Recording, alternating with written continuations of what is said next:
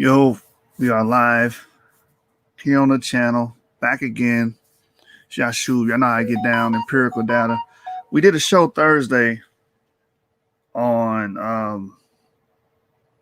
the presidency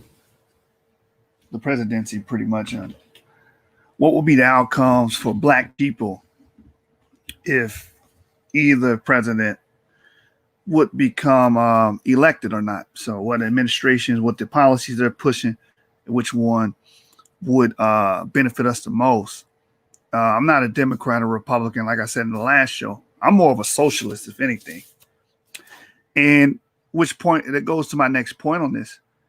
This is why I'm a big advocate of the redistribution of wealth and it being funneled to the black community, because I am a socialist and I have that background. I'm not for the privatization of enterprise. I believe social services should remain social services, and they also should be regulated so the abuse doesn't happen, because America has abused a lot of these social services, and this is why the middle class is damn near being eviscerated, and we're being punished the most when it comes to taxes, right?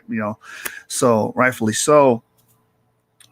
If I see plans that are initiated for the redistribution of wealth and actually giving us a chance to leverage those opportunities, I believe as a community we should vote that way, because we've been voting Democratic for about 45 years. And the Democratic Party has been known as the black voters' selection of choice when it comes to voting. But it's like I keep asking the populace, can you provide what we benefited from voting Democrat all these years? You can't. Now we have a president in office that has provided opportunity zones, that has funneled wealth and upward mobility opportunities into these underdeveloped communities that, like it or not, black people represent most of these underdeveloped communities. We overrepresent because we got to swallow this pill. We've been living under the poverty line for a long time. We have been impoverished. You just got to look around. You got to ask yourself this: if you're a black person, a black male, black female in America, you understand? And I'm only using that terminology because it's recognizable. Ask yourself this: are you okay with your community, your housing?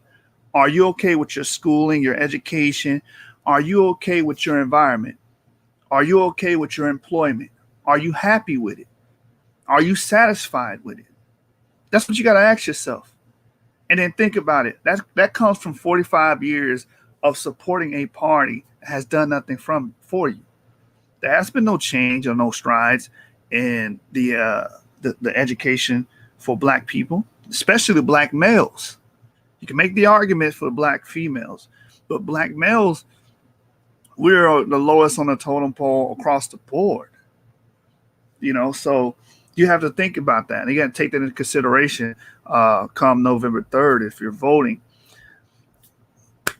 Trump has my vote, and I'm going to go over some reasons why he has my vote. And it's pretty simple. I believe that his administration is doing things that is conducive for my community. And that's how we're supposed to vote. We're not supposed to emotionally vote.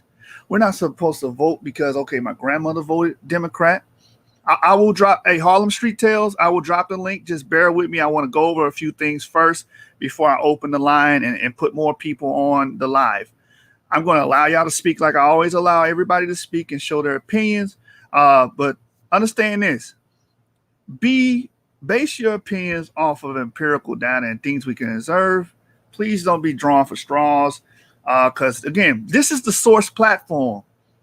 We got our name and derive our name from using source material. We don't just blab out things and become rhetoric warriors on this channel. So Harlem Street Tales, just bear with me, have a little patience, and I will add you into the call. I just want to cover a few things before I open the floor.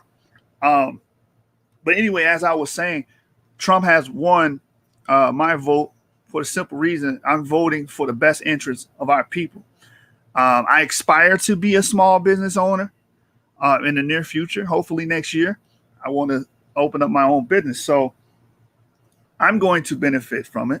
And not only me, any black entrepreneur that wants to get startup loans, that want to get off the ground, A lot of the black people I know are in trades.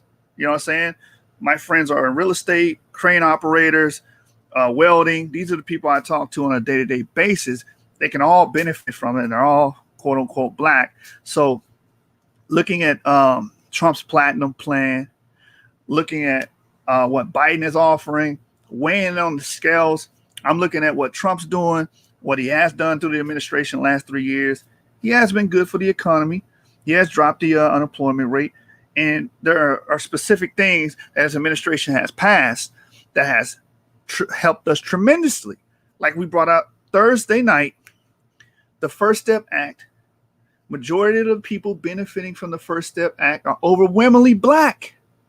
Why? Because black people have been highly incarcerated for minor drug offenses for the most part. But they have gotten trumped up charges, wrongfully convicted. Kamala Harris is known for withholding evidence until after the person was executed on death row. These things are facts. And that's the person we're going to vote for. We're going to vote for Kamala Harris and Biden, who have both been known for just locking us up disproportionately, affecting our communities, destroying it, dismantling it all the way. I don't see how you can reconcile that at all. But when we look at Trump's administration and what they have done in the past 3 years, if they have passed the Opportunity Zone, the job and tax cut bill or act, they passed that which helped tremendously and start funneling that wealth, some of that money towards underdeveloped communities, which we overrepresent. And a lot of people say, well, the other nations are benefiting off of that. Other races are benefiting off of that. That's the point. The point is to give them an incentive to actually bring money and bring their jobs and bring businesses to what we call the ghetto or the hood, to these underdeveloped communities, so we can create some wealth and create some upward mobility and induce those things in those communities. It's our job as the people with the trades, as the people with the skills, to take advantage of that as well. That's what we call leveraging the opportunity. Another argument was, oh, well, the white man coming over here and we were looking for them to provide money or whatever. That's the government's job. And quite honestly, to be frank with y'all, the white people are the majority here. They hold most of the seats in government. So if you want anything from a governmental body, it's going to come from a majority white seated government. There's no way around that. So if we're going to involve ourselves in politics and we're going to vote, let's do it for our best interest. I want to read a few things and I'm going to open the floor. I promise I'm going to open the floor. I always let you brothers come in and chime in. Even if you're adverse to me, I let you chime in. I just ask that you be evidence-based, not emotionally based. A lot of brothers are just emotional. Oh, I don't like Trump. It doesn't matter. I don't agree with Trump's character at all. I don't care about his character. Policy is what affects us as a people. What's made law, what's passed as a bill, what's enforced is what affects us. And Trump supporting SRS, sexual reassignment surgeries, forcing the taxpayer. See, if you don't work like I do and pay as many taxes as I do, you ain't gonna understand it. But if I'm being forced and mandated to pay for someone's sexual reassignment surgery, for the people that don't know what that is, that's a man becoming a woman or a woman becoming a man, getting their genitals chopped off and reconstructed. They're trying to make that a necessary thing that we have to pay for. I don't support that. I'm not pro-abortion either. I don't support that. They're going to start making taxpayers pay for abortions. All of these things are detrimental for us. Biden is also not small business friendly because he's against tax cuts, and he's going to raise those tax cuts up to about 38%. So all of us brothers that's talking about black entrepreneurship and black ownership, when you start owning businesses and working for ourselves, we will be adversely affected. And we're already on the bottom end of the totem pole. So we can't be voting against ourselves. Voting for Biden is basically voting against ourselves and voting against our chance for any economic growth and to leverage from it. Trump has presented a platinum plan. He did the opportunity zones already. He's already did the First Step Act. He's already funneled funds to HBCUs. You understand? So Why not go another 4 years with the person that's benefiting us the most? And like I'm trying to advocate is that if we're going to vote, because I know a lot of y'all, I'm against voting. Man, well, if you're silent, you can't complain when you don't get any results. That's all I got to say on that. And I came from the same school of thought. Many people know that I came from IUIC, and that's how they taught me to think. No voting. Voting is a waste of time or whatever. But when you see things that are on the table, we have to be proactive as a community and start voting, not only on just the presidency, but also your local issues. We're not even involved in our local issues, but we complain about our community being trash. Well, I mean, if you don't go to City Hall and talk about the potholes and complain about the potholes in your community, how are you going to get the potholes fixed? How are you going to get funding? People that don't live in your community are not going to advocate for your plight. That's just not how it works. So being silent doesn't help. So my whole thing is what's beneficiary for our people. I wanted to cover that real quick. Harlem Street tells you there, just be a little bit more patient. I want to read a few things. I want to read what Biden whole his spiel was with his black plan and everything first, because we went over this Thursday, but a lot of people was calling in, chiming in. I wasn't able to really get to the nitty gritty. So I just want to read something real quick. I'm going to share my screen, open the screen up. And I promise you, I'm going to open the floor for anybody that has any opposing views or any views can come on and speak your mind. You know what I'm saying? So you know how I get down. It's your brother Yashub. So I'm going to share the screen. You guys can see. I'm going to read from Newsweek.com. And you can see the title. It says, Biden leads reparations out of racial equity plan despite left's call for reform. And what I read in Thursday, Senator Brown, which is a black senator, was basically saying we have fought all of the fights on the left's basis. So everything y'all wanted for LGBTQ, these black senators and black politicians was fighting for it. But when it comes to black issues for the Democrats, it's like it's mom's the word. You know what I'm saying? So it's like, I don't understand why brothers is, well, I do understand because most of their decisions is media driven, emotion driven, not fact driven. So we need to overturn that as a community. Anyway, Biden leads reparations out of racial equity plan despite left's call for reform by Alexander Hutzler. It was published July the 29th, 2020. It says Democratic nominee Joe Biden's economic plan to combat racial inequality in the U.S. skips any mention of reparations, a concept gaining popularity in the mainstream, despite past assurance that he would at least study the issue. The Build Back Better by Advancing Racial Equity Across the American Economy plan features investing in affordable housing and home ownership, bolstering small business opportunities, and making public schools as well as private schools, private historically black schools, tuition free for families with incomes under $125,000 a year. And we got to understand, how is this a plan for black people when you're including everyone else? You understand? And before I continue reading this article, that's what's glaringly different between the Platinum Plan and what Biden is proposing, because with the Platinum Plan is specific to the African Americans, no doubt. But this is just like, oh, well, we're just going to give money and funds for people across the board. And it's like, y'all been doing that for years. And every time you advocate for just everyone, like Obama did, we always get the short end of the stick. The LGBT community get all of the benefits, and the black community get left at the bottom of the totem pole, which we have been there since, pretty much after the Reconstruction era. Which is right after slavery. It says, while the plan was notable in terms of addressing racial wealth barriers, it was also notable for leaving out bold ideas endorsed by Black Lives Matter advocates and left wing of the party. These are people that are Democrats, man. The ideas that were endorsed and spoke about by these left wing groups, which is on the Democrats, right?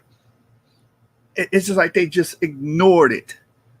But the funny thing is, we give the Democratic Party 92% of our votes.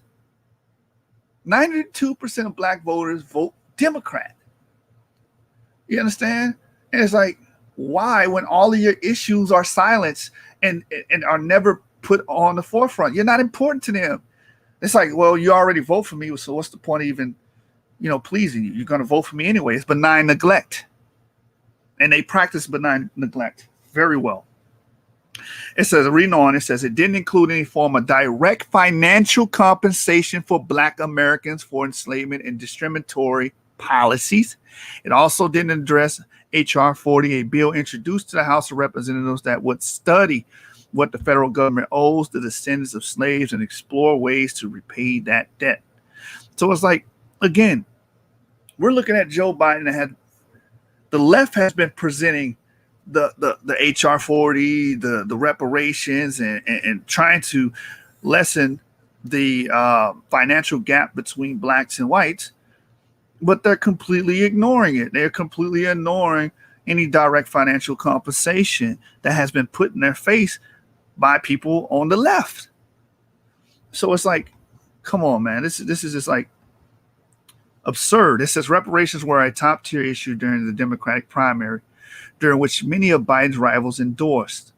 At least in theory, monetary restitution for descendants of slaves. The idea has also been gaining momentum in cities across the country.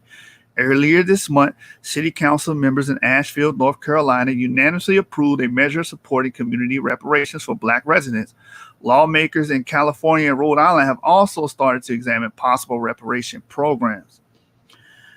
It says, my position is that you cannot really seriously talk about advancing racial equity in America in this day and this time without addressing the issue of reparations. Keisha Taifa, a human rights attorney and member of the National African American Reparation Commission, told Newsweek, this should not be anything to be scared about or tiptoed around. He should just go bold. Trump doesn't have a problem going bold with things he is passionate about or that his constituency is passionate about. The Democratic nominee really needs to check the pulse of the community and not be behind the eight ball, she added. So again, your issues are silent by the people you are supporting in the party you are supporting. But they point out on Trump's end, he's very vocal about the things. You know what I'm saying? So it's like, yo, open your eyes. It says the United States have approved of reparations in the past. Financial compensation was given to the Japanese Americans 40 years after they were interned during World War II under the Signed Civil Liberties Act signed by President Ronald Reagan. The government offered a formal apology and paid $20,000 to each survivor. An ABC News poll published last month showed that 26% of Americans said they believe the federal government should pay money to Black Americans descended from slaves. Despite the low overall support, the share of people supporting it has grown in 2002. A Gallup poll found that 14% of Americans backed the idea. William Darity Jr., an economist at Duke University who studied racial inequality, told Newsweek he is not surprised there is no commitment to reparations, as Biden never suggested that he support African American reparations, and it would be startling if he were to change directions at this. It would be startling if he were to change direction at this time. So basically, the economist is saying don't even look forward to it, even though this is an idea proposed by the left. He's not even bringing it to the forefront. So you can't put it on Trump because the right really not pushing this ideology, but people on the left that vote for Biden, that vote for the Democrats, have been pushing this bill, been pushing this idea, and the politicians are not delivering. So if they're not delivering on your demands, why are you voting for them? It says, when pressed about his position on reparations during a virtual town hall hosted by National Association for Advancement of Colored People, or the NAACP, last month, Biden demurred and said his answer would depend on what it was, and it will include Native Americans as well. See, that's the thing. They always want to throw us in other groups. Oh, African Americans, well, we're going to include Native Americans. We're going to include the LGBT community. We're going to include the illegal immigrants. We're going to include why can't they ever specify and target us when reparations would only be talking about us? HR 40s is only talking about African Americans and descendants of African slaves, not all these other people groups. Why every time it comes to compensation or comes to any kind of benefits, we get thrown in a mixed bag. That's why I don't understand the logic behind trying to vote for something like this. When he's completely silent on the issue, benign neglect is clearly evident. Like, get out of the media and start studying this stuff and reading these acts and reading this stuff for yourselves. It says, Darity Jr. noted that it would be difficult to group the two cases together as the motivation behind compensations are different. It says reparation. Exactly. You can't just put two groups together like that. You need to focus on one at a time. Reparations for Black American descendants of persons enslaved in the United States seek the material conditions to claim full citizenship, while reparations for Native Americans are a claim for sovereignty. So the two cases cannot be combined, he said. But Biden has previously voiced support for studying reparations, even though such language is not included in the racial equity proposal. His campaign reportedly told members of the press in a call on Tuesday that the former vice president doesn't have a problem with the study, but he believes there are things we can do right now that we don't have to wait on a study to tell us what will change the lives of Black and brown people in America. So that's his excuse for it. Well, I'm not, I think we can do this right now. What? Throw us in a mixed bag and just tell us, oh, well, I help Black people inadvertently? No, directly help Black people because majority of Black people vote for you. It's that simple. And if you're not going to do that, we should withdraw a vote from a party that doesn't care about our issues and doesn't directly address those issues. I mean, it's very simple. We got to be utilitarian as a people, man. That's what we got to be. Very pragmatic. Vote for the things that benefit us the most. And if politicians don't want to support our cause, do not vote for them. Why do they deserve your vote? Make them earn your vote is what I'm telling you guys. It says the Black Lives Matter movement and calls for racial justice since the police killing of George Floyd in May have pushed the H.R. 40 legislation into the spotlight. There are currently 141 sponsors of the bill, the most since it has been introduced.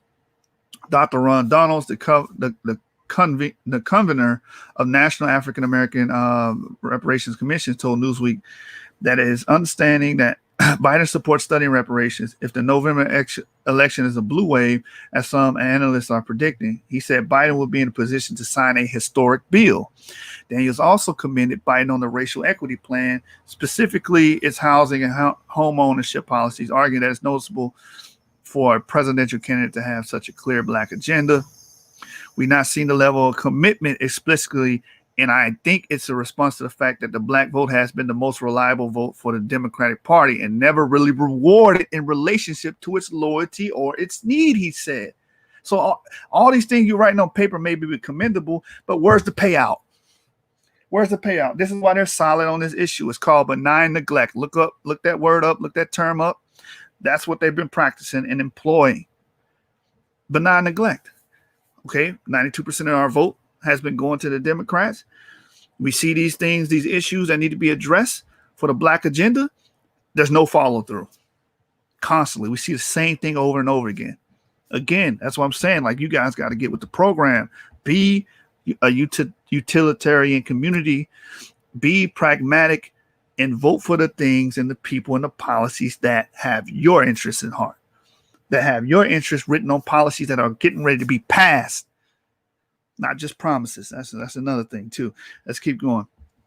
Other advocates have also applauded Biden's proposals as a good launching pad and a sign that he is listening to the moment. In addition to his racial equity plan, Biden also released a Lift Every Voice agenda for Black Americans earlier this year that pledged to invest $900 million in gun violence reform, $1 billion per year, juvenile justice reform, and address environmental justice, which is a blimp compared to what Trump is offering, which is $500 billion in capital. But anyway, that's another, we won't get to that. Obviously, Biden is light years of improvement from Trump in terms of racial equity and racial justice, said Dorian Warren, president of Community Change, a national organization advocating for low-income populations of color. I would say it's a good first start, but it can go further. So we're going to keep reading. it says presidential Donald Trump doesn't have an explicit black agenda. This is before the Platinum Plan was introduced. So that's why they're saying that. But it says, but he's repeatedly argued that he's had done more for black Americans than any other commander in chief. He often points to his administration efforts as passing criminal justice reform and lower unemployment rate for black people before the pandemic. That is very true, by the way. At a White House press briefing last week, Trump said that he has done more for black Americans than anybody, with the possible exception of Abraham Lincoln, which he has he has an argument if you go through the bills and the acts. So Newsweek has reached out to Biden campaign for comment on equity plan and his positions on reparation, but did not receive a response by publication. So that's the article. All right. So with that, if the brother Harlem Street Tales, I wanted to read a few more articles, but we're about 25 minutes in. But I will open the floor for you brothers to come in and voice your opinion on what I brought up. But I have about 4 more articles I want to speak on. But you know what I'm saying? We'll see what the people think thus far, what was brought out. We're gonna go live a little later. So the links in all of the channels. NYMG just got the link. Yah World 777 just got the link. Genesis 49ers just got the link. The Source Debate League on YouTube. Matter of fact, if you guys haven't subscribed to the Source Debate League on YouTube, go to that page. Subscribe to that channel, because what we're trying to do is bring all the debates to that one centralized source, and we could do all the other talks and everything on the other channels, but the debates are going to be pushed to the Source Debate League. So we need more viewership. Support us. Go to that channel, the Source Debate League on YouTube, and subscribe. The link is in the comments. So Harlem Street Tales, if you're there, you're welcome to join in. And any brothers welcome to join in. Any sisters welcome to join in. Voice your opinion on the matter at hand, which I named the channel Trump's Platinum Plan. It's beneficiary for black people. While we wait, I will continue to read the actual Platinum Plan that was proposed by the Trump administration. Hey, shalom, brother Emanin. Imanan Yasharala, excuse me if I'm not saying your name correctly, but shalom, brother. Happy Sabbath. How you guys doing? Shalom to Judah Son. Shalom to brother Unique Divine Israel. I see y'all in the comments. Anybody's welcome to come on and voice their opinion. Like I said, I came from a school of thought. I came from IUIC originally. You know what I'm saying? So came into truth around 2010.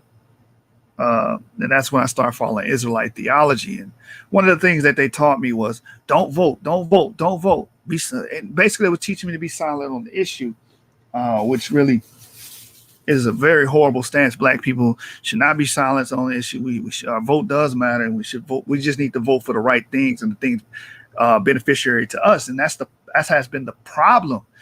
We just been voting emotionally instead of voting with the intent of actually getting something out of the deal. Last time we voted for anything that we thought we were benefiting from was really Lyndon B. Johnson. Let's just keep it honest. Let's just keep it honest. Lyndon B. Johnson, the Civil Rights Act, and FDR before him. And that's what made Negroes leave the Republican Party and become Democratic. And then once we became Democratic, we pretty much stayed in that party for the better 45, 50 years. And like I said, what have we gotten out of the deal, man? You got to keep looking at that. So while I wait for anybody to want to join Harlem Street Tales, I'm still here. The link is in the comment section, in the chat, so you guys can interact. But while we wait, I'm going to actually pull up the Platinum Plan now. And we're going to read from the Platinum Plan, because in that article it said in July the Platinum Plan wasn't introduced. The Platinum Plan was introduced in September. So there's no specific black agenda. And I'm going to show you how overwhelmingly that this thing really just kicks ass and pretty much puts Biden's proposal that was vague, and he was trying to involve other people groups and wasn't really specifically talking about black people, to shame. So let me just share my screen again, let you brothers see what the Platinum Plan really consists of. And right here, as you can see, the Platinum Plan, President Trump's pillars. It says opportunities by achieving historic employment levels for Black Americans, as well as increasing access to capital for new businesses. President Trump has been committed to ensuring all Black Americans can achieve the American dream. And it's true. Unemployment rates are at an all-time low under him. Like we can't be disingenuous. And that's what happens. A lot of people they're very disingenuous or emotionally just because you don't like the man.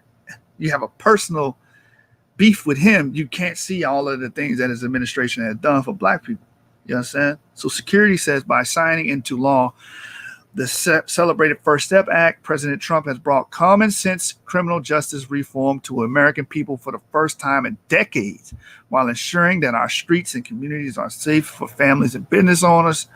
Prosperity, it says, as the first president to provide long-term funding to historically Black colleges and universities, this administration continues to seek immediate and generational advancement for Black Americans. Again, this is very specific. It's saying Black Americans. It's not saying, oh, well, I'll do something for you Black people, but I'm going to throw the Native Americans in. Or I'll do something for you Black people, but I'm going to throw the LGBTQ community in.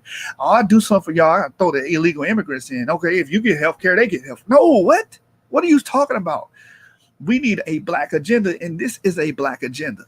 Biden doesn't really have a Black agenda. He has all-inclusive agenda, which we all see how to have happened in the past. When we go all-inclusive, Black people always get left behind. Even with the Civil Rights Act, the people that the studies have been proven that the people that benefit from the Civil Rights Act the most is not Black people. It's white women, it's homosexuals. So it's like, can we wrap our head around the idea that we actually get benefit? That is beneficiary for our people for once. You know what I'm saying? Instead of just voting, just to have this emotional, oh, well, my grandmother, my mother was Democrats, everybody is Democrats. And, you know, I was told that Democrats are for Black people. No, bruh. Actions speak louder than words. So again, fairness, it says, as demonstrated through his actions to initiate investment into opportunity zones. See, that's another thing, too. He has a track record already with the opportunity zones, the First Step Act, and his funneling of funds and resources to the HBCUs. We can see this. He's already done this. So we already know what to expect from his administration. It says, as demonstrated through his actions to initiate investment into opportunity zones, as well as address health disparities, wage gaps, and the necessary education reforms, President Trump works every day to advance a fair and just America for the Black community. And it was intelligent and brilliant of him to launch this plan in Atlanta, Georgia, which is the Black capital of America. I really honestly think, because I think that's one of the battleground states right now. I really honestly think that state's going to become blue real soon. I think it's going to be a blue state. But I digress. President Trump's promise to Black America over 4 years: increase access to capital and Black communities by almost $500 billion. So remember what we read in Biden was like $900 million and then $1 billion on the juvenile thing. He's talking about $500 billion. That just washes that away. That just washes that. Biden just was going to throw us a damn bone, and like we were supposed to be happy about it. And again, it's not even us. It's like everybody else is getting drawn from that as well, because it's not just for Black people on Biden's end. It's for all oppressed minorities, which include oh, it's silly even thinking about it. The LGBTQ community is an oppressed minority, which makes no sense, because how are they I thought minorities dealt with ethnic groups. Now minorities deals with sexual choice. Like what? A minority group is sexuality now? All right. Anyway, this is what he promised. This is 3 million new jobs for the Black community. Do I have to explain why that would help? Now, I'm not for just jobs. I'm for entrepreneurship.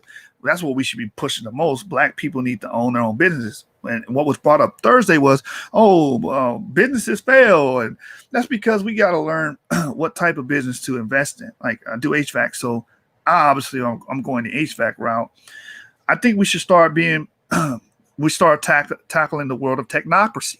become a technocracy and go into these technical job fields as far as IT, cybersecurity, computer programming, and stuff of that nature, because there's such a high demand for it in this country. There's not enough people with those skills. We could easily dominate that. And infrastructure, dealing with infrastructure, man, going to architectural jobs and stuff like that and stuff of that nature, we could easily dominate that and be prosperous and be successful. A lot of things we can do agriculturally, like getting bamboo. China doesn't produce enough bamboo, so they go, they try to import a lot of it. They pay farmers. They give farmers seeds to grow. And an acre of bamboo can garner $150,000, just 1 acre of bamboo. So we just got to be educated and informed on what business decisions and what businesses we need to focus on and invest in. That's the problem. Not just open a bunch of chicken spots. You understand? This is what we got to target.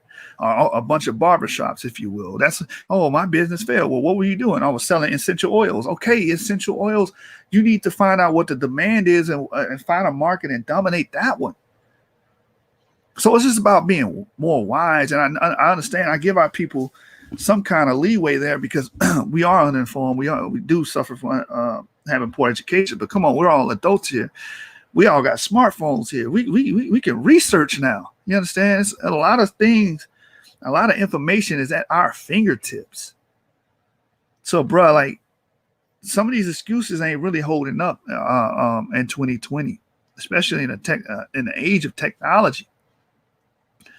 We got to get better, man. So he's offering back to the lesson at hand. He's offering 3 million new jobs for the Black community. He's creating 500,000 with 500,000 new Black-owned businesses. That's huge. So he's going to promote Black entrepreneurship. Again, when we vote, we need to vote for what's most beneficial for us. And the Platinum Plan, by and large, is more beneficial for us than the Lift Every Voice proposal that Biden brought and presented. Those 2 points alone eclipse that. And Biden already said he's not really going to look into HR 40, man. He's been silent on it. Senator Brown called him out for it. He's like, look, we don't need to study this. We need to fund it. And we haven't heard anything from Biden about, yes, I'm going to fund it. Or yes, I'm going to do direct compensation. Nothing. This is giving us something. What do you want? Nothing or something? Should be a very easy answer. Increase access to capital in Black communities by almost $500 billion. Safe urban neighborhoods with highest policing standards. Commit to working on a Second Step Act, and we're going to get into each of these proposals in here in a minute. It says access to better education and job training opportunities. I mean, do I even have to break that down? The Black community education sucks, man. Our public education sucks as a whole, but we're focused on African Americans. Like we're one of the least educated, especially Black males. We're one of the least educated groups in America. And job training opportunity. That's self-explanatory too. Like I said, a lot of my friends are into trades or they're working men. So if we can start training in these different fields in carpentry, plumbing, electrician, crane operator, pipe fitter, and all these things, and get these young Black males working and start generating some money. And maybe one day we can have our own GDP. You understand? Like these are the things that can occur if we leverage this correctly. We have to leverage it. That's the thing. We have to take advantage of this, make smart business choices, invest in areas that have a high demand, and we don't have enough people, skilled people to fill that demand. We need to target that as a people. That's how we're going to make it out, man. That's how we're going to get off the bottom of the totem pole. Because right now we're losing. We're big losers in this country, man. As a people. Yeah, of course we can operate individually all we want, but when we're talking about having a community, we're on the bottom, man, and it's sad. But that's why I'm looking towards this presidential selection, and why I'm looking at the Trump administration and like, hey, this is what they're presenting, and once if they win, we need to hold them to this. You understand that's how that works. It says give black churches the ability to compete for federal resources for their community, bring better and tailored health care to address historic disparities. And this is something Biden didn't address in his the very voice. And I'm gonna tell you what it is here in a minute, because bro, you're pro-abortion and all these other things. Like, you're putting our people in harm's way. But anyway, because one of those historic disparities is abortion and Planned Parenthood. All that stuff affects black people the most. You could just look it up. Statistically, we get affected by that the most. Our women die at a higher rate. They have a higher mortality just by giving birth, and they are neglected the most out of any other group. So addressing that is huge. It says an immigration policy that protects American jobs. It's been proven illegal immigration does affect black people directly, because it takes a lot of the jobs away that they would normally have to hire African Americans for, and they give it to these illegal immigrants. I mean, this is just facts. This is just blatant facts. And let me pause for a minute, make sure nobody's trying to get in the call. Okay, we're good. Nobody's trying to get in. Let me read some of this. Israelite Prince says, so let me put you on the stream, brother. Stop stream. So one party is identified with injustice, and other parties identified with negligence for black issues, and we're supposed to make a conscious decision between the two. Really, which one's negligent of black issues? Because Trump has passed the First Step Act. I mean, come on, he passed the First Step Act that has freed a lot of people and reduced a lot of sentences of a lot of black Americans. Like I said, the largest group to benefit from that act is black Americans. So it's not really negligent of black issues. The person the party that's dealing with injustice and negligence of black issues is Biden, because they have wrongfully convicted. Kamala Harris has wrongfully convicted people to death, even when she had evidence to exonerate them. Well, I said, bro, we got to start making these emotional claims, man, and base it off empirical data and facts and things that we can observe. I'm going to read the rest of them.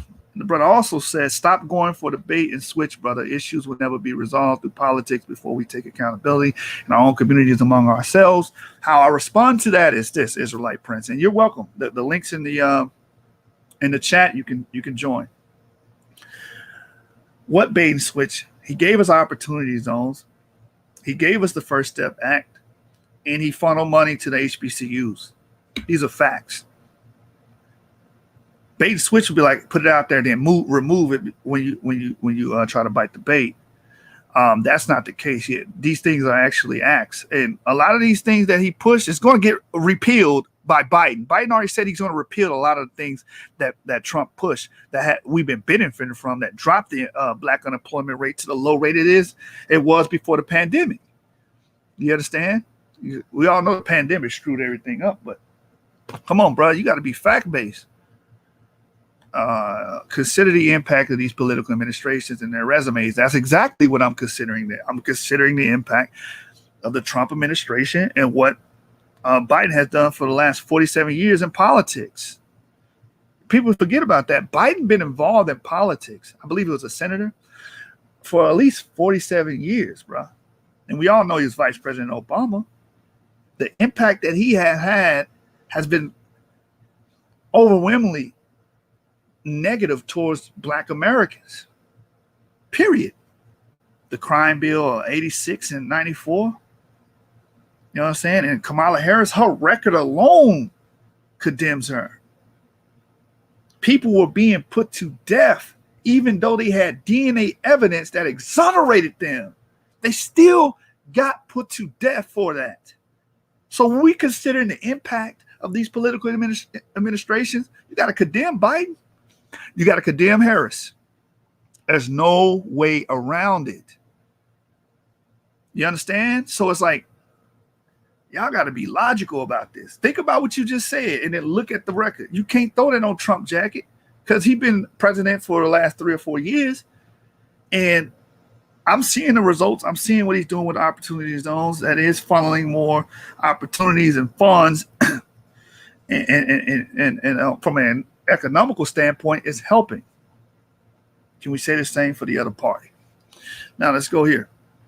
Zico Pukibu. Y'all brothers need names, man. I'll be telling y'all, man. Y'all got the names. We can use the crumbs to make bread as resources were stolen by the oppressors. We get Trump benefits more than them. Exactly, brother. And this brother understands. We get Trump benefits more than Democrat benefits. That's facts. That's just the facts, bro. Why keep voting for a party that practices benign neglect, that has been negligent of all your issues, been quiet and silent? Listen. The HR 40 bill is a bill or act coming from the Democrat or the left side. The Democrats supposed to be on the left. Why are they not supporting and sponsoring HR 40? Why? If it's an ideology that came from the left and being pushed by the left, the first thing Biden should have did was bring that up. Why is he not pushing it and bringing it to the forefront? Is because he doesn't have any plans to execute. It's that simple. It's that simple, man. So, I mean, excellent input by Zico. Even though you got that name, Pookie Boo. But that, I mean, the brother made an intelligent comment on the source. It's like, I mean, it's just sickening and maddening at some point. It's like, when are we going to start voting for our own interests? For our own interests. Let me see if I can get my brother Christos on here. Let me get him the link. See if my brother gonna come on, man. And like I said, any of y'all welcome to welcome to come on and voice your opinion, man. I'm not trying to silence anyone, but you're gonna be challenged. You're gonna be challenged. You come on my show, you are going to be challenged, and I'm gonna ask you to prove what you're saying.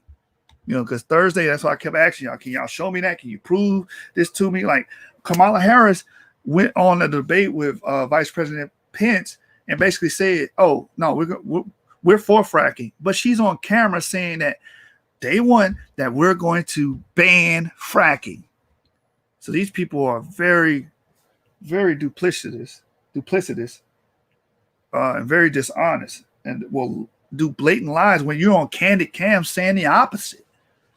You know what I'm saying? So you gotta think about that. Mike for real. Here we go, Mike for real. My brother, Mike for real, man. You funny. How about healthcare and judges? We just saw FBI take down white supremacists. Brother, you gonna have to retype that. I'm trying to figure out. I'm trying to make that that intelligible for the audience. You said, how about healthcare? Okay, I'll take that part.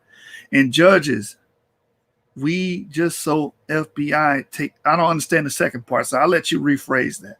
How about healthcare and judges? I think, again, the Democrats are very negative in that area of healthcare, because when we're dealing with healthcare, we're really dealing with Obamacare. And like I brought out before, they are trying to force taxpayers to pay for SRS, sexual reassignment surgery. And Joe Biden is saying it's a necessary surgery. He's treating it like it's a kidney transplant or a heart, some kind of serious ailment, blood transfusion or something. That's how he's treating it. And he's saying taxpayers, we have to pay for it. He's also trying to make abortions paid by the taxpayers. So guess what's going to happen? Our taxes are going to spike. I already pay a lot of goddamn taxes, man. I get penalized for doing overtime and double time. You know what I'm saying? So it's like, yo, do y'all even read this stuff? Do y'all even know the inner working model of this, like of what he's trying to present? Do you know it? Because when it comes to the healthcare issue, man, if you are working American, if you are working Black American at that, expect to be taxed way more under the Biden and Kamala Harris administration, because they're going to appeal the tax act that Trump made, and that's going to put me back at 26, 27%. But moving on, it says white militia members got arrested. Okay, of course they did. They did. I know what you're talking about. They were planning to take a governor down or kidnap a governor, and they got caught. And he says the military takes more taxes. Of course, the military would take more taxes because we need a military to defend the country and fight and do all the other stuff. That makes sense. They're doing an actual job. It makes sense to pay taxes to the military. It doesn't make sense to pay taxes to somebody just because they want to have a sex change. What is wrong with you, man? So if a man wants a sex change, I have to pay for it? The American citizen has to pay for it? That's a personal decision that he should pay out of his pocket. It shouldn't be something that's forced down our throat. Same thing with abortions. Abortions are a personal decision that person should have to pay out of his own pocket. Come on, bruh. That's not ethical at all. Israelite Prince said police brutality, and police brutality will be addressed, and that is something that is adversely affecting Black people and needs to be addressed. That's why he said policing standards. Policing standards need to be addressed. And let me propose this. I think police should not patrol communities they weren't from. And that's just my opinion. A police officer, and I'll use Dallas because that's where I'm most familiar with. I live most of my adult life there. In Dallas, I don't believe people that were raised in Frisco should police Oak Cliff. Oak Cliff is predominantly Black. That's where the Blacks are. That's what, it's underdeveloped. I don't think he should be policing there if you lived in Frisco or Plano or anywhere else, Rockwall. It should be somebody that's familiar with the environment and at least grew up, at least knows the situation there, so they can have some kind of compassion. You understand? And I think that's what we get mixed up with policing. We really need to start hiring police to go to the community that they're from, and they can police it. There's more understanding, compassion. What's the word I'm looking for? Sympathy and empathy is what I'm looking for. Be more empathetic, and I think that'll cut that in half. You're always going to have nuts. You're always going to have bad fruit. You understand? But I think that would address that issue beautifully. Beautifully. Hire the police to patrol the community that they're from instead of what we've been getting. We get these white cops that's not even from these areas, and everything they know about Black people come from the media. So they think, they're all thugs, monsters, and ghetto, and all these other things. So, I think we should really have that standard in the police force. We all know the alternative. Form our own militia, police our own community. I've been saying that because according to the Constitution, we have our right to form militias. So that's just my personal input. But when we talk about the presidential election, I talk about things that are on the table. And one thing something that's on the table that we should be fighting for is this Platinum Plan, which will address policing standards as well. Let me see. My brother Mike Farrell going crazy in the comments. How much money is that going to cost people to pay for abortion? That's going to be a very hefty bill, because think about it. I mean, we would be a projected population about 90 million if abortions wasn't a thing. But since abortion is a thing, we're only about 40 million. So you put that into perspective on how many abortions are going on in our community. How many abortions? That's why, where is Planned Parenthood primarily located? In the hood. You know what I'm saying? So can't get around it. It's going to be very costly and very expensive for the taxpayer to pay for that type of treatment. You understand? And anything in the medical field in America is expensive anyway. So y'all know how that goes. And Obamacare punishing us. Let's talk about Obamacare punishing us for not having health care, forcing you to get health care. It's also bad for the economy. Period. Not just Black people. It's period, bro. This is common sense.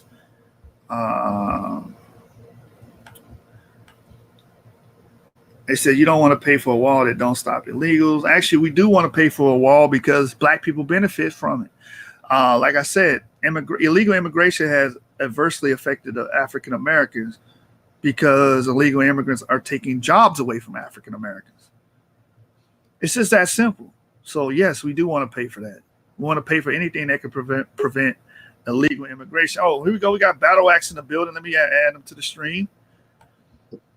Battle Axe. Hey, what's going on, man? Shalom Bayat, man. Shalom, brother. Shalom. Happy Sabbath. All that. How you feeling, bro? Elastic Bully. Yeah. You know I'm in the building, man. Yeah, man. I ain't never got on here with you, man, but I watch your stuff all the time, man. You know, I'm very impressed with your works, man. All praises, man. All praises to the Most High, man. Just trying to up the scholarship. That's all. Man, that's real. But you raised the bar, that's for sure. Appreciate that, bro. You got anything you want to add or talk about? Yeah, I'll touch topic on what we the topic that you have on there. I'll touch on that. So you were saying that there's a platinum package or a platinum I forgot how it was worded, but there's a type of platinum thing that Donald Trump is offering. I missed that part. Yes, he's offering the platinum plan for Black America. It's directly addressing African Americans. Wow, you know what I'm saying? Because me myself, I'm not into the voting thing, you know what I'm saying? Just personally myself, but as you posted, I think it was yesterday, it was like who would be better, and this seems like this is connected with this last stream that you had, and yeah, man, sounds like Trump is the, you know what I'm saying, the main dude for us. I have my own reasons why I say that, but Trump is what's up. You know what I mean? We need Trump. We don't be needing no Biden. We don't need nobody black, because we already know what the black cops do. They be trying to show out for the white cops coming at us even twice as hard. That's just from experience. You feel me? And when it comes to Donald Trump, that brother, I mean, that dude right there, he does give our people a wake up call. You know, so without Trump, we wouldn't have a lot of people, you know what I mean, looking towards, separating themselves from this system. Trump is making it to where it's like a clear line in between, it's like a clear line in between what you expect from America and what you getting from America. Right. Trump just gives you that clear line, you know what I mean? Let you know, like, man, this is what it is. We got Trump supporters, and our Trump supporters is blatant racist. And our people, we need that stuff, because before that, our people was lost in la la land, running around thinking that we're gonna be, you know what I mean, one day holding hands in the American dream like Martin Luther King done dreamed and stuff, and all that has just been a bunch of foolishness and distraction, if you ask me. Hey, and I'll also give Trump credit, because at least I've never seen a politician in my 29 years of living give credit to black people basically creating this country. You understand? From the slavery. Right. I never seen a politician do that. So, and like I said, I brought various points to show that he's more conducive for us because of the laws he passed. And I got somebody in the back, Chris Harris. I guess he want to oppose the Trump thing, and I guess he's gonna support Biden. So let me put him on real quick and see what this brother has to say. Chris Harris, what's going on? Chris Harris, you are on now. What's going on, brother? If you are talking, you're probably mute. No, you're not mute, brother. You there? All right, Battle Axe, you can continue till we get this brother back on. Yeah, that was a good point too. You said, you know what I mean, that he was talking something, and giving credit towards the so-called black man for building up this country. That's some landmarking type of statements right there, because what would be the next thing, you know what I'm saying, based off the pattern from that, what would be the next thing would be somewhere down the line would be reparations. A lot of people, they don't believe in it. They don't think that we ever going to get it, but I don't see it that way. I see it that we're actually getting closer to it than ever. This right here with this Donald Trump cat, he throws money at all his problems. That's what rich people always do. Right. They he's used to having a problem and then just throwing some money at it, and it always goes away. That's just how that's his MO. Right. That right there is works for our favor. That works for our benefit. Exactly. Because lo and behold, we the people down here that's talking about we need reparations, and this country is having a problem that seems to be stemmed towards the oppression and the robbery of the so-called black man. I'm glad you brought up reparations because the Biden administration knows about reparations, HR 40, a bill that directly deals with reparations. And black senators have brought it to the forefront and brought it to Biden's attention. And Biden has been overwhelmingly pretty much silent on the issue. He's basically not committing to doing it. He's not committed, even though it's a idea coming from the left, coming from the side of the Democrats. He does not want to pass it. It's not even an idea on the conservative or right side. It's an idea from the left. So why are the Democrats not pushing HR 40? Why are they not pushing reparations if it's coming from the people that's voting for you and supporting your party? You see what I'm saying? Yeah, man. 100%. Hey, Chris, I see you popping in and out, bro. I don't know if you having technological problems or what, bro. I'm trying to get you in here. I'm not avoiding you, brother. I'm trying to get you in here, man. So I don't know what's going on. But go ahead, continue, brother. My bad. Oh no, you good? Yeah, you know what I'm saying. I want to see Chris get up in here too.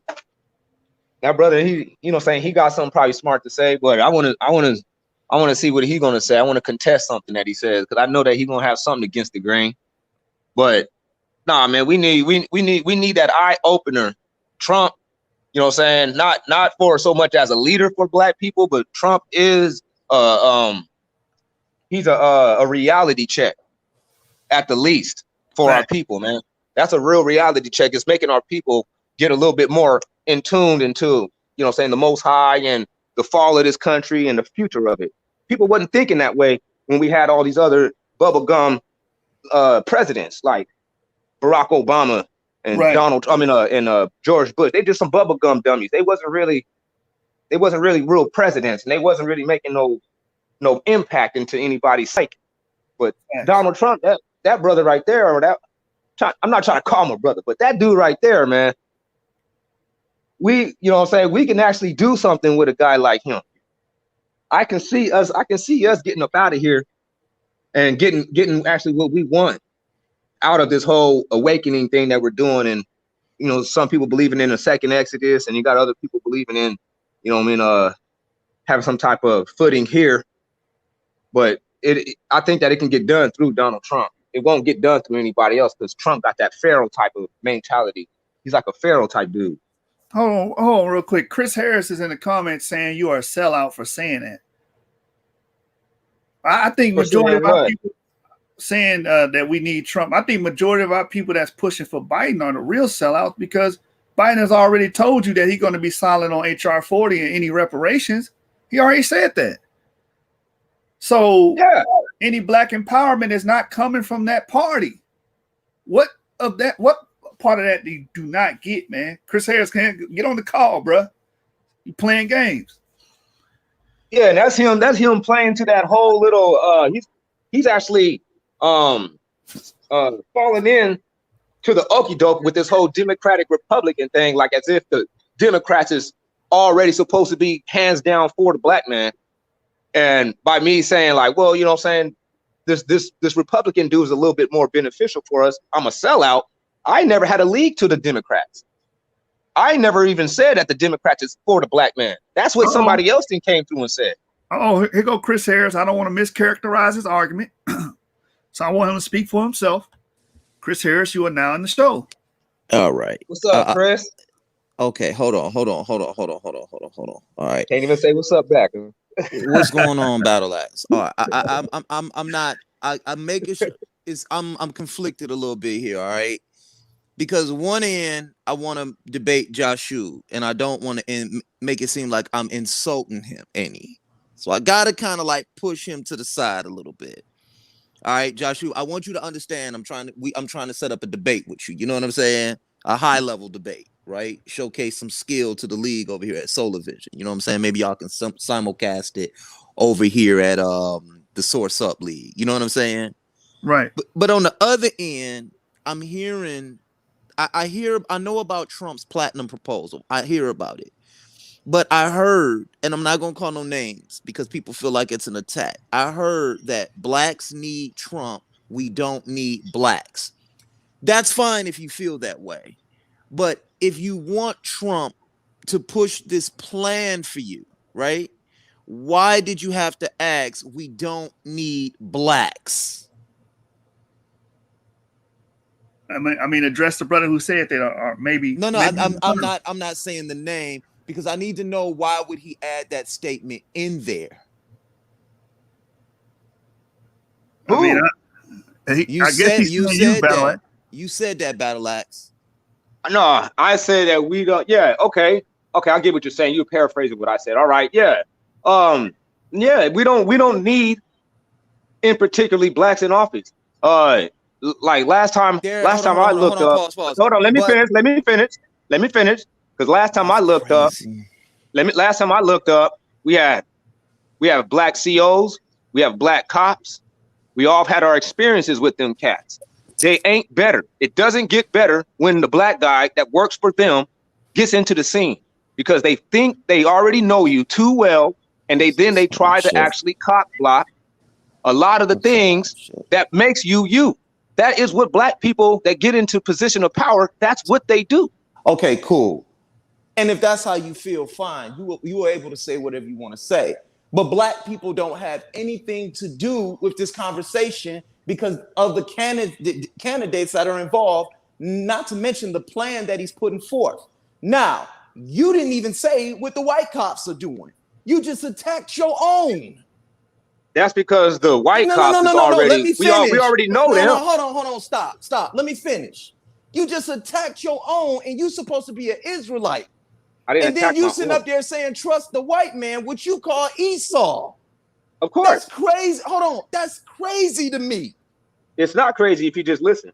I did it's not listen crazy to because it. I said that this Trump is needed because he gives our people a wake-up call. Okay, wait a minute. But you attack black people, and then you said Trump is needed because he attacks black people. You don't see how divisive that is? Right.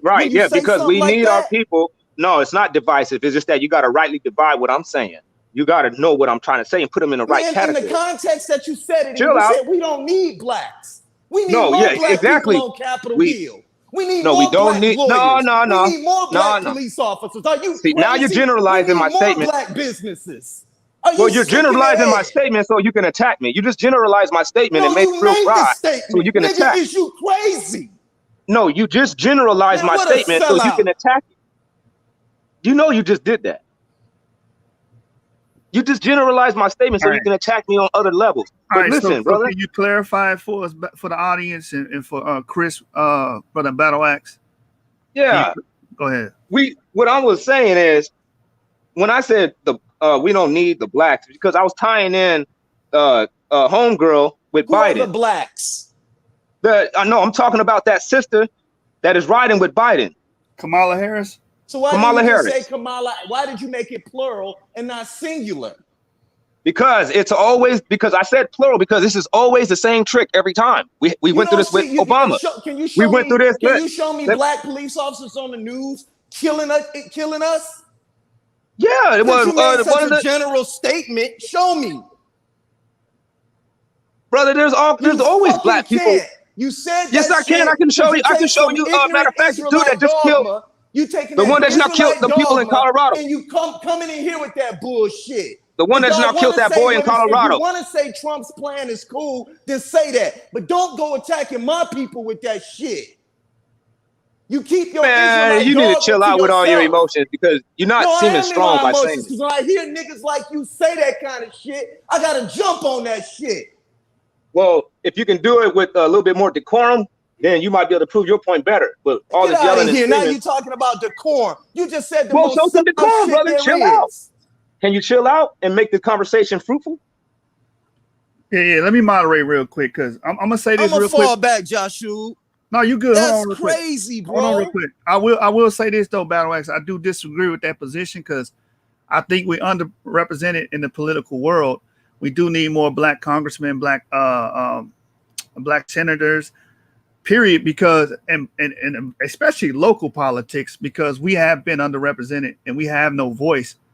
We've been marginalized. So we do need to get more involved in Black politics. But I'm very interested. What did you mean by that that statement? Maybe you can provide some clarity. Maybe there's something I'm not getting. So if you can do that for me, Battle Axe, that'd be greatly appreciated.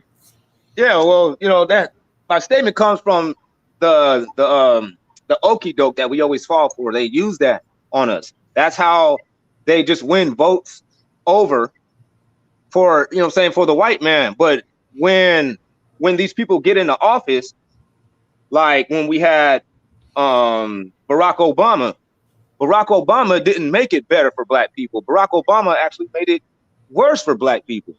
More people started getting locked up under Barack Obama than even before George Bush. Barack Obama pulled all kinds of welfare laws that was pretending like he's attacking immigrants or just people taking advantage of welfare. But all he really did was just made it hard for Black people to stay on welfare, and he made it easier for Mexicans to get on welfare. What? So when yes, it made it to where because can you show Barack me that? Obama made it to where Barack Obama made it to where hold on, let me finish my statement. Barack Obama made it to where Mexicans, illegal immigrants without any papers or anything, they can get on welfare. But then he made it to where Black folks, they can only be on welfare for like 5 years, and after that, they got to get cut off regardless. Okay, that wasn't happening before. All right. I'm gonna moderate. What I need you to do, Battle Axe, is provide an article. Thank you. That's all I was gonna ask. Can you provide an article or a bill to show that? All right. What's the source? So We're not over here arguing. Let me get on my laptop.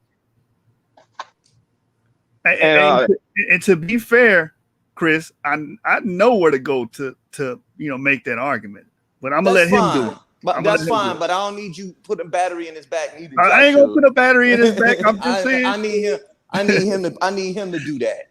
Okay. All right. Why do I gotta do it? If he could do it, let him do it then. I'm talking to you, not Joshua.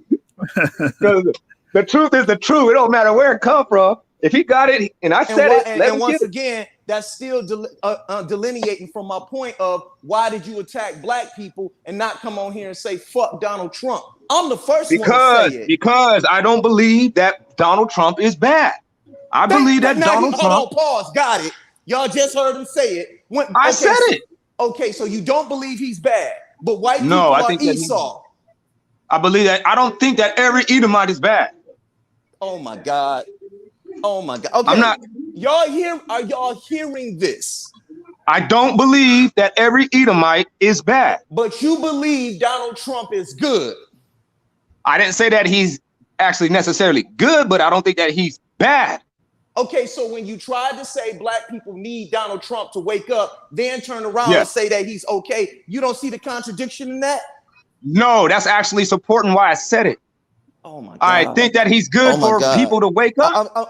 Okay, wait a minute, but you just said he's good. For people to wake up.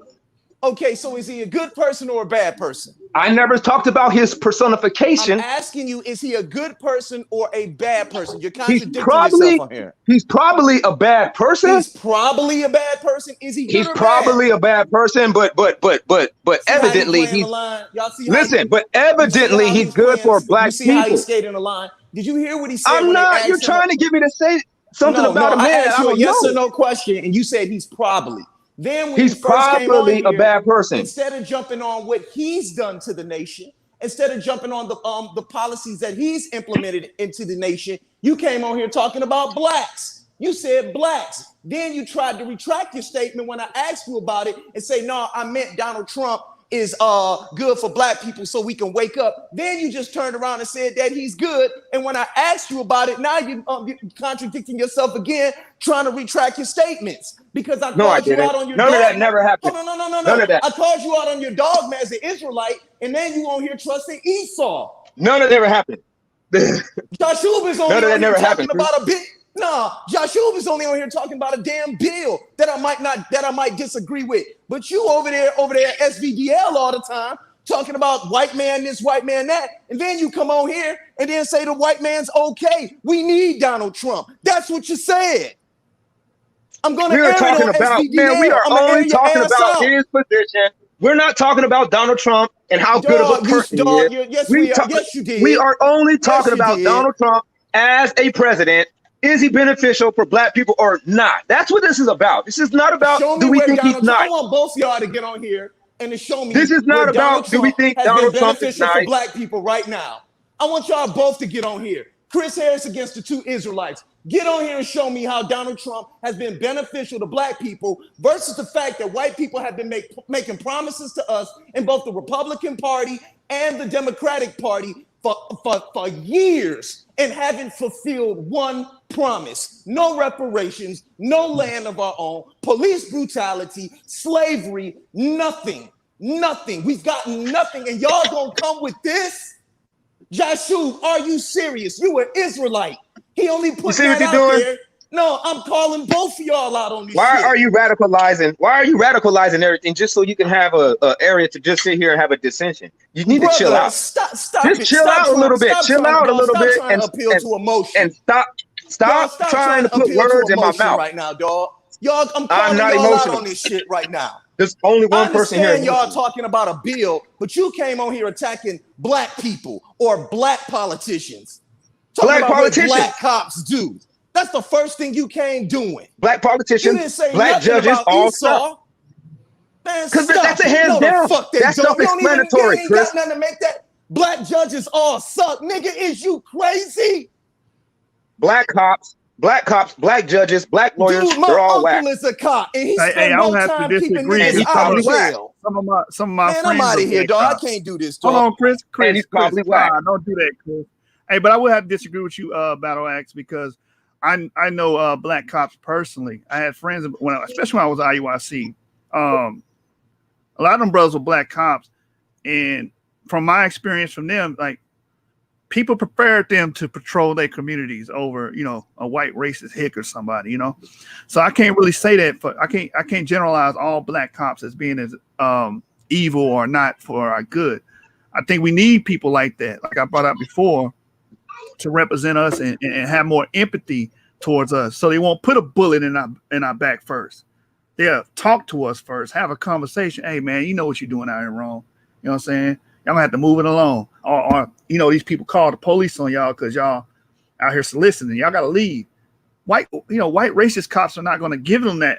They're gonna just go up there and bang them. You already know they're gonna bang them against the hood of their car, beat the hell out of them, take them downtown, and see if they can get any charges to stick. So that right there, I disagree with you there, Black Battle Axe. Well, I know some black cops, you know what I'm saying, they mean good. They mean good for the community. You're right about that. There's always an exception to the rule. And I'm not being definitive about anything that I'm saying. But when I'm speaking on these things, I'm speaking in general senses. Generally speaking, black cops don't help out when they show up in the scene. They actually make things worse. It's because they are the ones that's always trying to upshow to the white cops, like, hey, yeah, I got these Negroes numbered down. They ain't gonna get nothing by on me. I know how they work. I know them. Like that's the mentality that they have. Right. And that right there has been that's been plaguing our people every time they get that badge on there. That's why they don't call themselves black anymore. They just call themselves blue. It's because they disassociate themselves with their heritage and who they actually come from, and they try to grasp onto. Hold on real quick, Battle Axe. Hold on real quick. Hey, Chris, I'm gonna let you back on, bro, but let's kind of calm it down a little bit and just have a real conversation, and we can discuss these things, man. But don't turn it to that type of show. Is what I'm saying. But I'm gonna let you back on. Let Battle Axe speak. Y'all gonna speak. If you need me to moderate, you want to challenge me, that's fine. I'm open for all of it. But let's kind of tone it down a little bit. Right, go in, man. You can go in, go hard, but come on, brother. Let's keep it cordial. You back on. You know what? Hey, Joshua, let me say this. I apologize for yelling, but what I'm not gonna sit back and do is allow anybody to attack the black community because of dogma. I'm gonna say it like this: him making general statements saying that all black cops are bad is an ignorant statement. I didn't say all black cops are bad. Stop, man. Let me talk. You saying all black judges are no good is horrible. You making these statements is based on your dogma. All right. And experience. Okay, stop. That's fine. The human experience. But I don't hear you attacking the ones who taught them this shit. For you to come on and attack your own people before you attack your diametric opposite shows that you have dogma written in you, and it's a form of self-hate. I'm gonna stop there, and I need you to show me. Can I respond to that then? Yeah, you sure can when I'm finished. But you've had black judges such as Thurgood Marshall. We had black chiefs and chiefs of staff in Detroit and the police force. William Hart, Gil Hill, who came in and changed the police force. Benny Napoleon, who came in and changed the police force and lobbied to get more inner city kids on the police force. That's what they lobbied. In Detroit? I'm telling you, since you made a general statement. I'm just saying, you said in Detroit, right? In Detroit. The place where Negroes is the place where Negroes drop like flies. Stop it. Now you make. No, I'm just saying. Is that same Detroit you talking about? You're not going to change it. You're not going to change the time. You're not going to change the conversation. But Battle X, gonna do that. you got to address what he just said, because he said they lobbied to make inner city children become kids, cops, and they promoted. Hold on, and then you had Gil Hill, who eliminated the stress unit in Detroit that walked around and bothered black people in the inner city in the early 80s that started in the 70s. You had Benny Napoleon, who got rid of the G Unit squad. So that's where G Unit get it from. It was called the gang unit, where they ran around Detroit bullying kids back when I was in high school. Benny Napoleon.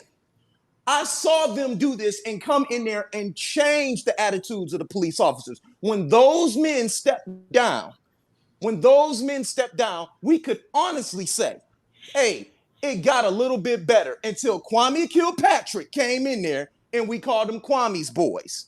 Now we have a white mayor in Detroit and he's trying to clean up everything else.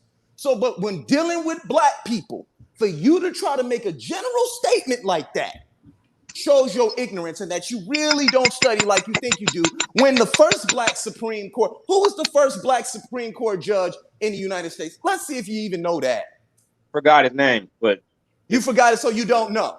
I don't know the name. Okay, your ancestors have paved a way for you to be successful. Right? Chill out. No, stop it. If you hold on, stop. No, don't cut me off, because now I'm checking you. Well, you're going real long and you're not giving me a time to respond. I'm talking. I'm going to let you respond when I'm finished. I'm not making general statements. You can't sit here and say inherently that Malcolm has made it worse for you. You can't sit back and say inherently that Martin, Huey, Obama, who nobody never thought they would see a black president in that office, has made it worse for you. Politics is politics, but the presidency is not the top spot in the United States government. We don't need more black congressmen. We need more black lawyers over there on Capitol Hill. We need more black lobbyists. All right, Chris. No, let me finish, because you don't know what you're talking about. You got to stop being so long-winded, and you got to let me have a time to respond. Because I'm speaking facts. Joshua, I don't know what to respond on. Hey, Josh, hold on. Hey, I'm gonna give you a minute more, and then I'm gonna let Battle X go in, man. One more minute, bro. Go ahead. We need more black lobbyists that sits on Capitol Hill that can push bills for black people. So when you're ready to come to the table and eat, grab a fork, a knife, and a spoon, and let's talk on how we can make our communities better. Lobbying for a president, lobbying for a congressman, those things help. But we need more people on black people on Capitol Hill pushing bills and policies for our communities, because it is disparagingly white. And we are losing that war because they come in there and they lobby for things for their communities. And we don't have enough dollars in our communities to push for lobbyists, to push for candidacy in these areas. So you don't know what you're talking about. You don't know, brother, man. You don't know. And I'm ashamed to be talking to you. When he said, I'm done. All right, cool. So we're going to let Battle X respond. Go ahead. All right, brother. what? All right. First Don't off, make your general statements. when you were saying these things about These dads. Chicago, the whole world ain't Chicago. The whole United States ain't Chicago. It's not represented or stood for by what's going down in Chicago. Generally across the board, and I can say generally, you can't box me out of that. Generally across the board, that stuff ain't done anything for none of us. Black politics and black judges and the DAs, that stuff don't help us. Them people go harder on us than the white folks do most of the time. And yeah, I understand that there's some exceptions to the rule and you about these people that you brought up, but that still doesn't take away from what I'm saying. We're talking about presidency. We're talking about the upcoming candidates. We're not talking about that chief police that you just now mentioned in Chicago. That was just touching on a little bit of what I was saying. The overall statement is about this leadership that we're having. The leadership either between Donald Trump or the Biden campaign. The Donald Trump campaign, no matter what, it will be better for the so-called black man. Simply because it does wake us up. Because I'm an Israelite and I'm trying to get my people to wake up, because I don't think that politics is necessarily our problem or our solution. Our problem comes from disobedience of our God. The problem comes from us trying to be like the rest of the nationalities instead of trying to be our own nationality. And the only one that's actually making that clear-cut statement to us is Donald Trump. Before Donald Trump and after Donald Trump, nobody's going to speak this clearly and definitively to you and let you know that there's a clear racial line that has been inscribed on the concrete between us and them. And that right there is giving our people ideas and inspirations to do other things outside of this country, because we got dudes like Donald Trump. So when I was saying like, yeah, he's good for black people, I was talking about ultimately. I'm not talking about Donald Trump as a good man. That's just what you wanted to see me say, so you can try to get on me for saying that. But I'm not talking about his personification or his characteristics. I'm talking about what he represents. And these other black folks that you want to mention, them people are always on their side. And when you do have an exception to that rule, all praises to the Most High. But most of the time, 95% of the time, a black cop is worse than a white cop. I didn't mention the white cop because it's already self-explanatory. We don't need to sit there and bring up what white cops do. That's already on the news every time you look up. We know that we already know about them. We got their rap. We got their get down. But this angle that they're playing on the black people when they're using that woman, we already know about them. It's the same angle that they're using on us when they use Barack Obama. They're just playing the race card. It's because they know that we're gullible. They know that soon as we see a black face, we're going to automatically think it's for us. And that is not the case. Just because you see a black face don't mean he's part of your team. Usually when you see that black face on their side, it's because he already improved to himself and to others that he ain't about you. He about them. Now tell me that I'm wrong about that, Chris.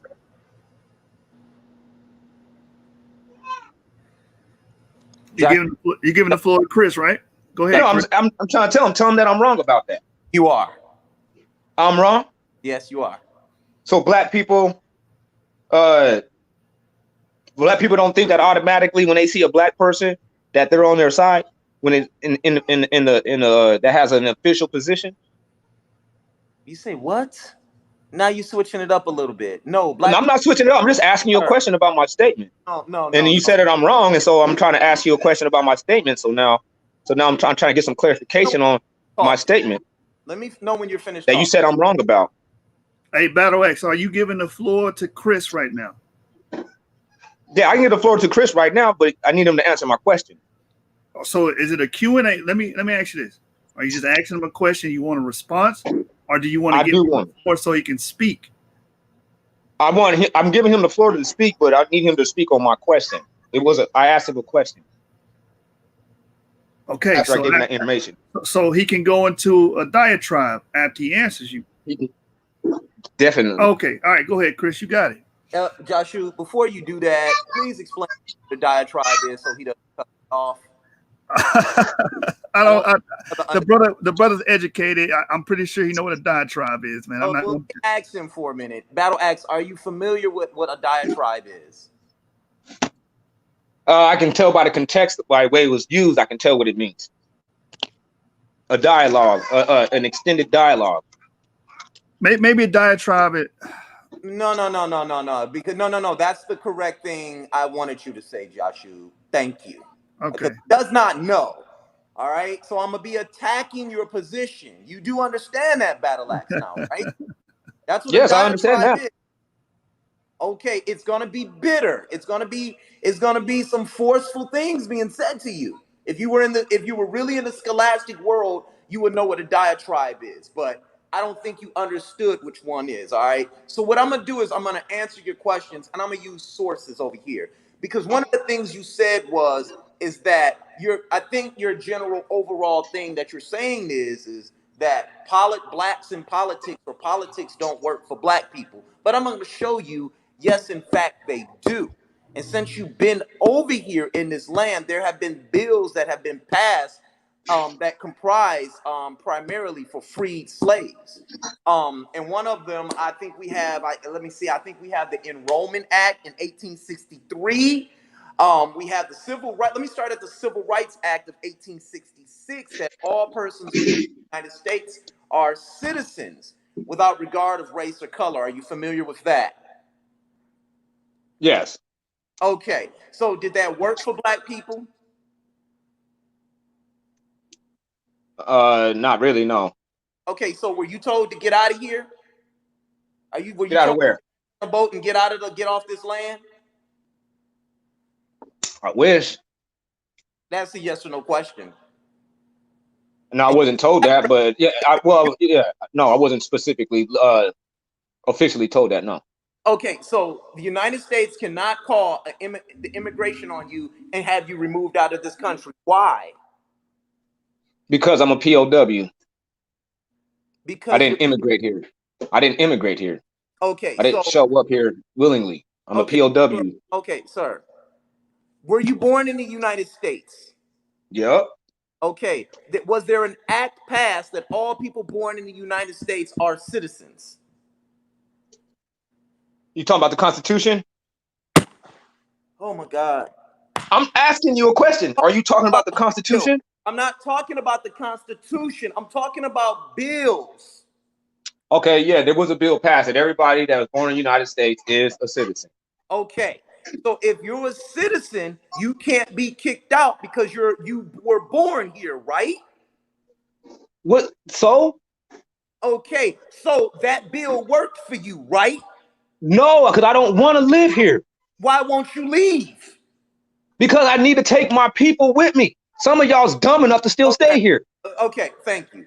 Joshua, can I speak to the moderator, please? What's going on, man? Okay, so I think you're analyzing the conversation here, and one of the things that we hear is when we hear gentlemen such as that, because I'm finished with Battle Axe right now. I told you it don't take long. Why? How you finished with me? Host Battle Axe. I'm talking to Joshua, bro. I'm done. But you were just talking to me. I'm done talking to you. You're dishonest. You're being intellectually dishonest, and I can't. How? Sir, because I didn't answer the question according to how you wanted me to. Come on, man. Joshua told me to calm down. Calm down. I know, but he told you to. But this is the conversation between me and you, and you're trying to bring the third person into it, so you can have another point of contention. But I'm trying to say something. Sir, I'm like, wait a minute. Why are you cutting me off as a moderator? I want to get to where you was trying to build. You were saying something about me being a civilian. Let's see where we at right now. Chris, are you finished having your dialogue with Battle Axe? Yes, I am. Okay, so Battle Axe, he doesn't want to continue the conversation on that topic. I mean, you just agree to disagree at this point, I guess. That's all you got to do. I'm not sure if he ever even made a point. Sir, let me talk to Joshua for a second. Okay, go ahead. Thank you. So Joshua, you see what I'm talking about here when you get gentlemen that have a lot of dogma in them. They say things like, oh, it don't work for us, nothing works for us. But then you go into a simple bill such as that, and you ask them a question, they start throwing other, I'm a POW. I don't want to be here. It's a free country. You can leave. I want to take my people with me. Take your family with you. These are the answers that they give when you kind of like don't appeal to the emotions, which I was doing a minute ago. But when you start dialoguing with them, you start to see, nah, he's okay. Well, but what it is, Chris, is that you're trying to get everybody to respond off of preconceived notions, and not everybody Brother, is.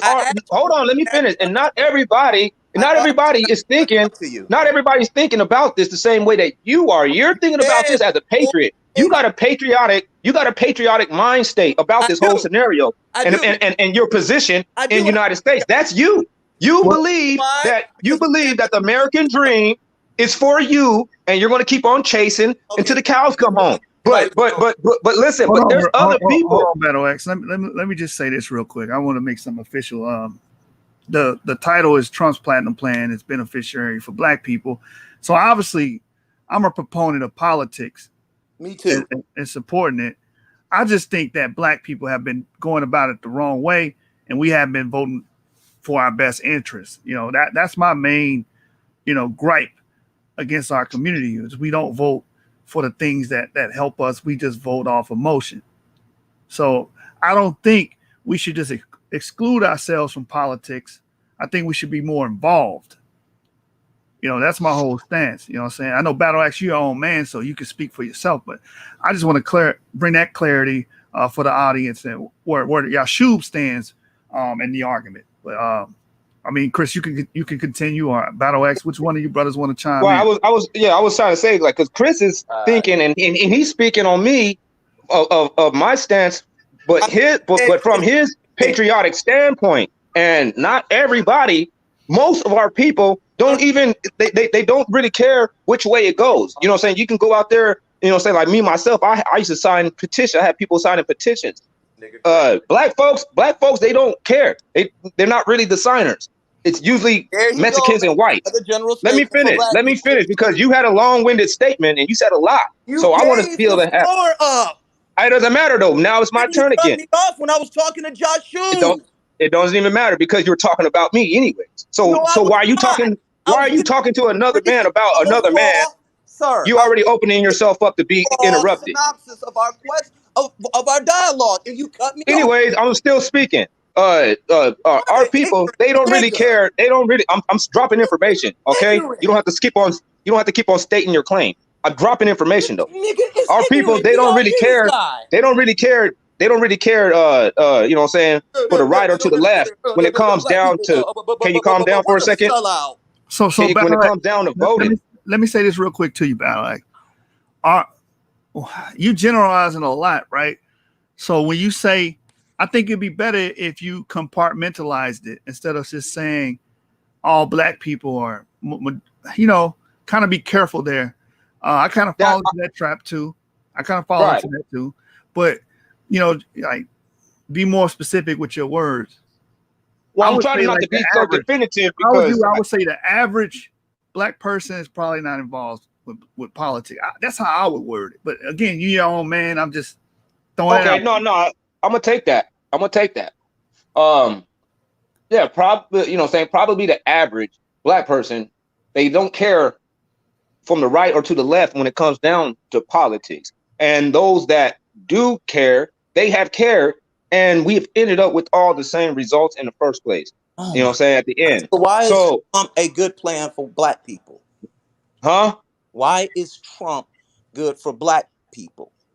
Because, like we are saying, Trump is a rich man. He throws money at all his problems.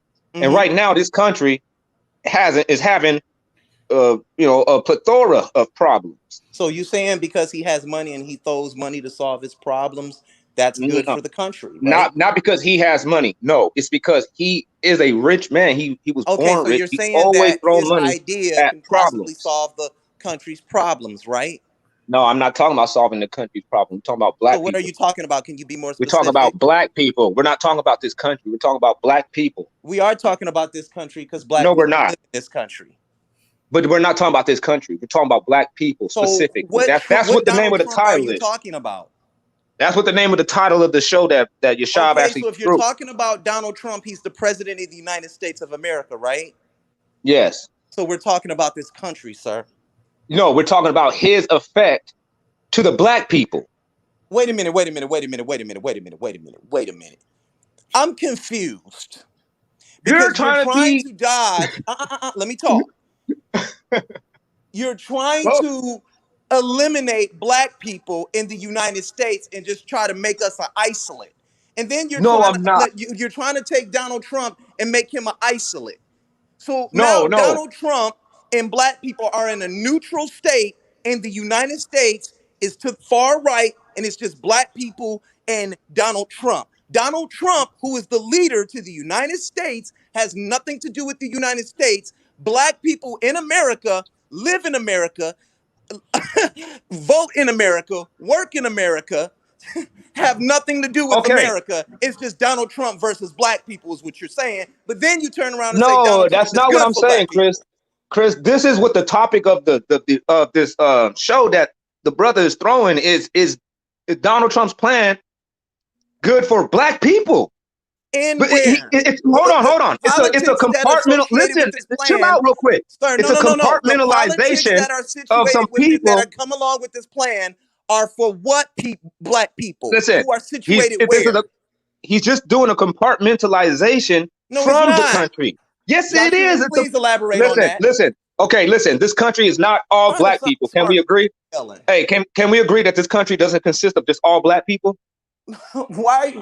You just said we were talking about. I'm just asking you a question. Can we both agree? Change it, and you hold on. I'm not changing nothing. Just Sir, can we both agree? You just asked is hold on. The question you just asked is, does this country? That's key. I said, I'm asking you a question.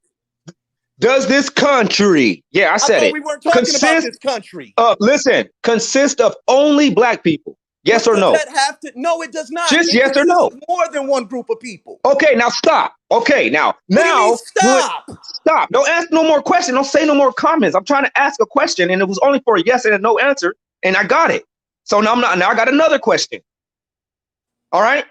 Now that we both agree, and we both can agree that this country does not consist of only black people, but this brother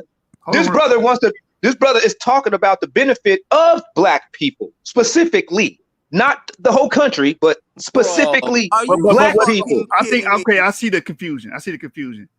But we are talking about black people in this country. I think that's the confusion. Of course, I'm not talking about all different people groups. So Battle Axe is saying, I'm not talking about all different people groups and ethnic groups, which I'm not. I'm saying what benefits black people. But that does mean we're talking about black people in this country because this country politics affects the people within it. Right? So right. I think that's the issue here. I think that's the confusion. Domo. My thing is, I gotta go back. Let me get Domo on here. We are talking about politics within the United States of America and its central character, right. Donald Trump, who leads this nation. He knows that. We're not going to play this game. When I asked him about the Civil Rights Bill that was passed in 1863, and I asked him, did that bill help us? His response was, I'm a POW. When he first started talking about Donald Trump 5 minutes ago, he was talking to him in relations to his money and how he spends it in this country. Then when we tried to talk about the problems in the country, that's not what I was saying at all. Isolate black people away from the country. That's what we're doing. We're talking about our experience and our benefit in this country. Benefit. Because that's what the topic is about. Brother, did you read what this topic is about? Hold on. Hold on. What you need to do is, Chris, what you need to do is pause for a second, back out the screen, and go look at the topic of what this show is about and try to stick to the topic. See, what it is I'm talking about the topic. I'm addressing it as if I'm still trying to talk you're to not your talking shut. about this Hold on. country. I'm still talking as if I'm talking to your shut. No, he's not confused about what I'm saying. You're just trying to pick a contention out of everything that I'm saying, just so you Okay, can so I'ma have ask you. No. a position of You just debating. said Trump went. Oh my God, yo, what the? All right, all right. We're gonna get past this. We're gonna get past this. We got Domo in the building. Hold on real quick, Chris. Hold on, Chris. Chris, hold on, man. What the fuck is this? Hold on, brother. You do? You disagree with him? All right, cool. Let me get Domo in here. Let me get Domo involved. Y'all been going about 30 minutes. All right, Domo, you're in the show. What's going on? What's good with y'all, man? What's going on? Man, Black What's up, intelligence, Domo? man. What's up, Domo? What's good, Battle Axe? Black Intelligentsia in the building. Little Roddy in the building. What's good with y'all? All right, so I'm gonna bring it Nemo back. Cyrus. I'm gonna bring it back home, man. The topic is Trump's platinum plan. It's been beneficial for Black people. No, Joshua, before you go on real quick. You gonna bring it back, Chris? Let's keep it right there. Back, Chris? You gonna bring the argument back? I'm just trying to move forward. You know what I'm saying? I'm just saying that's the topic. I want to know is Domo in agreement with that statement or not, and I want to know his reasons. That's all. I'm not in agreement with that statement. Okay. Primarily because I don't trust campaign promises, specifically ones that's associated with finance. Can't think about it.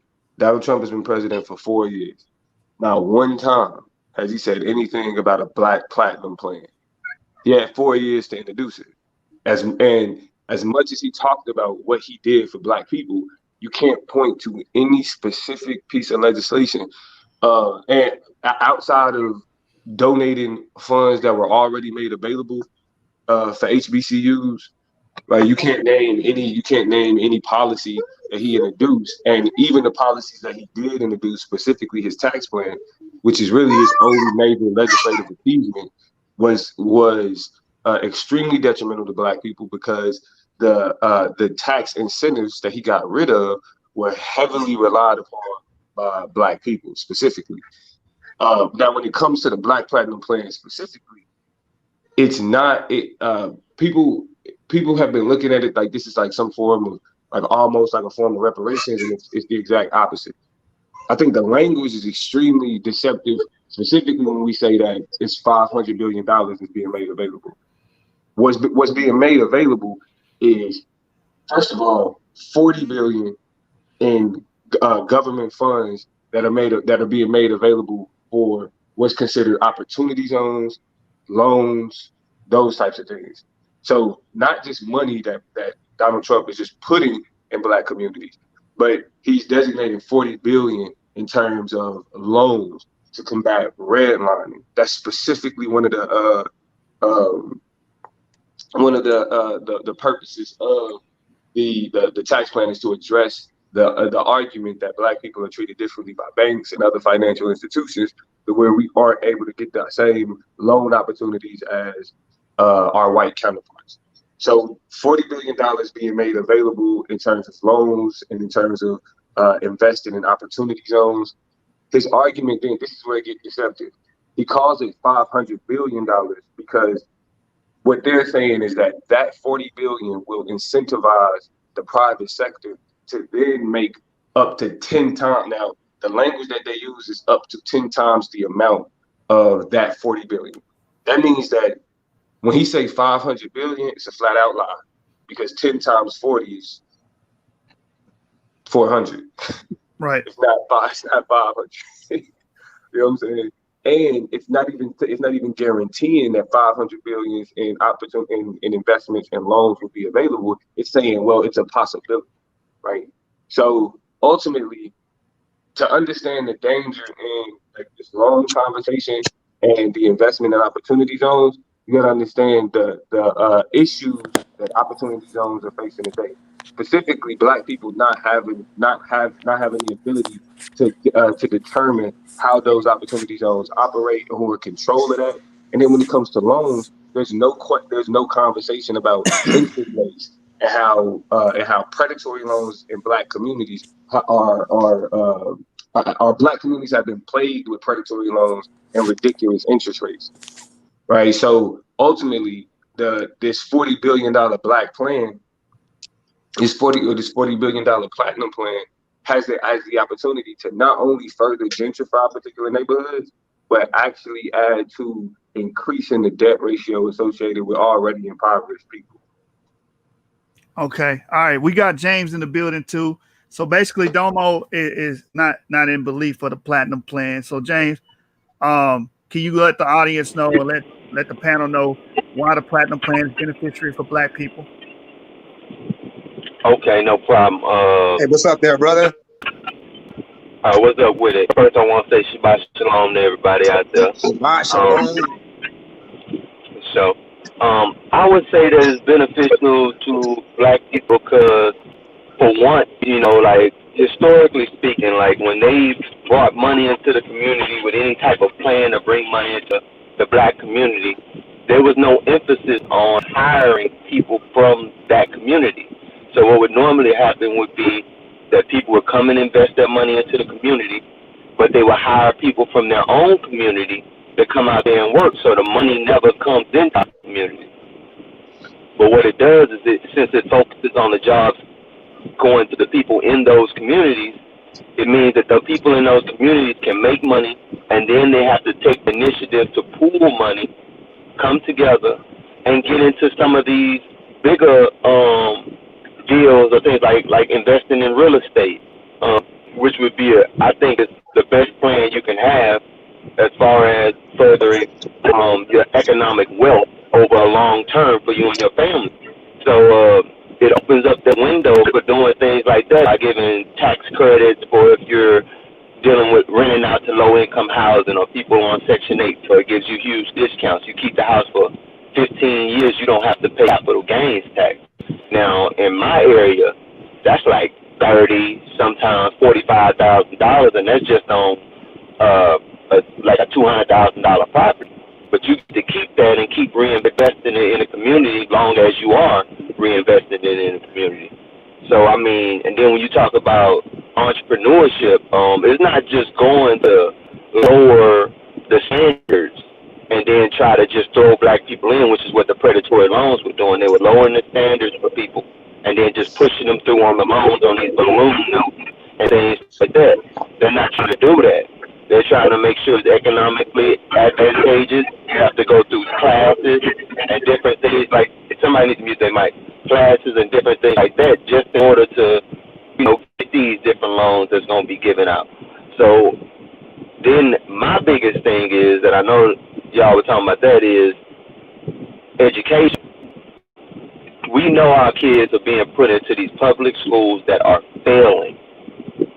And only thing they do is push our kids through graduation. They get out of school. Some of these kids can't read. Some of them barely spell their names. They're not ready to go out there and get no job. They haven't been prepared with any type of financial literacy or nothing like that. But you have these charter schools that are starting to pop up in our communities that teach just like a private school teach. So your inner city youth will get the same education that the rich kids are getting.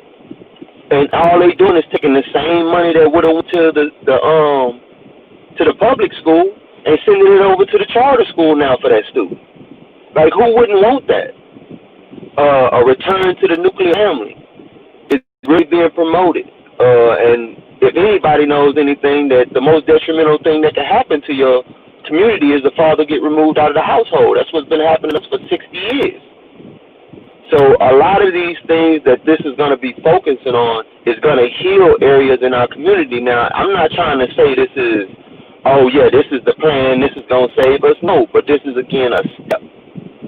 And we got to keep pushing. If we have a presidential candidate that, for the first time I've seen in my life, put out a plan that said this is a plan focused primarily on black people, we have to throw our votes that way just to make the other side have to come next time and do the same thing. And then next thing you know, 10 years down the line, we got what we want. I'll yield right there. Well, hold on before anybody respond. Hold on. I want to touch on that, because that's the platinum plan and what Trump is offering, right? All of those benefits, the education, the promotion of black entrepreneurship, what the hell is Biden providing that could even come close to any of these things that are on the platinum plan? That's what I want to address. And I'm gonna open I feel like the mistake that you're making, bro, is that we're taking campaign rhetoric and actually giving it legitimacy. Like the issue, like studying politics, I know like a part of my the foundation of my degree, because when you get a political science degree, political science is an umbrella term. It actually applies to different fields like international relations, political philosophy, American politics, campaigning, right? It's all these different things. The one thing that we know about campaigns, it's the funny thing about it, it's a running joke, but we still take it serious, right? If you go back to George H.W. Bush, right? When who did he beat? I forget who he beat, but his campaign promise was no more need to read my lips. He beat Gore. No more. You said what? He beat Gore, Al Gore. No. George H.W. Bush. George W. Bush. His father. Oh, my bad. Yeah. I don't know that one. Was it Jimmy Carter? I think he beat Jimmy Carter. It was read my lips, no more new taxes. Right?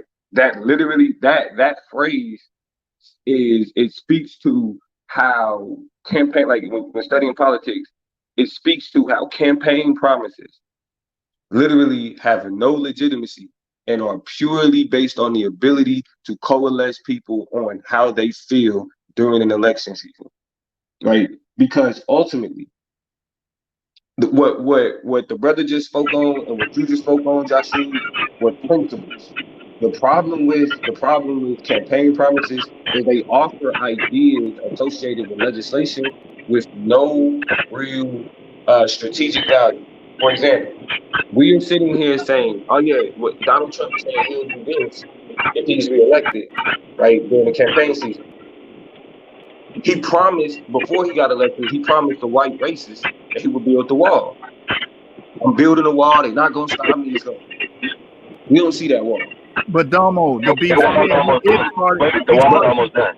But yeah, because I'm saying this to say that there are things that sound great during the campaign trail, right? It's things that sound wonderful during the campaign trail, and because they lack any real logistics, we kind of frame them how we want to frame them, and we think about them in the best case scenario. I'm not saying either candidate has any type of clue what Black community is. And I think the problem is we are stuck in the traditional way of American politics, and that's this. Oh well, this person is better than this person. Like Black people need to have a complete pessimist relationship with these politicians. Campaign promises should not sway our votes. Period.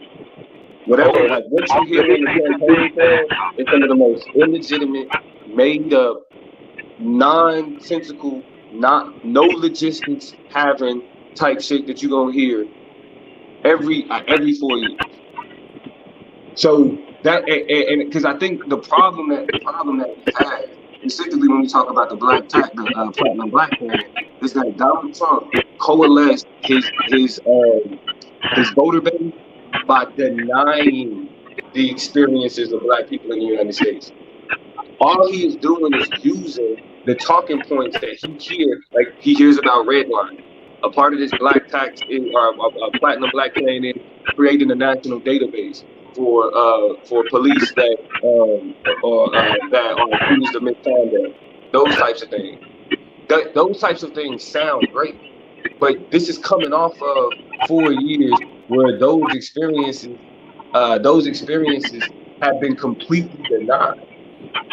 So you telling me? Let me say two things real quick, brother. All right, get the floor to James. Go ahead, James. Just real quick, and if he want to go back in, he can.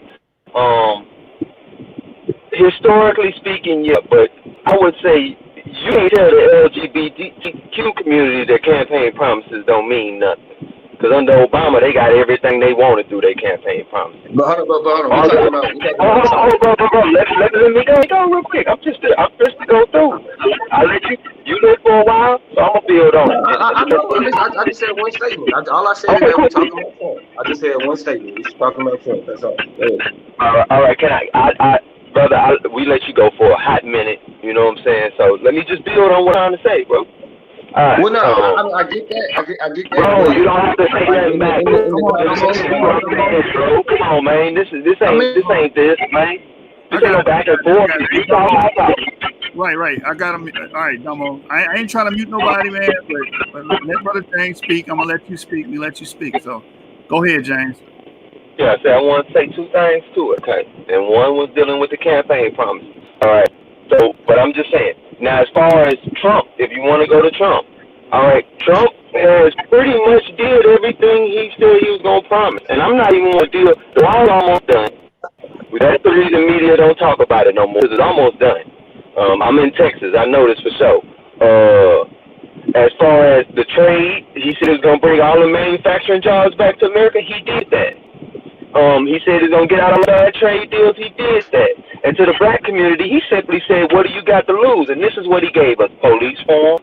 He gave us police reform. We saw a bunch of black people out for petty crime from a crime bill Joe Biden wrote.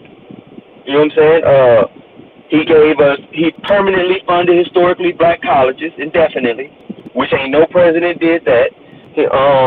He did the opportunity zones, which was you had to focus on, you have to hire the people in there. So without a specific promise, he did many things. Our unemployment was at the lowest ever been. Entrepreneurship, black entrepreneurship was up higher than it had been in recent years.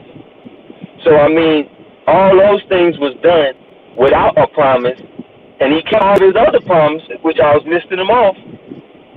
Then why wouldn't I be like, well, he's offering me something. Let's say even if he keeps 50% of what he's offered, that's far more than anybody else is offering. And then, I mean, the second thing I would say is, to that point I just made at the end, this is about what things are being done by a person who is in office, what he's able to do compared to the history we know of a person coming in office, which is purely racist. His history is full of racist things: the crime bill, the segregation in schools, the segregation of buses. His mentors was all racist people from Dixiecrat South. I mean, his history bad, and that's what I'm saying. Like, a person who implements policies that harm our community, versus a person who's been here for 4 years and have done at least a list of about 5, I say the 7 things I can think of that he's done that's promoted things in the black community. Now the problem with that is, I mean, with all due respect, bro, like that's all propaganda. First of all, it's no way in hell you could say that he and this ain't in defense of Joe Biden either. They, like, both of them in the same boat, and really the attempts to kind of create to distance the two is the problem. What that I argue in terms of black people is that we attempt to adhere ourselves to the left-right political paradigm, and neither one of those things are productive for us. Just because we could tear down Democrats don't mean that we then embrace Republicans, and vice versa. It don't work like that. The idea that that Trump is responsible for unemployment is another lie. If you look at any charts that got to do with unemployment, the trend of unemployment was already decreasing under Obama, regardless of how you feel about him. And the problem with having these conversations is most people learn and understand politics based on the talking points. Nobody can present me a graph that shows specifically when Donald Trump got elected and where unemployment was at that time, and then say it was specifically something he did. Because the only piece of legislation that came out of the Trump administration, executive orders are not legislation, because executive orders can be meaningless. The only piece of legislation that came out of the Trump administration was his tax plan. That tax plan hurt black families because, like I said, tax incentives that most black families relied on were removed. Just because people seen an extra $100 or $150 in they on their check did not reflect the amount of money that was lost due to removing incentives associated with childcare, incentives associated with disabilities, incentives associated with income. You know what I'm saying? And the Congressional Budget Office also did a report on Donald Trump's tax plan. When Donald Trump said that it was going to boost the GDP, the Congressional Budget Office, which is a nonpartisan office in DC, showed that it had a negligible to no effect on benefiting the economy. You know who it did benefit? Rich people. When you talk about manufacturing, that's an even bigger lie. Harley Davidson, a year into Donald Trump's administration, after he formed that corporate board, right, shut down all his plants, or shut down the majority of his plants and moved those overseas. Same thing with Carrier. Actually, that's why that whole corporate board was disbanded, because their entire efforts were undermined, and so they still left. On top of that, when you talk about the tariff and the trade war that Donald Trump had with China, it was the poorest Americans that felt the most brunt of it. You literally saw the price of food go up. I mean, like incrementally due to the tariffs that was being placed because of this back and forth. And then when the Trump administration was called out on it, his Secretary of Commerce, Burr, I forget his first name, but it's something Burr, who is already crooked. We can get into him being the president of offshore banks where Russian oligarchs traditionally wash their money. But what he said when they was like, Secretary of Commerce, this trade war is causing the price of food to go up in these communities. Oh, it's just a couple dollars here or there. They'll be okay. They'll be fine. Come on, bro. Like this, even the idea that you would fix your lips to say that he stopped. I mean, and I'm gonna get to the black shit. I'm gonna get to the black shit in just a second. I'm gonna make one more point about the manufacturing, and then y'all got it. When the fact that you would fix your lips to say that he brought manufacturing jobs over here after it was so publicly pointed out when those companies 1 year into Donald Trump's administration were closing down their plants and going overseas, it speaks to how, when it comes to these political conversations, most people are more driven by their preconceived notions and understandings of the values that are associated with these political parties, and don't do enough of the research to understand the logistics and the details of these things. I think it's quiet. Can y'all hear me? Yeah, go ahead, bro. I mean, and the shit about black people and what he done for black people, opportunity zones was not new to Donald Trump. That was not something that he created. And the First Step Act is not prison. Keep on doing it. All right, Domo. Let me say this. Domo, you crazy, hey man. I mean, because I could just keep going, bro. That's what I'm saying. I really do this, bro. I really do this. Real quick, but hold on. But you do understand, just having cheap goods and cheap goods at the expense where we get low wages doesn't help anybody. So you said, okay, the goods were a little bit more expensive, but what were the wages looking like? See, you left wages were low as well. What are you talking about? Wait a minute. So wages. All right. So yeah, but black people ain't making no more money than we were back in. Matter of fact, when you look at the growth of black income, I mean, go ahead, bro. I mean, y'all can go ahead. Like I'm saying, I can. If y'all just want the sources and the papers, I can show y'all. All right, cool, bro. I know you got a lot to do. We all do. But you keep. Not we are. I got you, bro. It's cool. I'm talking about who's talking about it right now. The thing is, you keep making it, you fix your mouth and all that. That's emotional rhetoric, bro. That ain't fact-based emotional rhetoric. The fact of the matter is, it is. You say stuff like that, that's highly emotional. The fact of the matter is... Yes, now we get into ad bro. I just said what you said. Okay, cool. That's fine. I'm talking, though, bro. All right, now, the whole, he brought entire industries, like the steel industry, the whole industry is coming back to America. Come on, you gotta stop muting me, bro. Like niggas is talking over me and I'm responding. You can't like You've come been on. given plenty of time, bro. You've been given plenty of time. That's why.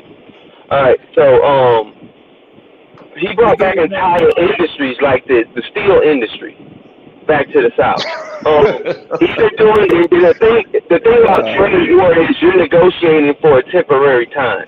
If things get strained for a temporary time, so that in the long run things are better, that's okay. Because you're paying. That's not what you just said. Oh, Come bro, on, let me man. finish. All right, I know this is so emotional for you, like you said. Let me say this. Nah, y'all got it, bro. Y'all got it. Nobody knows when you talk, bro.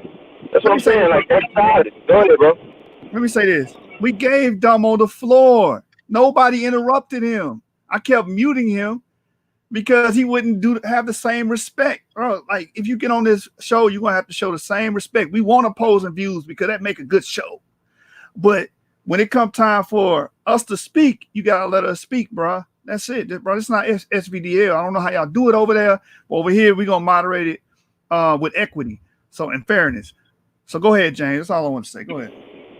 Yeah. So like I'm saying, this ain't an emotional thing. This is the thing about the long run and the future of our people, not right now, and not how we personally feel. My emotions ain't tied to this, because if my emotions were tied to it, I would go for all the pandering that, you know what I'm saying, one side is doing, wearing kente cloths everywhere, but ain't offering us nothing good, nothing tangible for the long run. This is the same side that got LGBT people with more rights than we got. And they sitting here talking about, oh yeah, we've represented y'all for so many years. Man, look, all their policies have been horrible. You know what I'm saying? So all I'm saying is this. I don't care about how I feel. I don't care about how someone else feels about anything.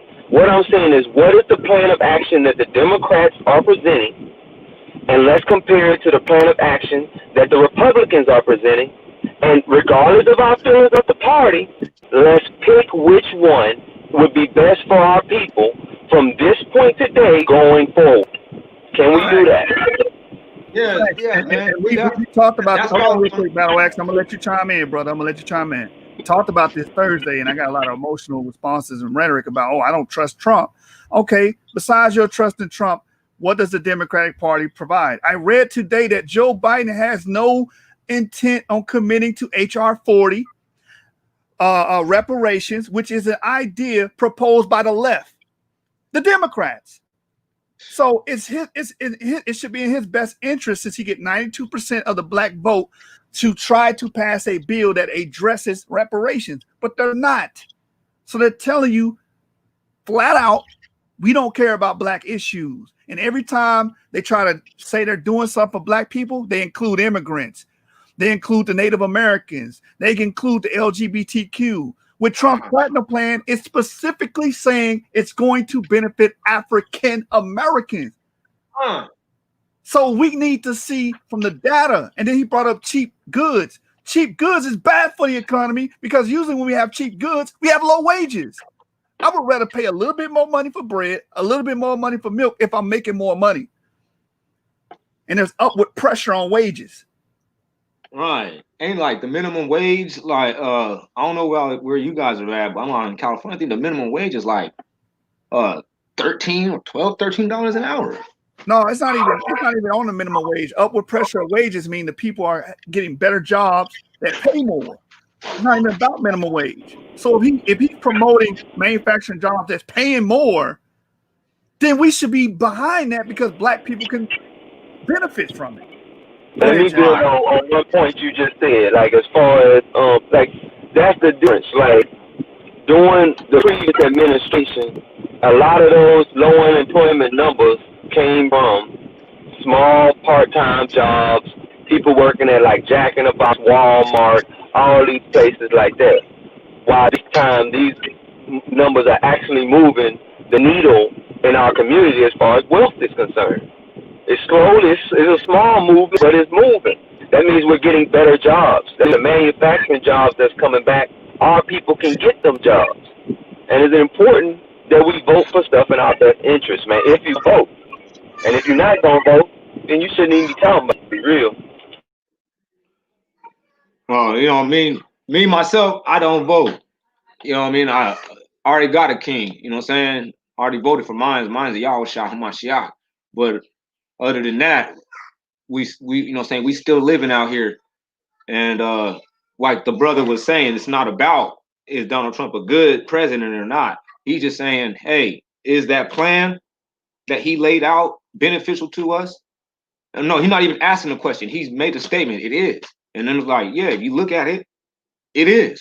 And why not have this dude? That's what I'm saying, just from an Israelite standpoint, not really from a political standpoint or even a patriotic standpoint, but realistically, like we from the tribe of Israel, and we living as POWs, and it looking like the end. It looking like we're at the end of a country. It looks like we're seeing we're a generation that's going to watch the fall of an empire, and we're in it. We're in that empire that's falling. Right. Let me say this to Mike For Real. Mike For Real, get on the show because you was on the show Thursday talking that BS, and everything was emotional, nothing was empirical. So get on the show, brother. Don't be in the back having comment battles. Just get on the show because he's basically advocating for Biden, the same person who advocated for the crime bill 1986, 1994. Kamala Harris, the same person that was holding black people past their release date because the state of California benefits greatly from prison labor, right? She was killing black people, getting black people killed and holding the evidence that would exonerate them. So you get on the show and defend that BS right now. Why the hell is black people voting for somebody like that in an administration like that? They're showing you their character. They're showing you what type of policies they're going to implement. And yes, you talking about taxes with Trump. As soon as you put them in, they're going to repeal on tax cuts, and your taxes are going to shoot up. And all you small businesses and all you people that aspire to have small businesses, your taxes are going to go to 38%. So you can thank them for that if they win the election. Y'all need to start voting more wise, man. They're going to do more harm than any type of good for black community. So Mike For Real, you bring your candy ass on the show right now. Go ahead, y'all. Yeah, that's for real. But yeah, I was just saying, like, man, you know, we about to get up out of here one way or another, you know, and having a Trump mentality type of individual running this country, he's going to be the one that's going to make it to where this prophecy is going to be fulfilled, and we're going to be parallel with the first Egypt. You know what I'm saying? That scenario with us getting up out of here with great substance. We're going to get up out of here with great substance, man. You know what I mean? And it's going to be done through this rich Pharaoh-minded type of individual that the Most High has set up. Because, you know, and these people, they didn't. This guy ain't up there on accident. These people, they knew about this dude was going to run this country, and they knew that this dude was going to be the fall of this country. And the way and the way that things is going, you know, it's working out beneficial for the so-called black man already. I'm seeing youngsters out there in the streets in brand new cars. I'm seeing youngsters out there with gold on looking like Mr. T. I ain't never seen that before.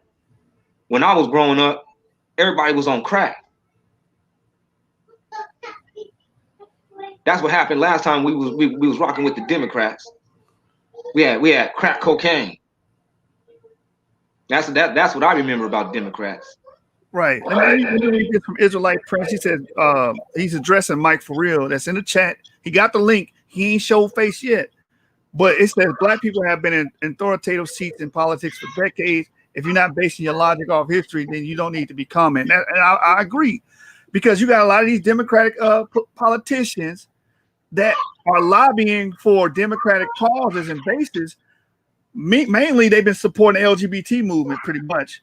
The SPS, making the taxpayers pay for SPS, sexual reassignment surgery, pro-abortion. Yeah.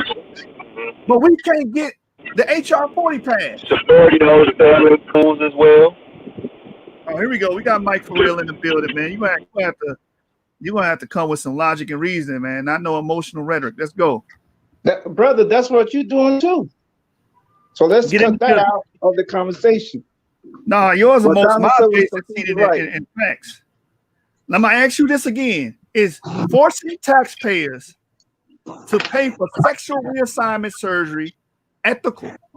That's emotional, brother. How is that emotional? I'm gonna ask you one more time. Is forcing the taxpayers to pay for someone's sexual reassignment surgery, which is them becoming a male transition into a female or a female transition to a male, beneficial for our community? Go. I'm going to do like the Biden-Harris administration when they refuse to answer a question that has nothing to do with the bigger topic. That you see what I'm saying, people? You see what I'm saying?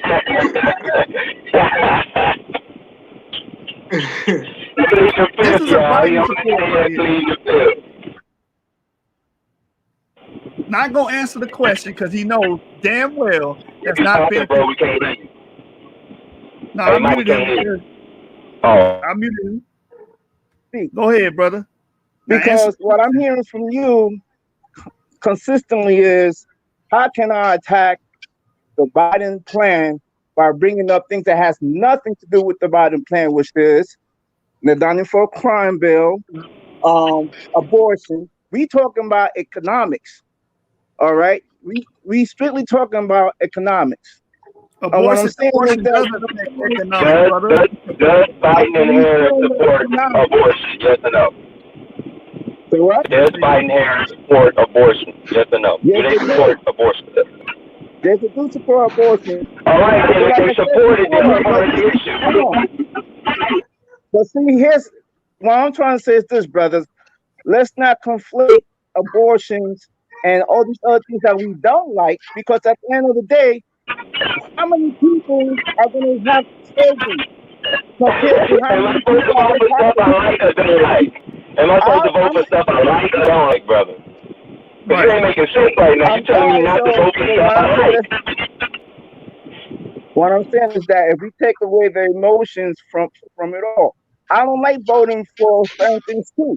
I don't like voting for a man that's pushing militias to go ahead and to Michigan and try to kill. Oh, we don't want to talk about militias. We want to talk about this abortion issue that we brought up. Let's get back on topic. He said that the Biden plan is not specifically doing anything for black people, when the Biden plan says this is what we're doing for black people. What does it say? Let's cut that out. That's a non-argument. He specifically said this is our plan for black people. By saying that. All right, I'm gonna have to silence you, Mike. For real, it's an argument because he said he wants to close the wealth gap. The best way you can close the wealth gap between black and white people is pass HR 40, pass the Reparations Act that's pushed by the left. That's it. There's no other way. And he did not. He's silent on the issue. He's not going to commit to it. He said he's not going to commit to it. Right. Is Trump vote for HR 40? The right is not allocating HR 40. That's what I'm saying. Listen, my biggest point is this: I don't care what any politician is saying. Which party gives us a better chance to infiltrate? The Republican Party. The Republican Party has done more. Listen, hold on before you say anything. We're gonna go over for it again. the red states, brother. For the restoration, hold on, brother. Hold on. The restoration of the black community is more beneficial for us to side with Trump's administration, because 91% of the people that benefited from the First Step Act was African Americans, bro. Exactly. You can't get around it. You can't get around it. And he promised a second step. Why not believe him? He gave you one. Yeah. You want Biden to come into office. He not providing no second step act. He not doing that. He just giving you empty promises. Yeah, he the one locked them up, and which is the reason we need the First Step Act. Exactly. Exactly, man. And like you said them things, they be minority based when that be engulfing in all kinds of other people. Right. When they say they're gonna help black people, they mean LGBTQ, because for some reason they're an oppressed minority as well. How the hell is a sexual selection that don't make any sense? Sexuality is now a minority now. I thought that was based off ethnic groups. Who you prefer on having sex with? It's crazy. That doesn't make sense. I don't care about any LGBT issues. My issue is this: when you say that Biden is not for black people, that's what I take issue with. He not. And I take issue in the fact that we need to look at not only 4 years now, but in the long run. The majority of blacks are in states. Hey, can you name one policy? He just targets black people by trying to manipulate them. They're Yeah, the can you target name one policy? manipulated. Can you name one policy? My bad. Go ahead. Oh, I thought you was done. I ain't trying to cut you. Go on ahead. My bad. I thought you. No, you my good. bad. You good. I was gonna ask him, just name one good policy Biden has ever written for black people, because I can put up the Crime Bill Act and say that was negative. So give me one to counteract that. Go. The healthcare, the Obamacare. What? Do you know what my premium Obamacare. Do you know what my premium for? If I go to the hospital, I was there and paying like $1,200. Exactly. Say what? I said, if I went to the hospital, I was almost paying $700. It might have been good for a person when it was dirt poor, but if All right, so Obamacare wasn't good for the majority of black people. Obamacare? Was the Obamacare that was worse for blacks or better for blacks? Honestly, Obamacare. Because I was actually going through some stuff when Obamacare was actually at its pinnacle, and that stuff wasn't getting anything done for me. I had to always go and get my own type of secondary medical insurance because Obamacare just wouldn't cover nothing. Like it would pay it, like all it paid for was like what your prescriptions, but Medicare always did that too. Was that part of Obamacare? No, like what do you mean Obamacare? If it was already being implemented and achieved with every other whatever medical care program that pre-existed his presidency, and his was just as effective or maybe even less, then I don't even know why you're trying to put a underlining under the Obamacare as if it was something fantastic and landmarkish. It wasn't anything. Like I'm trying to tell you, I was sick and I wasn't able to get things done with Obamacare. But I know a lot of people that did. So a lot of people that have pre-existing conditions, couldn't get insurance. A lot of people that was uninsured got on insurance. So we're looking at how we got affected. I'm talking about the overall population. My whole argument is always about the overall population. No, but it's not about minorities in our community, like the LGBT and sisters that's doing abortion. The way to stop abortion is just to stop women getting abortions. Mike, hold on real quick. Mike, can you show us the paper? Did not your rhetoric. Show me something in writing that shows that pre-existing conditions will be eliminated under Trump's plan. Because he said 4 or 5 times on record, I've read the writing, it's not going to be eliminated. So why is he doing in the Supreme Court fighting against Obama Biden's on healthcare? Why is he fighting it in courts to end it? Your brother gone. Hello? Now I gotta go and search different no, you need to have news articles showing that Trump is fighting against the Obamacare program and hasn't put anything in place. Listen, hold on. Let me tell you something, man. Obamacare did not address the disparities between white and blacks. It did not. And that was the promise about it. Oh, the uninsured blacks and the more insured white people. It did not even address that. It only created more issues and problems. For real. For the working class, the black working class, because now if I don't get insured, guess what's going to happen at the end of the year? I get penalized for it. Come on, bro. That's negative, man. Forcing people to have the insurance.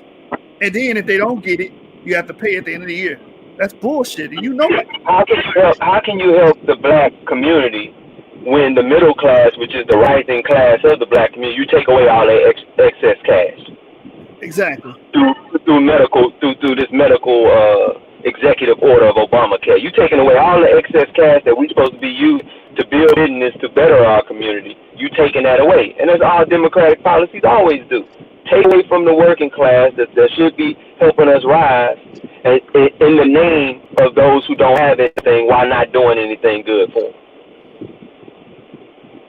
Man, it's a concept. Right.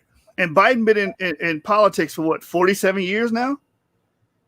All right, And, so the panel is saying that we have a better chance pushing for black agenda when we take over the Republican Party. They're gonna let us. They're gonna allow us to go in and take over their seats. All right, listen, Mike. Biden has been in politics for 47 years, and his biggest highlights are detrimental to the black community. You understand that? His biggest highlights. But to me, it's bigger than Biden, like Donald said. It's bigger because they always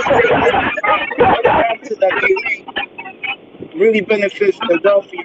We know that. Well, I'm saying this when it comes to local government, when it comes to moving forward, which house gives us a better chance to get reparations? The Republicans or the Democrats? First of all, the Democrats put it on the table. Exactly. The Democrats They just brought it up as lip service to the black community. They brought it up, but won't put it on the table for real. Exactly. And are the Republicans putting it on the table? Well, but hold on. Let me say one thing. How can you say it's bigger than Biden? Last time I checked, the presidency is the highest office, not only in America, in the world, bro. Because it's only for 4 years, brother. It's only 4 years. What I'm saying is this. Moving forward. I'll let you speak. Yeah, bro. So, what I'm saying is this. From hearing both sides of the argument, I'm looking at we need to have more representation in the seats. And the best way to get there is to Democrats. I see a bunch of old white people and sell out blacks in the Republican Party, and I see more progressive blacks coming into the Democratic Party, which has more people of color, more black people living in Democratic states. So that's what we need to focus on. Because we can argue which is going to be the better plan, but taking over the party is the biggest. No, I don't want to take over a government that ain't mine. I don't want to take over a government that ain't mine. I just want to have benefits in a government that ain't mine, that help my community. I don't care about taking it over. It's not my government. Okay, so that's not even in the plans for me. The thing is, which party is offering more to our people? And the only thing you keep trying to do is redirect the conversation, because you can't tell us what the Democrats are directly offering to black people, because they're not offering anything. You can't tell us what Biden's directly offering to black people, because he's not offering anything. They've been asked numerous times on record to commit to giving us reparations, since that's what's the only thing you seem to care about. They say they won't. They won't go on record saying that what they will or won't do as regards reparations. They won't put it on the floor in the Senate. So don't tell me about reparations from that side of the party when they really ain't doing nothing to advance it, but hanging it in front of us like me, but we ain't never gonna get over that, bro. I'd rather go with the side that's actually offering me something who has already done something in his last 4 years for the advancement of my community. That's called logic. That's called logic. That's called what I'm saying is this, brother. That's called being pragmatic. I thought it was time for me to talk. What I'm saying is this. But Mike, hold on real quick, parties are going to make attempts to gain our votes. What I'm saying is this. You could say that, oh, the Democrats haven't done anything, but then we could look at what the Republicans have done as a whole, not just as a party, and they both fall short. Both parties are falling short. All I'm saying is this. But listen, we gotta the look topic is not into about now and looking forward. And I'm saying that the Democratic Party still gives us a better chance. It's not about Republicans, because Trump is not a career politician for it to be about Democrats or Republicans. That's something you need to recognize. Trump ain't a career politician, so it really ain't about that. It's about he's already done things that benefit our community that we can list off. Criminal reform bill, funding historically black colleges, pushing of charter schools over these failing public schools. We can point to those things already. More black entrepreneurship. Now he's talking about taking another step in that and further advancing that. And we're just asking the other side. Mike been on here and gave us one thing yet. What is the Democrats or Biden and Harris offering us better than the $450 billion investment that Trump is offering us? That's it. That's what this is about. You said that the Biden plan Right, and then well, we can't hear him. And then they Mike, keep your trying to make audio is low. because they're trying to make a comparisons compare. They're trying to compare between what you're saying now and what was done in the past. Like, well, the Democrats, they ain't done this, and the Republicans, like, we ain't talking about what they have done and what these people are known. We already know that these people is two wings of the same bird. We already understand that. But we talk about right now, today, in real time. This white dude just now said something to us, and he just now talks about only us. Right. Where the homosexuals and the Native Americans and all them other people, the legal immigrants, they are boxed out. Everybody else, when you want to talk about Biden and all them, they're not speaking like that. They're all inclusive. They're all inclusive, and we always get left behind. We're the Yeah, last one to and benefit. that splits your money pot up. That makes it to where whatever that you do receive, your slice is going to be a whole lot thinner. Right. On the Biden's Lift Every Voice plan is only advocating less than $2 billion. Less than $2 billion. It is not even specific to African Americans. you keep saying that, and I beg to differ. Biden released his plan focused on the African American community. He says it right there in the title. Hold on. Read every part after that. It's including all people that make that's what I mean. I'm not going to play semantics. Stop. It's including every American that makes less than $125,000. You don't see that in Trump's platinum plan. It's not all inclusive. It's specifically for the African American community. But why do you take an issue on that? It says Biden unveils a plan that boosts finances of blacks, Latinos, and other low-income peoples. See? You know how many Latinos out here? There's way So more you're saying that there's no black than there is Latinos out Negroes. there that could need some of that money? I'm a black Latino. No, you missing the point. Nigga, you a Negro, and you Hold keep on on real saying quick. that you're gonna miss yours. If Trump starts handing the money out to the Negro, you're gonna miss yours because we gonna check you on that one. Hey, under We'll be like, Trump Mike, administration, he don't get no money. American. Hey, but listen, 92% of the black vote goes towards the Democrats. You understand? 92%. And every time they offer anything to black Americans, they include all of these other people groups. Include the LGBTQ, include the illegal immigrants. Obama made, I think, over 4 million illegal immigrants legal? And he said, oh, that's the best way to address the illegal immigration. And they got all the benefits and took a lot of the benefits from African Americans. You brought up healthcare and all that. Guess who's benefiting off of that? People that don't belong here. But the people in the descendants of those who built the country is being neglected. That's right. And just like with that Obama thing, you know what I'm saying? Like I was mentioned earlier, you know what I'm saying? I don't think y'all seen the screen when I was sharing it, but yeah, I pulled up a few different articles. Well, I just went down the list to scroll down the list to show that there's a lot of information on how Barack Obama, when he came into office, that dude was passing out laws that was enabling illegal immigrants to benefit in things that was established for the black people in America through the civil rights movement, such as welfares and assistant aid and all them things and those things that they were doing. That stuff came from the civil rights movement. But now when Barack Obama came through, he opened up the floodgates for them, saying that these people, they don't even have to have ID. They can just go up in there and get benefits. And I went up in there one time with a Mexican, and he had the exact same address as mine and everything. Tell me why he got more money.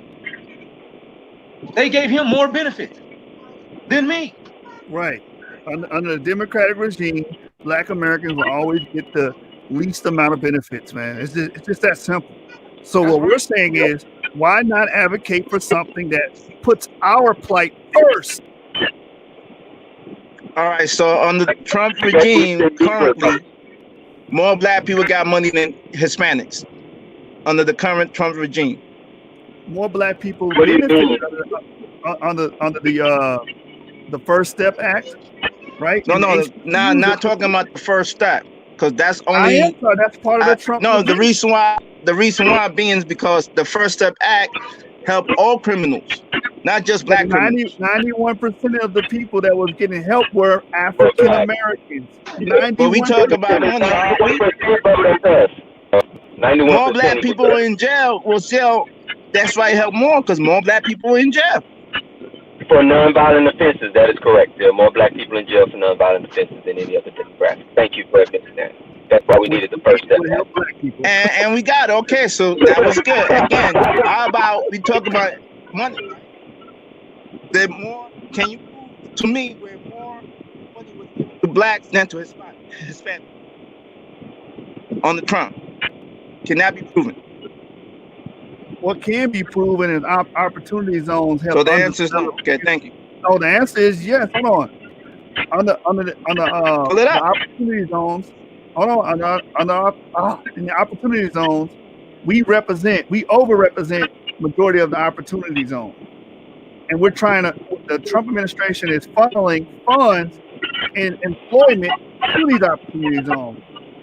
So And I also think. Oh, go ahead. Sure, my bad. Right. Go ahead. Go now. You got it. I said, I also think misrepresenting, like, all right, there wasn't a promise in place specifically for black people over the last 4 years. There wasn't. There was just things that were done that benefited black people over the last 4 years. The promise is now and looking forward. So if we didn't have a higher economic rise than the Latinos in the last 4 years, that's because we weren't promised to. Okay? But now we are being promised to. But I will say this, black and Latinos have had a huge economic rise under the Trump regime, way faster than it was underneath the Obama regime. Yeah, because we was coming out of depression. Exactly. Right, and the jobs that Obama eliminated, the Trump administration was creating and bringing them jobs back, like we brought up with the manufacturing job. And the fracking, which Biden is against fracking, no matter how many times they lie. They're going to get rid of a lot of that fracking, and they're going to ban fracking and eliminate thousands and thousands of jobs. The Midwest is going to go right back into poverty. That's what's going to happen. And we're in the midst of Corona and COVID-19, where the job disparities are huge now. And then you're going to ban a very important sector of employment. You're going to crush this country, and we're going to go down with it. Y'all got to be more logical, man. He proves to you that they're talking about new permits. They ain't talking about the one that's already in place. So that's a fallacy. All right, man. Kamala Harris is on video. We did this last time Thursday. I know we did. I told you, according to what I read. Yeah. Kamala Harris she's going to ban fracking. Now you can try to dress it up like you want to dress it up and try to make it sound good. They're talking about completely banning it. Revolutionizing our energy sector with this $2 trillion Green New Deal, too, which is going to devastate the economy as well. No economy nowhere in the world has been able to be ran purely off of clean energy. You can't get rid of fossil fuels. And what you gonna do in the meantime? We don't have the infrastructure for that. You just what it also bans, which is funny. Cows. Man, you ain't getting no beef no more, man. Because they talking about the methane from cow poop is just as bad as the car emissions. So they want cows gone too. That's what y'all want, no beef in America? Or we gotta import our beef for now?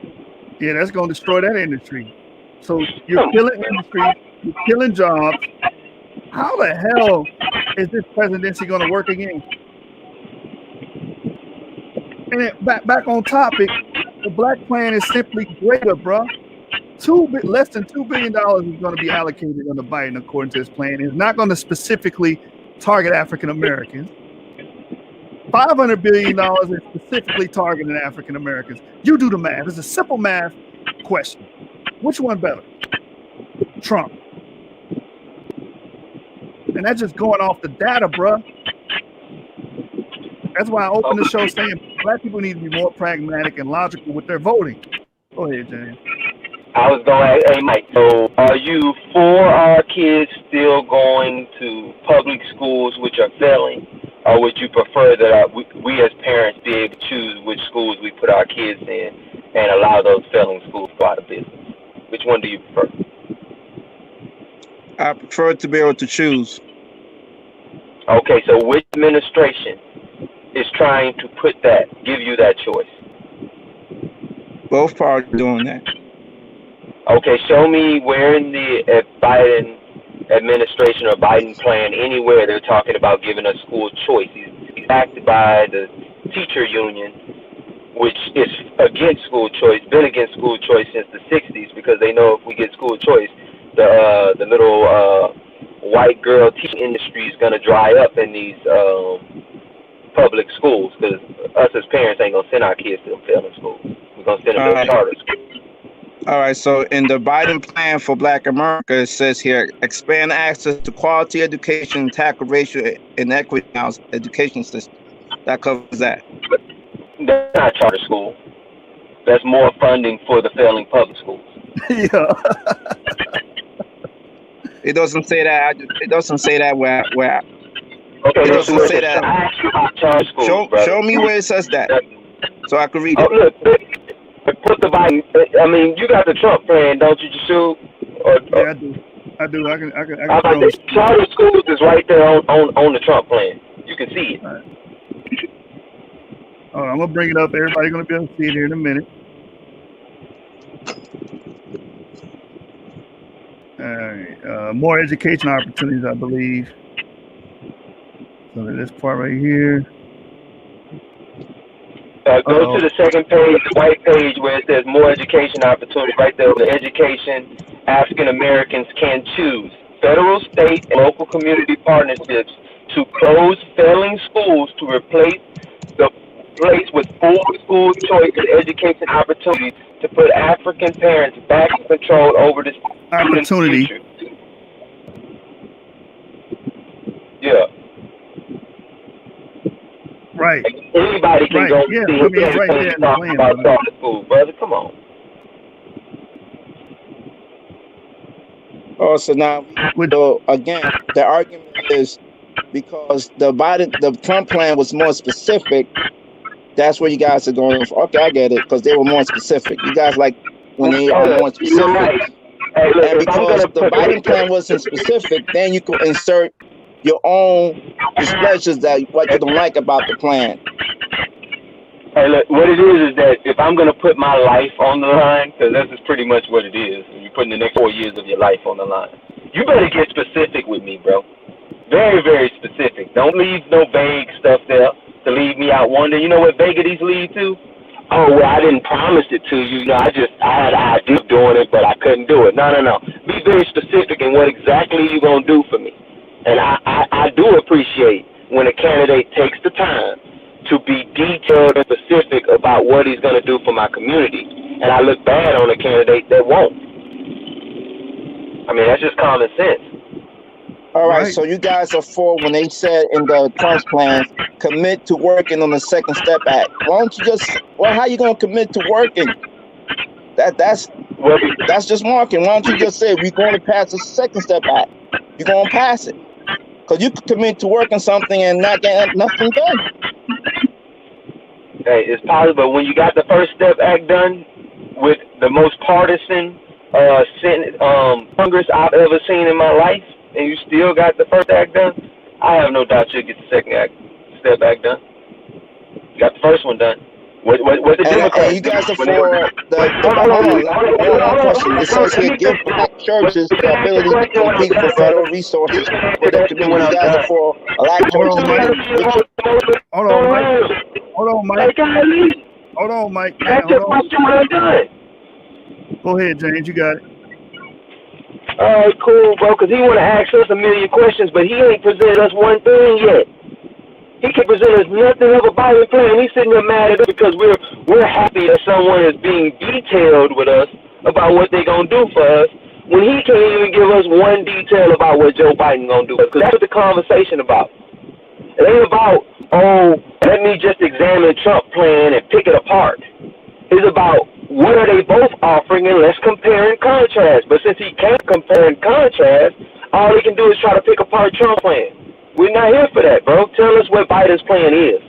How about that? Let's start there. Mike, you got the floor. Tell us what Biden's plan actually is. The funny thing is, we went through this Thursday and we read through it. It's pretty much a joke, but I'm gonna let him kind of reiterate it. Go ahead, brother. Go ahead, brother. You got the floor, Mike. All right, I'm gonna read it. I'm not gonna show it on the screen because I don't know how to do that. Just click the share stream button. Click the share stream button on the bottom. Go to StreamYard. No, hold on. All right, you know what? I'm gonna do it from my tablet. Hold on for a second. Brother, if you just go to the share stream, matter of fact, I will pull it up on my screen. How about that? Yeah, thank you. I appreciate that. All right, lift every voice. We get to lift every voice up. But you could have easily did it on yours. You know what I'm saying? And for the audience, we went over this on Thursday night show. We read everything, how vague it was, how it's applicable to not just black people. It's applicable to other minority groups, including LGBTQ, because for some reason in this country it's a minority group now. And I mean, it really was a crock of shit if you ask me. Anyway, that's right. I'm gonna pull it up. JoeBiden.com, lift every voice. All right. So I'm gonna do this in Firefox. For some reason, Chrome is starting to crash. All right, so while you do that, I'm gonna read some things. No, I got it here. Hold on. Just be patient. I'm still gonna read off my. Tell us what you're highlighting about this plan, brother. Please go ahead. Tell us what you're highlighting about this plan that really stands out that we should be talking about. All right, I'm gonna jump to the part when it speaks about investment in African American businesses. Well, let me get there. Because this panel is all about the money. Right here. Right here. I got it on the screen. Great. So it says right here, African American businesses are rejected at a rate nearly 20% higher than white-owned firms. So now what they're going to do is they're going to increase investment access to capital, which I believe that the Trump administration did not do. All right. Okay, cool. So let's look at that one right there. So you saying they're going to give us access for capital? No number on that. Just we're going to get access to capital. Trump offered $450 billion. No, he put a number on it. He put $450 billion on it. Just let's move the parties out of the way. Let's move politics out the way. We're sitting down. One side says, "Hey, we're going to invest into your community." Another side says, "Hey, we're going to put $450 billion in your community." Who are you going to go to? Hey, even better, James. I'm going to go to the one that seems like it could actually. Hold on, Mike. Mike, hold on. Sounds like it may not happen. Hold on, Mike. Hold on, Mike. Double funding for the state small business credit initiative. That is applicable to more than just black people, man. This is what we brought out Thursday. Well, you're making it sound like that matters to me. Oh my God, are you not seeing that? Is part of black people still getting that money. Hey, but that's part of Trump's plan that's already in place. You know that? And now, go ahead. No, I'm saying, if I'm going to compare and contrast, right? Cool. Both of them are offering funding for the black community. Both of them are. Now, he's not going to be directing the funding with his own hand, and nor is any politician going to be doing that. That's going to be taken care of by agencies. So there's going to be rules and regulations that must be followed this money. Cool. So we can't put it on them. So, all right. So So the money is going to come into the community, but one has a number on it and one has vague promises that's been promised to us every administration that has come up since I've been a kid. This is the same vague promise we've been getting our whole lives. And one put 450 billion on it, which is a number. Which one you go with? right. Let me read this before you go, Mike. Obama and Biden administration created the State Small Business Creator Credit Initiative to support small businesses. Is that specific? No. Driving $10 billion in new lending for each $1 billion in SSBCI funds. Biden will extend the program through 2025 and double its federal funding to $3 billion, driving close to $30 billion of private sector investments in small businesses, all told, especially those owned by women and people of color. Why do you have to put especially? This is all inclusive, like I've been saying. With the Platinum Plan, it's specifically stating it's directed to African Americans. Do you not understand that? I understand, brother. But what I'm saying is that just because it's including people of color, that doesn't mean that we're going to get any less. You make it sound like we getting less. Your arguments is this. It's written specifically for blacks. My argument is blacks are still getting that money. They're getting a small piece of the damn pie, bro. Yeah, because when it proves what it's saying, The argument is you got a bad promise to somebody giving you some money, and the other one is giving you a specific number on that money. That is the difference. It's not like, okay, because it's looking at it the way you're trying to put it out there. Both of them just promising us something that they may not give us. That's the way you keep trying to put it out. So you're not advocating for either side, really. You're just saying maybe neither one of them give us anything. I'm saying this guy's already been on record giving us stuff we can name, stuff we needed, like funding for historically black colleges instead of sending our kids to these schools where kids are trained in prep schools their whole life and our kids can't keep up. But they're the top 1% in our community. Stuff like that, bro. Like, I don't know what it is from the other side because, again, this brother keeps admitting that it's vague, bro. Tell me something you can get off of that damn plan that is tangible, that all people can run with, bro. That's all we asking you for, bro. I'm going to read another one. I'm going to read another one. It says right here, help families buy their first home and build worth by creating a new refundable advanceable tax credit up to $15,000. Hold on, let me get it. Help families. Right here. So it says help families buy their home and build wealth by creating a new refundable advanceable tax credit of up to $15,000. Building off of it. Let me say one thing. The main reason you get tax cuts when you do flip these houses or get rental houses or something like that in these opportunity zones is so you can service low income housing and sell lower income housing to people in those communities. Which means, guess what? They're paying cheaper for the houses. That's the whole point. So people are going to already get that. Secondly, we already get tax credits to buy houses. I don't understand. This is nothing but pretty much Trump plan, but generalized. It's already there.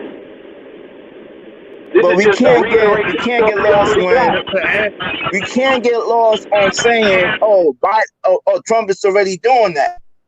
Oh, so Biden's doing the same thing. If it works, Recovery Act is already in place. Hold on, Recovery Act is already in play, brother. Saying the Recovery Act The Recovery Act is already. How are we gaining something that is already there? We're talking over each other. You guys are basically fighting every article, every written structure in Biden's plan. You guys keep bringing out, Trump is already doing that. Oh, it's not being specific. But my point is this. You told me not to do that when it came to Trump's plan. So now you're doing it to Biden's plan. And then you're arguing the fact that, Trump is already doing that. If something is already working, Why stop it? Why we doing this? Why what the next administration Okay, is going to take what's working for black people and make it better? Is Biden plan? Last thing I'm going to say is Biden plan taking what's already working for blacks and making it better? Yes or no? It's not working for blacks. Listen, all of these things you make everybody. Everybody that's an American citizen. You understand that? So he don't want to understand it because he keeps No, trying what to I'm saying is change. this. I made my. Hold on, ask me a question. Let me answer the question. Man, come on. This brother just talking You more asked than me a everybody. question. Let me answer it. You asked us a question. You won't even let me answer it. Go ahead, James. You got the floor. Go ahead. Hold on, Mike. Hey, bro. Like, this is the whole issue that we having, bro.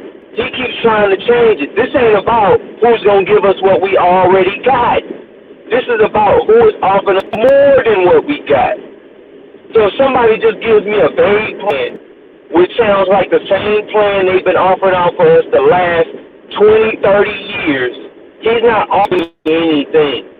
And so for you to just keep trying to make the same stuff we've been getting seem like a new offer is just disingenuous. And then when I try to tell you that, you want to ignore it and act like I'm not saying that. Bro, he is giving us something we already have. Trump is offering us something we don't have. That's the difference. Right, and it's specific to black people. Because the title of the show again, Trump's Platinum Plan is beneficiary for black people. You're not showing that with the Lift Every Soul plan proposed by Biden. All you're showing is, hey, these people that make less than $125,000, we're going to give you these incentives. That's all you're showing. That's not specific for black people. And that's what the Democrats been doing, throwing us in all these different groups and saying, hey, we're doing something for you, but also we're doing something for the LGBTQ, we're doing something for the illegal immigrants and everybody else. So our slice of the pie is always divided up that way, and then we end up not getting anything, and we're on the bottom. And let me say one more thing to that, then the brother can take the floor. One thing you learn, especially if you want to start trying to do business or make goals for yourself, is you have to write exact numbers on paper. You can't be vague with what you're going to get to. So say if you want to say, hey, we want to make, for instance, 1 million new black entrepreneurs. That's a number, a target to aim at and to hit that we can hold them accountable for. But if you're vague and you don't put a number on it, he could be like, oh, well, we gave you 100 new black entrepreneurs. No, I want 1 million. And I like that number. That sounds good to me. That sounds like full movement for my community. Don't it sound like that to y'all? Man, that's for community. That's for progression. All Biden is giving us is the same vague, empty promises Democrats been giving, bro. And look at the numbers, bro. When you do the math, it's gonna be less than $2 billion, bro. And then we gotta share that with everybody else. So it ain't really $2 billion. $500 billion being allocated for black Americans on the Trump plan, on the Platinum plan. I'm rolling with the $500 billion, bro. I'm rolling with the 500,000 entrepreneurs, bro. That's what I'm rolling with. 250 times what Biden offering, huh? 250 times what that man is offering. That's exactly. Crazy. And it's a slap to the face because 92% of black voters vote Democrat. It's a slap to their face. This plan is actually a slap to their face, especially when you have HR 4 being proposed by Democrats. I will say this, though, to show up to that. It has been being shown that less than 50% of black people under the age of 30 vote Democrat, though. So that's becoming a big change, though. That's good. We need to change. And we really need to be, what's the word? We don't need to be one ticket either. We need to be like, who gonna offer us the most? That's how we need to move. Yeah. That's how everybody else move. If they gonna deal with politics, hey, what you offering? Oh, well, his side gonna offer me more than you, then that's who I'm voting for. That's who I'm gonna get down with. That's how we need to be. What's gonna offer us economic rise? What's gonna let us into some of these industries so we can corner some of these industries like other people have them cornered? That's all we need to be looking at. Because as far as this government is concerned, the only thing they can get to us is jobs. Offer us jobs and safety. That's it. Right. So try again, Mike, man. We went through this Thursday. All right, go ahead. I'm gonna open your mic. You got it. Go. make $50 billion investment in workforce training, including community college business partnerships and apprenticeships. Who is that applicable to? Black people. Who else? Black people the only ones go to community college? We talking about what's going for black. This is what's going for black people. Again, your argument is because it's going to go to LGBT, it's going to go to minorities and Hispanics. It's no good. My position was already clear from the beginning. That doesn't bother me. Well, Okay, you guys are saying over and over again That don't bother you? no, it doesn't, because it still means we still getting money. Hey, let me ask this brother a question real quick. Do you We still understand getting that geometry? money, brother. You understand geometry, brother? And you know about division and all that, right? Yeah, right. And just mathematically, you know that is definitely a negative way of seeing this. Like that will have a negative impact if we start giving the money to Native Americans and Mexicans. They're way more than you. There's more Mexicans here. This place is landlocked to another country, and those people are coming over here at their free will, and they have populated this place. And so when they're trying to give something, you know what I'm saying, just mathematically, you're not getting anything again. And you're actually trying to say now you're content with not getting anything. I'm not saying that, because I'm saying that we are going to get something. No. Your claim is that we're going to get less from Biden than Trump. I'm just saying, like ultimately, that's what you're saying, though. You know, without you saying it, but in so many words, you're saying that you are okay with splitting up your pot mathematically to where you are disadvantaged. It ain't going to do any type of remedy for your people because everybody is getting it. You know that. It says right here, these funds will create and support partnerships between community college, business union, state, local, and tribal governments. It didn't say anything about Hispanics. That have something specific for black people. That's it. He rather divide the pie with everybody else than have something specific for us. I'd rather the opposite. I'd rather have something specific. When I read this section, it did not say anything about Hispanics. What would you say about Hispanics? They didn't have to. It says make $1 billion investment in workforce training, including community college, business partnerships, and apprenticeships. Right. These funds will create and support partnerships between community colleges, businesses, unions, state, local, and tribal governments, universities, and high schools to identify and demand knowledge and skills in the community develop or modernized training program. It didn't say anything about how it's going to be divided amongst other ethnic groups. Hold on. Funding is going to be given to those institutions, which will benefit not just black people, because anybody can attend those institutions. That's what he was saying. When they said the tribal community, who's the tribal people they're talking about? They ain't talking about you. They're not talking about the 12 tribes of Israel. Mike knows what's being said here, bro. He not stupid. He know the pie gonna be divvied up. He even said that doesn't bother me because he know that's true. Trump is giving us something where we get the whole. You said what, James? I said he already said he don't have a problem with it being divvied up. He already admitted it. Right. That's true. I'm like, damn. Yeah. So don't try to read into it as if it ain't saying it now when you already has, you know what I mean, been content with the fact that it is going to happen and that you don't mind. So basically, so you don't mind these Mexicans going on and balling on you hella hard like they always have been because they still got the job positions. It's not like they're going to switch their job positions with you or anything. And you're just going to still be at the bottom with a little like a little SSI check. We don't know that. You can't prove that. Then okay, I can prove it because there is way more Mexicans in this country than there is blacks. Way more. Facts. And hold on, and thanks to Obama, even the illegal immigrants now, they're actually a part of this whole scene too. Yeah. So the undocumented Mexicans is part of that colored people minority. Yeah, that 14th Amendment. They trying to make them part of that 14th Amendment, naturalized citizen. So it's like the way that you are seeing it and how you're okay with it is a way that you haven't actually thoroughly thought it through, though. You know, you haven't thoroughly thought this through and actually mapped this out in your mind. That's not a good way of seeing things. We cannot split the pot with nobody. We already have given up everything that we've done, centuries of labor to everybody. Can you name one group of political people who don't want stuff for themselves and themselves alone, at least in someone's plan? Every group got something for LGBTQ, themselves. they gonna want something for themselves. Trump had to go ahead and say, "Hey, I'm not gonna be trying to overturn this, that, and this to get their support." So who ain't gonna All want right, so I something? got to get off. You know what's crazy about that, James? I'll let you guys continue with the conversation. You guys make your point. You guys don't like the Biden plan because it's not specific to blacks. It is what it is.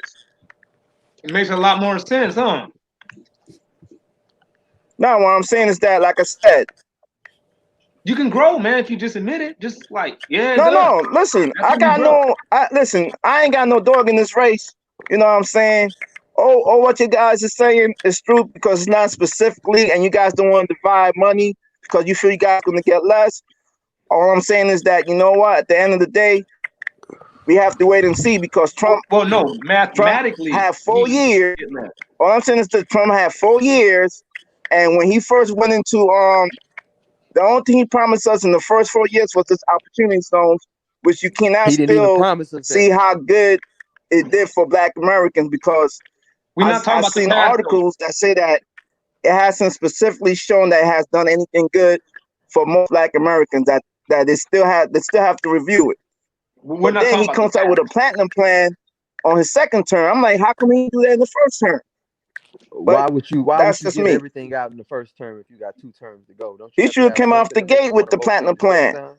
and then Well, have the second platinum plan in the second term.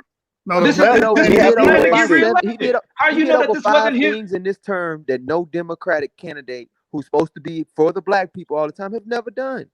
They never did prison reform. Obama had 8 years. He did it in 3. And I'm gonna touch on that statement. You said, why didn't he bring it out before? He should have brought it out in his first term. Like, no, man, this is his ace in the hole. He's like, okay, and when I'm gonna get reelected, he's like, I already got elected through the white supremacists. He's like, bingo, all right. He said, and he's like, and the second time come around, he said, I'm gonna get it through these Negroes. He said, how am I gonna do it? He's like, I'm gonna drop them some of that skrill bill. He's like, I bet you I'll run 2 terms. He's like, I got an ace in the hole. So when you see these 2 people trying to come up with their whole little togetherness approach with this black and white thing, this swirlage, you know what I'm saying? Donald Trump is like, I already got one for that. He's like, yeah, but money talks, BS walks. For I sure. don't care about this black and white thing that Biden and that woman got. That stuff don't impress me. That's like literally they trying to play with your psyche when they doing that. They are playing on your ignorance. They are playing on your ignorance when they even make a blatant. Listen. No, check it out. A blatant, stupid move. Like doing that. Like, hey, look at us. It's a black and white thing. It was like, wait, a black and white thing? That's cliche. I don't need you to sit here and try to woo me with the same old. Like, what's next? They're gonna be doing the Cabbage Patch. I don't need to. Hey, they already came out with all the Kente cloths and stuff. You know, talking about black solidarity with them, but ain't offering us nothing. Remember Hillary Clinton had the hot sauce? Listen, once again, I was trying to change the topic to which party gives us a better chance to get our agenda put across. You guys, so you guys think by going after Republican seats in the Senate and in the Congress? No, I don't vote for parties, bro. We don't vote for parties. We vote. I asked the question. I asked the question because all this voting to me is not enough. We need to start getting more people in government to hold some of these seats. Which party gives us a better chance to get into government to hold seats? Mean everything. Excuse me? Government seats don't necessarily mean change. But what I'm saying is it gives us a better chance, though. How? Look, we have a black caucus up there right now. And then when it was announced that black unemployment was the lowest it's ever been, they didn't clap. We have a black caucus up there. When the First Step Act was rolled out and all them black people was brought out on stage because they got freed from jail because of the First Step Act, the National Black Caucus did not clap. So having black Whoa, faces up wait a there second. don't mean change. Let me ask you Policies something. mean Let me change. ask you something, because you can start right there. Who was ahead? Which senators were pushing for the first step act? Were they white Republicans or black Democrats? The first black senators were Republican. No. I'm talking about the First Step Act. Who led putting that together? Black Democrats or white Republicans? Who led that initiative? Black Republican by the name of Terry Scott, the same guy who's behind the Opportunity Zones, is a black guy. And were there any black Democrats involved in the First Step Act? No, it wasn't any black Democrats involved. There was actually against. So you saying that Kamala Harris and Cory Booker had nothing to do with the First Step Act? Oh, Kamala Harris had a lot to do with it because of her prosecutions and the way she kept people in jail on terms, the way she was locking black people up. They had to come up with a First Step Act, or else Kamala Harris would probably have 1 million more black people locked up in Cali.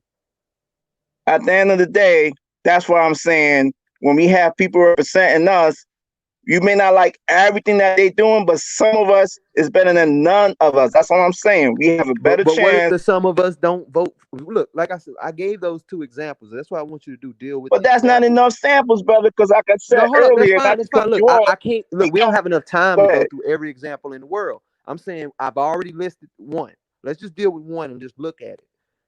Black people, the First Step Act is rolled out, right? 91% of the people released, and everyone that was brought out on stage, but like maybe 2 Hispanic people, were black, right? With the First Step Act, when it was unveiled and showed all these people getting out, the black leadership that was there, they didn't clap. And the Black Caucus is Democratic mostly, because a lot of black people in the Democratic side, they didn't clap. Was that a good image or a bad image for black people? Was that good messaging or bad messaging for black people as a whole? That your leaders, we know that they didn't clap that are beneficial to your community. Come on, brother. I'm gonna answer that. That was a bad message, and it shows these black Democrats they're out of their damn mind. They've seen something that's helping us, and they didn't clap for it. What type of message is that? If our people should be looking at that like, why the hell would we join sides with this party? Come on, bro. It made them look like straight coons. That's what it made it look like. Wait, hold on. I'm glad you said that. I'm glad you said that, because earlier people were trying to label black Trump supporters as coons and sellouts. A sellout is someone who don't support the good things for your community. That's what a sellout is. And that's what they did. They displayed that they were sellouts for our community because they wouldn't support. Even if I hated Donald Trump guts, when the First Step Act was rolled out, or when he spoke on the lowest black unemployment, I would have cheered for that. Whether I hated his guts or not, because that's good for my community. But they didn't, bro. So that's showing me that a figurehead means nothing. I care more about policies than people. Period. Or a party. I don't care. Republicans may look good this year, but look horrible 4 years from now. And I'm gonna be on whatever side looks best for my people when it comes time to vote. Yeah. I mean, that's it. Oh, we got Brother Akmalak want to jump in. Now, who voted against the First Step Act? Hold on, real quick. Republicans or Democrats? Hold on, real quick, Mike. I'm gonna ask somebody else to the show, Brother Akmalak. Peace, Akmalak. You in the show, brother? What's going on? What's up, man? Shalom, man. Shabbat shalom. Shalom, brother. Shabbat shalom, Mark. Shabbat shalom. I just want to say, we need to worry about us politicking. We don't need to worry about those politics. We need to politic ourselves. We need to get out there and wake our people up and let them know that they need to keep the commandments. That's how we politic. Everything else besides that, man, we don't need to worry about what the white man gonna do. The white man gonna do what the white man gonna do. They can vote. They can outvote us. Even if we vote, if they want whoever in office, all they got to do is vote for those people. And it's going to be that. If the whites and the Mexicans vote for Donald Trump and we all vote for Biden, Donald Trump going to win. If the whites and Mexicans vote for Biden and we all vote for Donald Trump, Biden's going to win. So no matter what we do, we ain't got no dog in that fight. We need to politic ourselves, which is going out there and waking our people up and letting them know that we got to keep the commandments so we can be autonomous through the Most High. We don't need to worry about what the white man gonna hand us. The Most High said that he'll have those people have compassion on us as long as we turn back to Him. We need to start putting our trust in the Most High instead of putting our trust in these men and what they finna try to do. Let them do what they do. I say I put my full faith in the Most High, and I will never turn my back on a handout from him either. And the Most No, I didn't High say is you the- have to turn your back on the handout. Okay, I'm not. It's gonna come, brother. The Most High says in 1 Kings 12 that he'll have 1 Kings 12. I mean, 1 Kings 8 and 48. That he'll 49. That he'll make them have compassion on us.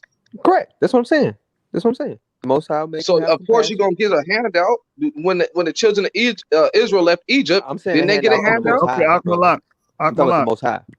Let other brothers respond, bro.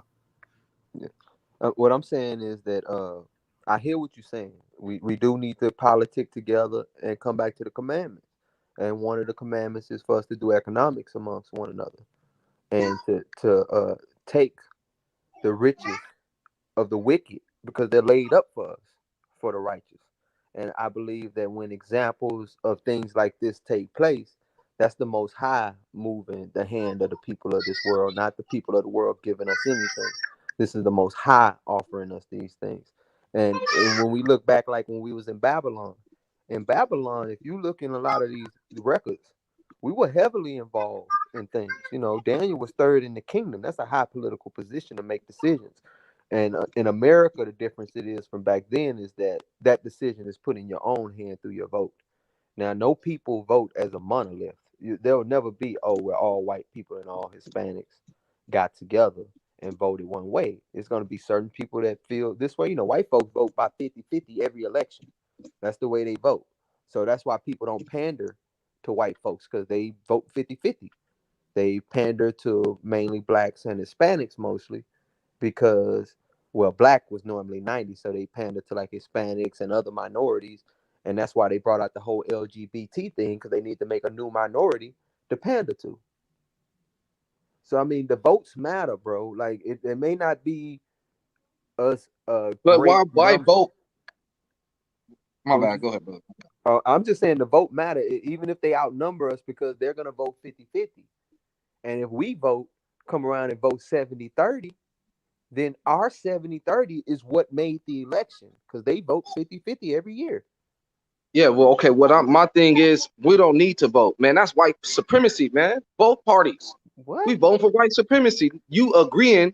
That's like you agreeing to something that you really don't want to be in. It's called secondhand sinning.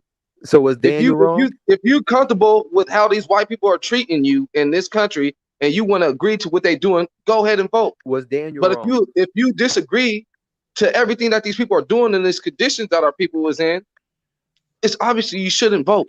Don't vote for them. Vote for the Most High. Do what the Most High said.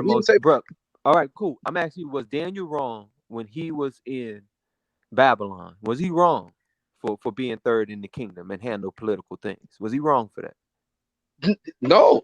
Okay, then. And nobody is in this position. You're talking about something that is not. Let me say one ain't got nothing to do with us and our people. Wait, our people aren't third in position in anything. Okay. So you cannot line that up with us now and Daniel then. That ain't got nothing to do with us. Okay, then cool. Let's go to during the time of Xerxes, right? With Mordecai. We wasn't third or nothing anyway. We were scattered out all over the kingdom and stuff during that time. Was Mordecai wrong? Listen, you're talking about only one person, and there is not one person that's in the office doing anything anywhere. I got a book right now in front of me from Cornell University that lists entire towns, regions we were in charge of, dealing with trade, dealing with implementing policies. We were never these people who were not involved in the goings of the kingdoms in which we were in. Never, nowhere in history. No, I'm talking about right now. What's going on right now with our people? So we're not supposed to learn from the past? What do you mean? Our people are not in the position to be doing anything. Our people are in the position to where we need to be obedient to the Most High. That is our problem. Okay. We don't have problems with politically being Okay, involved once with we this start nation. being We don't have a obedient to the problem Most with High, what's the next step? economics. Man, we had all those things already here in America. And guess what? When we started doing our own thing, first aerial bombing on us. That's what happened. So we supposed to live in fear of achievement because they bombed us before? No, you're not supposed to live in fear of achievement. You're supposed to keep the commandments, wake your people up and warn them of their sin, because this looks, there's a certain time. Look, I've already agreed to the hey man, commandments, brother. it's Wuhan and all these things going on right now. You should know that there's a judgment going on and that you need to get your people straight. You don't need to be worried about politics and economics. We've All always that's gotten gonna rich come. in the middle of judgments. We've always gotten rich in the middle of judgments by the No. Most High. Am I right? When Babylon I fell, didn't we say got I rich. never said that When we never Egypt got fell, rich. we got rich. Right. You right. We have got rich So that's what I'm saying. during This is the time when we supposed to judgment, get but rich, and you like, nah, brother, don't. But take hold on, but what the Ak was riches trying that to the say heathen are is, I giving think us. that what Ak is saying though is that those riches and all that was obtained after the the obedience, or at least by after the leadership of the priest, of the priesthood. So you don't think there's been a great awakening across the world as far as black people coming into the realization? Oh yeah, that that's a they are- fact. That's a fact. Okay, so there we go. But Okay, brothers, hold on, brothers. Hold on, brothers. Hold on real quick. I want to introduce Claims. What's going on, brother? Yeah, Shalom. You either gonna claim your inheritance or you're gonna get rolled over by tanks. All right. Yeah, we talking about the Trump Platinum Plan. And are we beneficial? The brothers are having a very interesting dialogue about. Hey, brother, hold on real quick. Yeah, I'm getting a lot of back feed from you, Claims. I had to mute you out real quick. About should our people be involved with politics? James was bringing some points about Israelites in times past being involved in politics and being very involved in very pivotal roles. Yeah, bro, you getting bad back feed, man.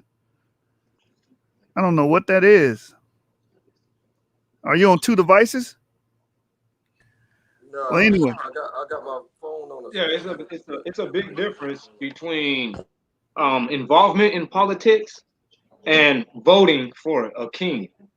That's the difference. That's the contrast right now in what we're talking about.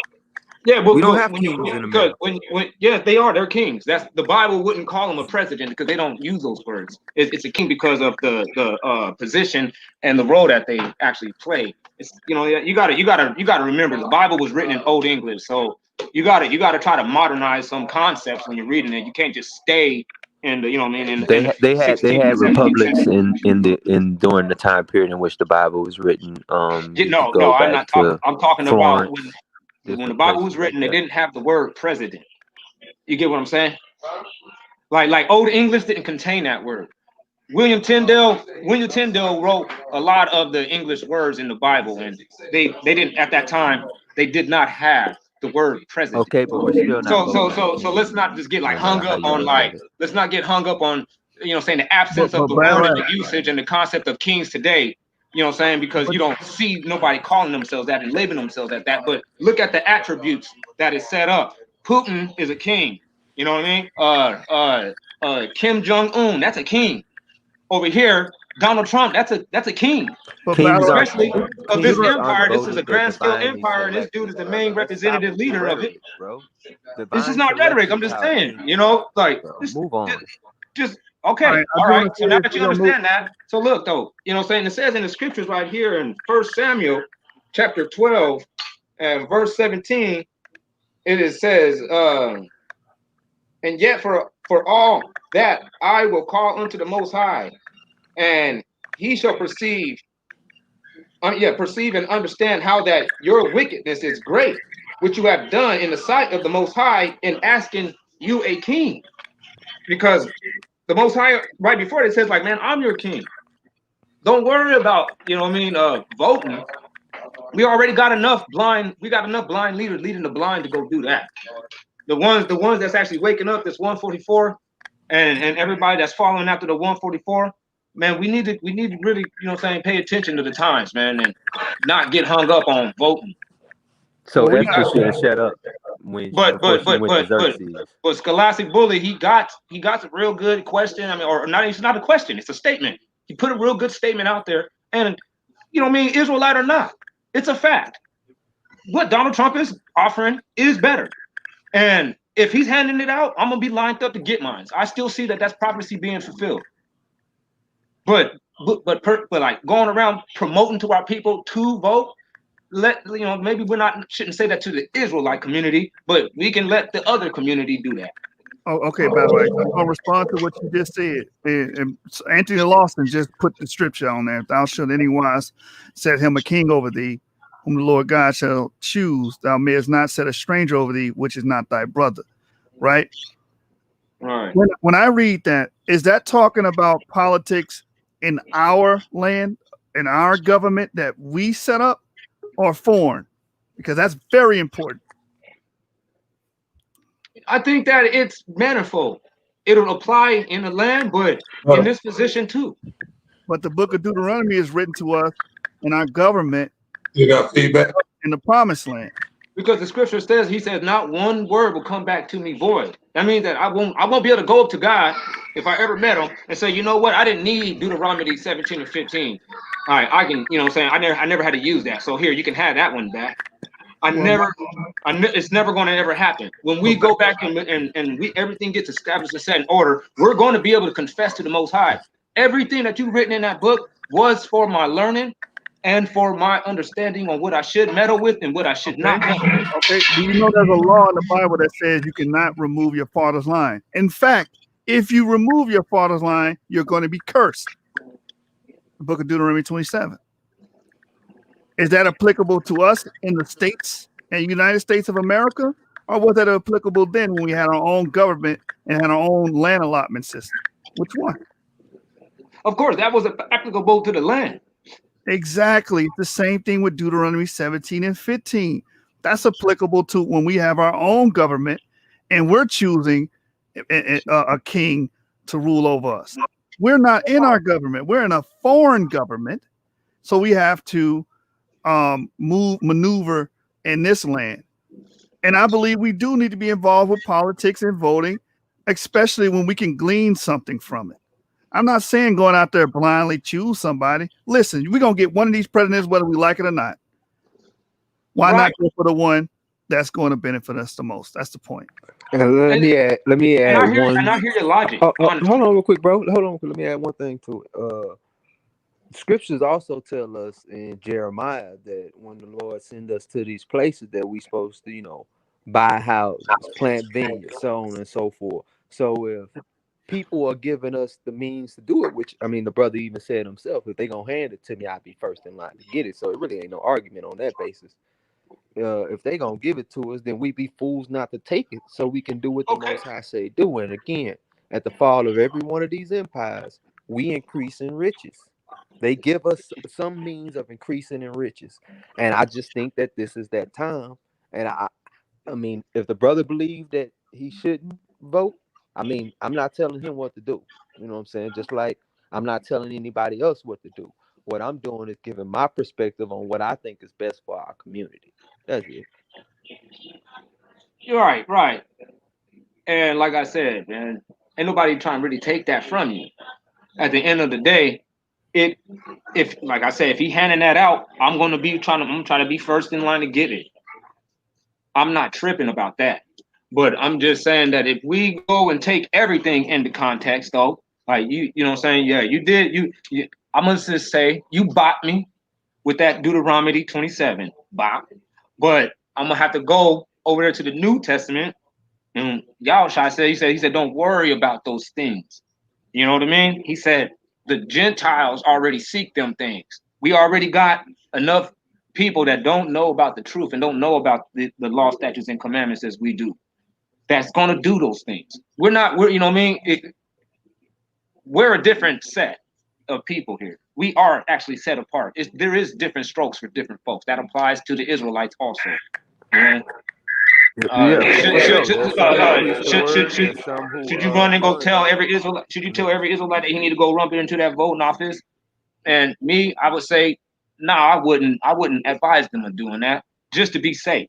Because the scriptures, if you want to say, well, this right here applies to the land and this right here doesn't, I'm like, well, honestly, no, it still does apply. Just if you do got land, don't remove your father's landmark. Period. Don't sell your stuff to your enemy. Don't shorten your land, or don't do nothing like that.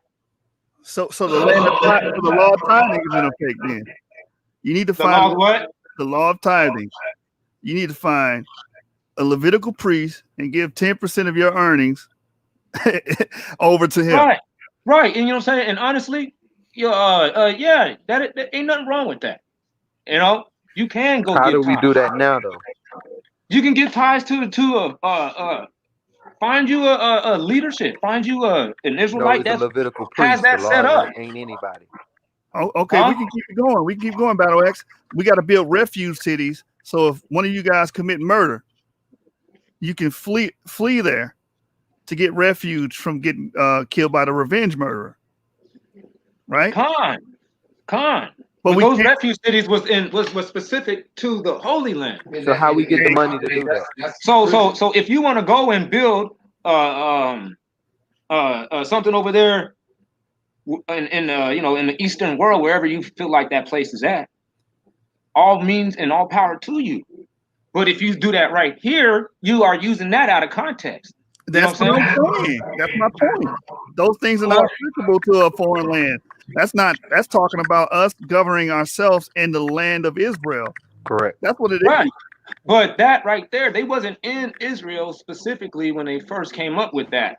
But brother, we don't put none of these leaders over us. The Most High put these people over us. That's not something within our choice. Who is over us? The Most High put them over us. Right? Yeah, but when you try to tip the scale with your vote, that's you putting them up. You like you have a responsibility. These people are gonna be over me whether I, like Jashub said earlier, they're gonna be over us whether we want them or not. So I'm not tipping the scale on whether they're gonna be over me or not. They're gonna be over me. Period. The Most High already decreed that. But if one's offering me something and the other one ain't, and I have a means of making a choice or a decision in that, I'm gonna utilize my means of doing it. This is the same thing as one of our representatives, like Queen Esther, going before Xerxes, trying to make sure the Israelites are spared. It's the same type of thing, except we don't need one individual to do it for us. We can all do it with our own voice. That's it. I want to address. I hear you. I was reading that comment. He said these guys are completely ignoring commandments to justify assimilating into this Who said society. assimilate? Who said that? Like, you don't have to make up stuff. Well, anytime you try Hey, to, somebody drop the link so Anthony can come and tell us who said we need to assimilate into America. It's there. I don't remember if you're getting that money to work on being autonomous, you're not assimilating. Yeah, I will be autonomous. Being autonomous doesn't mean that you don't take funding from outside people. Of course, man. Okay. You know what I'm saying? That's how the Israelites actually get their country. We you know what I'm saying? We gonna dwell in houses that we ain't even building. You know what I'm saying? That's a fact. Exactly. But, so that's what I'm saying. I'm just doing that. So it don't mean I'm assimilating. It don't mean that. So we don't have to, like, my biggest thing is we don't have to make the other person who we disagree with evil just because we disagree with them. And that seems to be always the Israelite cop out. I'm not saying that's what you're doing now, but I'm just saying in general. That'd be like the Israelite cop out. Oh, he evil. He breaking the commandments. Or he trying to assimilate. No, just because that's what's going on in your mind, don't make it what's going on in mine. I don't plan on assimilating with this place at all. But I do plan on following the commandments. And then through the following the commandments, I will gain riches. That's just the fact. If I'm diligent, I work hard like the commandments do, work 6 days a week instead of 5 like everybody else do, I'm going to gain wealth over time. If I buy land, buy farms, and plant, so on and so forth, I'm going to gain wealth. That's just a fact. Yeah, that's right. But I think that scripture is being real broadly used, man, and to where it's almost like it's turning into a one size fits all type of statement, and I don't think that that actually is applicable if you line it up, because Yahushua told us specifically that you gotta check for the signs though, and you gotta gauge yourself where you're at. So I don't think that we're at this phase of where we're like coming into Babylon to where the Most High got to tell us what we need to do. If we was slaves back in the 1600s, then I would kind of be like, yeah, you know what I mean? Because this 400-year thing might be what's going on, and it looks like we're gonna be here for a long haul. So let's start trying to build something for ourselves. And you can see that a lot of people did move in that same type of manner, as if they had that idea set inside their mental. So that was a different thing in a different mind state, and that scripture was applied for a different time. Well, as of right now, if you go and look outside and you can see, and you watch the news, you can see that it seems like summer is near, and that we are out of the cold day, and that things are starting to blossom for a kingdomship from the Most High God for the black man. So seeing that, you gotta react realistically now to the times when you can gauge yourself on where you're at, because Yahushua gave us a good layout for us to be able to, and for us actually to map out where are we at in a specific time and what we should be doing. So are you, And right I'm just now, trying to see if I follow you. Are you saying right that now, we he says shouldn't when you see these things, that you gotta know that the kingdom of heaven is near. So what our people gotta do is we gotta not really worry about the worldly things, because those things are going to automatically be added no matter what. What really needs to be stressed now is how are and who is going to be running this kingdom in a royal manner. That has to get perfected now, because you don't have a lot of time and you can't try to figure it out later. I'm I'm just trying to follow along because I don't want to say. Are you saying like that we shouldn't worry about jobs and things like that because the No, kingdom no, of God no, is at no. hand? That's what Yeah, I'm well, just trying to I'm follow saying you. don't worry about it. Yes, I'm saying don't worry about it, but I'm not saying don't do it. Of course, you know what I'm saying? Mhm. 6 days you shall work, and on that seventh you do something else. Yeah, like So I understand it's like this. Let me see. Maybe we can dialogue a bit. I can see where you're coming from. 'Cause I'm kind of lost. When the day comes, nobody has any idea. People gonna be drinking and marrying, going to work, everything as if nothing happened, and it's gonna come like a thief in the night. Boom, it hits. only There for are the hold evil on, servant. let me just build. There are certain signs and stuff, but I would say them signs been going on my entire lifetime. There's always been turmoil in the world, people fighting and stuff like that. And I'm not saying it. For all I know, it could be tomorrow, or it could be 30 years from now. It could be another 100 years from now. I don't know. But I'm going to, like we said already established, obey these commandments. And through the obedience of these commandments, I'm naturally going to gain wealth and influence. It's natural. It's No, by that obeying. Look, if only way I can not succeed in life and have a successful life on every level is if I'm disobeying the commandments. well then if that was the case, then there really is no glory going to the Most High. Like there is no supernatural footprint. It's just like, all Yeah. right, these guys, you know what I mean, kind of just started, they did what everybody else does. They just No, work. because You know everyone's what I'm not saying? keeping the commandments. Everyone's Because not that's keeping what the it. commandments. And no, you would be able to attribute that to that. You can say, well, yeah, if they ask you personally, but from the outside looking in, it's gonna be like, yeah, Ted McBrown picked himself up by the bootstraps, and that's all that's going to be the No, credit. I'm not saying Nobody's that. going No, to no, no, bro. nobody's going No, to give the credit to the Most High Power if you no, just no one start. is saying people have to pick up by the bootstrap. I'm saying this: if you follow the laws, statutes, and commandments, the natural process of following them gains you wealth. Period. If you follow all the commandments given you, naturally you will gain wealth and riches. Naturally. That's all I'm saying. Yeah, I'm not taking that from you. Yeah. But there's it was just it's broadly applied, and I'm like, yeah, but I don't think that's actually even what I was trying to touch on. I'm trying to say that in the last days, which it seems that we're living in, the last days is the fall of this empire, man. And it seems like that's what we are in. We're that generation. And the scripture says that it's meet for the workman to reap what he actually has been sowing for.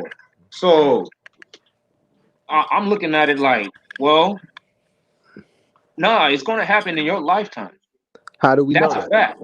How do we know because it's actually appropriate for you to be paid for the work that you actually it was appropriate for my grandfather to be paid. It was appropriate for my No. We ain't talking about that work. We ain't talking about the work that your grandfather did. We ain't talking about laborers. We're talking about that work of the Most High, that work towards that kingdom. That's what's appropriate. So they didn't do any work for the kingdom? Huh? They didn't do any work for the kingdom? I probably can just assume no. Why? No, they didn't. Just assume that. I can assume that because it wasn't, the awakening wasn't. Okay, what about the apostles? Did they do work for the kingdom? Correct. Why weren't they rewarded in their lifetimes then with the kingdom? They actually,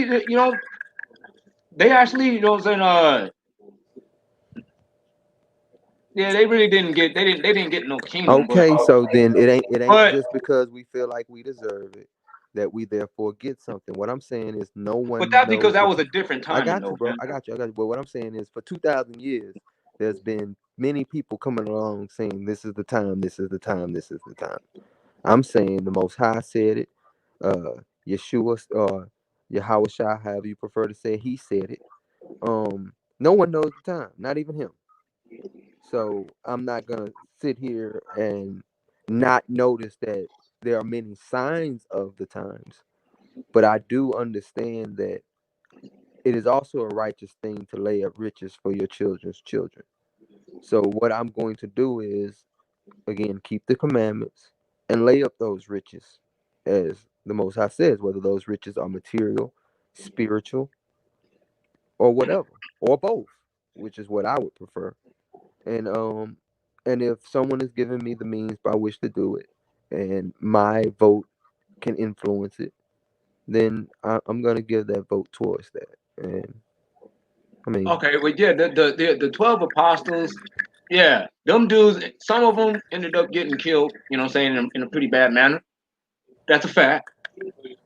But the works that they did, it did have immediate beneficial repercussions. Hey, I want to cut y'all conversation real quick, but can I please? I just need to address Anthony Lawson again. He says, "Does the scripture say voting will grant us blessings or keeping the word and commandments?" And my response to you is this: if it didn't, and we have a law that's going to be voted towards for pro-abortion that affects our people nationwide, that affects Black people, you mean to tell me you're not going to vote against it? Exactly. You're just going to let it happen? Are we supposed to give our children to Molech or not? If we're not, we should be voting for the side that goes against us, sacrificing our children to Molech. And that's what I'm doing.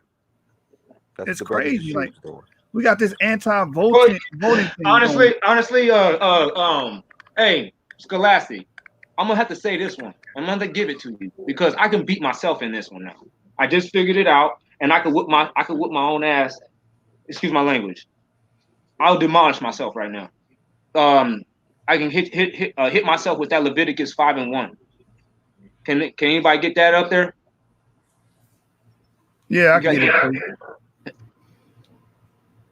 This is what I would do to me.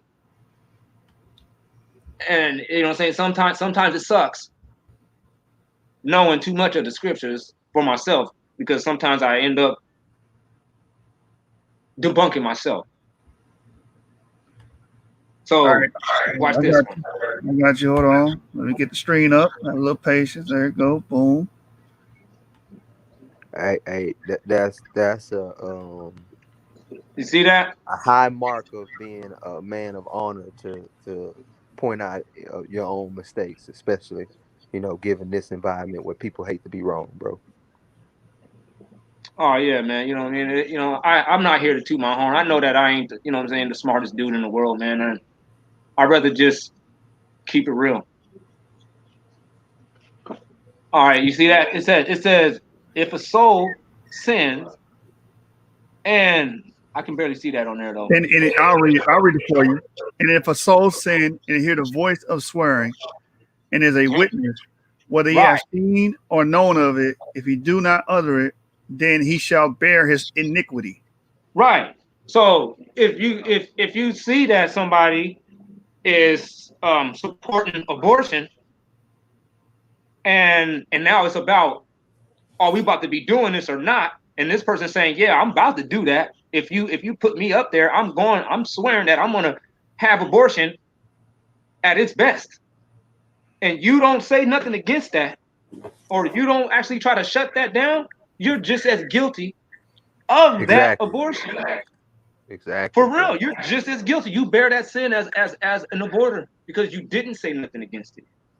Facts, man. Hallelujah. So when it comes down to voting, today I just learned that I would not teach people not to vote, period. You know what I mean? When there's wrong out there on the table and you can do something about it, like you can tip the scale, tip that scale. Don't stand for injustice and unrighteousness. But that's just what the scripture is saying, you know what I mean?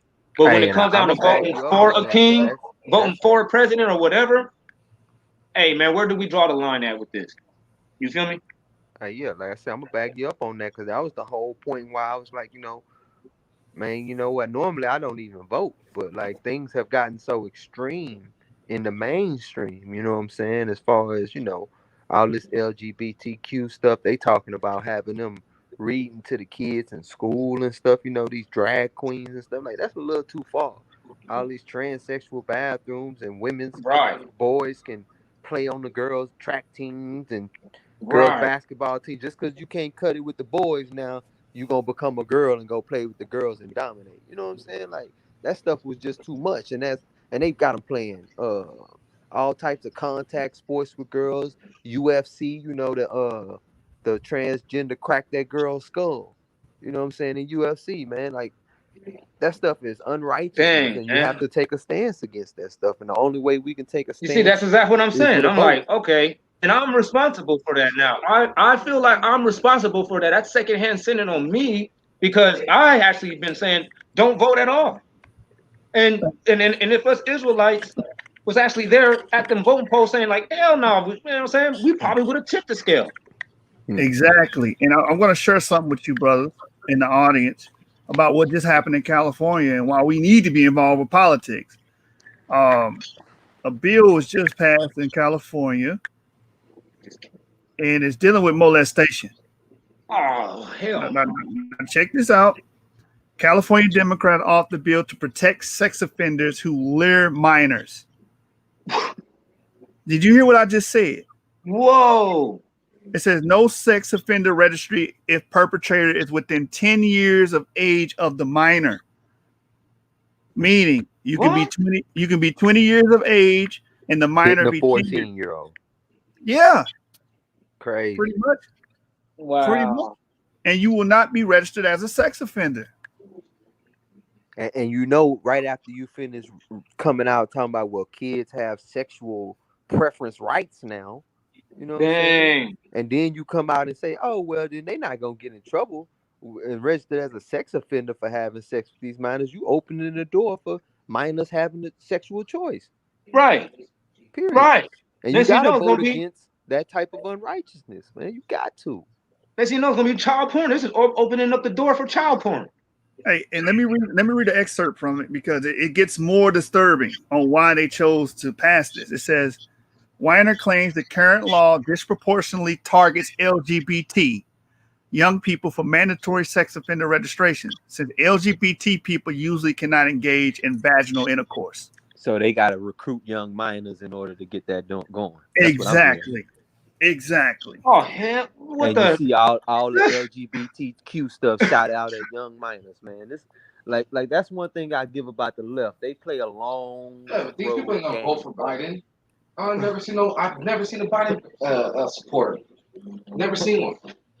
What? A Biden supporter. I want to see Trump supporters. That's not me. It's two of us over here. My bad. Oh. You know, But yeah, that's crazy. See, so if ain't nobody saying nothing against that, you are actually condoning it. So if they putting that out on the table on, hey, can we do this or not? And you just sit there in silence, you're saying, yeah, you can do it. Yeah, pretty much. The SB 145 bill in California. Basically, if you convicted of any of these crimes, you don't have to be registered as a sex offender. So then this person come back into your community where your daughters and your sons are and do it again, and you won't even know he's there because he's not registered. You won't even know he's a threat because he's not registered. Damn. You know what I'm saying? I came from IUIC originally. They taught that same thing. Voting is evil. Voting is bad. Don't vote. We shouldn't vote. You wicked if you vote. No, we should be voting. We should be involved in especially on the local level. Who wouldn't want to know and be in control of the things that happen in your city and your community? That's just crazy. We the only ones to think like that. Because if you microsize it and you keep breaking it down and peel it down to level after level, it comes down to that voting thing will come down into your home. You get what I'm saying about that? What I mean by that is you say, well, I don't vote for, I don't vote at all. And then it's like, okay, you don't vote at all when it comes down to what, like officials? Like, yeah, like, okay, but do you make choices and decisions? And it's like, yeah, you're like, well, them choices and decisions that you do probably inside your home is and about your home is rooted in what is going down in the politics. You get what I'm saying? Right. So when you saying well, I don't vote, like, yeah, no, you do vote, and you do care about the way things do go. It's just that you're not actually understanding the dynamics and how you're affected by those things. So when you're saying that you don't vote, you really just don't know what you're actually talking about. Now to answer your question again, I would love you on the show, brother, man, so you can voice your opinions. But he said, in 90% of our people vote for Democrats for 50, 60 years, especially in California. I agree. And that's something I addressed early on in the show. Right. We side with the side that's pro-abortion. We side with the side that's trying to make taxpayers pay for sexual reassignment surgery. We side with the side that's saying, hey, these sexual predators should not be put on the registry. So now these people that are threats to the community are in the community and nobody knows because they're not getting registered. You understand? They're not registered as sexual offenders. So this right. is But they got the most popular house on the block full of small kids, you know? Right. You don't know they're a sexual offender. They got the jumping balloon outside, you know, where the kids can crawl in and jump, you know. They got pets and stuff that the kids love to come play with, but you don't know they're a sex offender though. They just luring your kids around all the time. You know you ain't outside all day with them. Right. This is the same side they want to push legislation to say your 3-year-old can decide what gender it wants to be, and then the government has to oblige and pay for the sexual reassignment surgery. This is the politics. Right. This is what the Democrats are doing. A 3-year-old that can't even sign a contract, can decide they choose. Can I say something one more time? I just try to. I don't think I made myself as clear as I wanted to. I know I didn't articulate myself as well.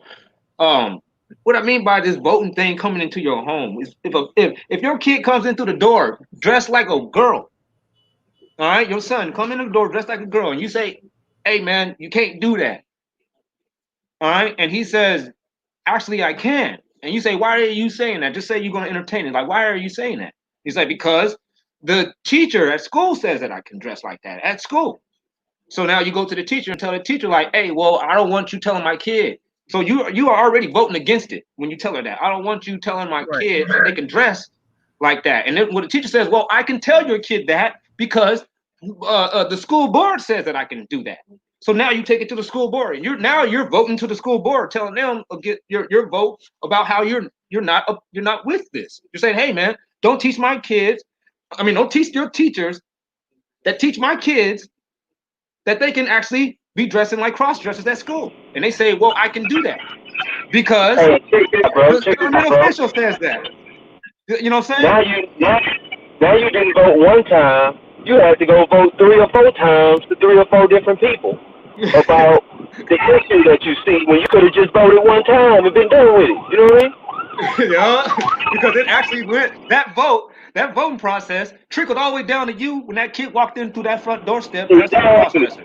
Whether you like it or not, you know what I'm saying? Whether you like it, just cast that vote, bro, and be done with it. That's crazy. They never got to deal with this. I don't like being a real good debater at all times because, man, I'm keeping it real. Sometimes I come through and I bop myself and be sitting there like, man, I did that publicly. Damn. Man, don't worry about it. People grow more respect for you for doing that, bro. They grow respect for you. And I've been sitting over here with y'all for about 3 hours saying the complete contrary. Man, that's called growth because, like I said, I came from IUIC. Sometimes it just be like that one thing they said that just make it all come together and click. You know what I'm saying? That's all. I was reminded about them laws when that brother dropped that Deuteronomy 27.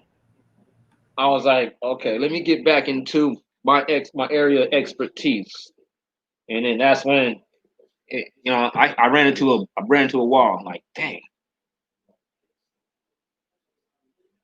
And that was that. Yeah, and Jeremiah 15:11 says, if our ways please the Lord, our enemies will treat us well. You know what I'm saying? For anybody that's saying, "Oh, but they the crackers, they the white people. Why would you even vote for them or trust?" Like, bruh. I mean, even in the Bible you claim to believe in, it advocates for that because it says they're going to treat us well. Joseph was in a foreign government and rose to a high position within that government. Right. Number 2, right? He was like number 2, right underneath. He was the visor, right? Underneath. Right. So my bad. Go ahead. My bad. The Pharaoh wasn't of the same, biological background as Joseph, but he was able to achieve that, and it benefited the Israelites in the end. Right. And the thing that I see in that is there was a primary ingredient to that whole scenario, and that was the wisdom that Daniel and Joseph was able to display. And that's where, I'll have to lean for what Akmalak was saying when he was saying, like, well, we got to go out there and campaign and wake our people up. Also, I'm like, yeah, well, let's do both. Let's do exactly what Yashab and the brother right here, I can't see your name. Is it the brother James? James. Brother James right here, like, hey, y'all on point. We got a campaign, but that campaigning don't just stop on the street corner. That they can go all the way up into your local government office. You can still be campaigning about the same just cause. But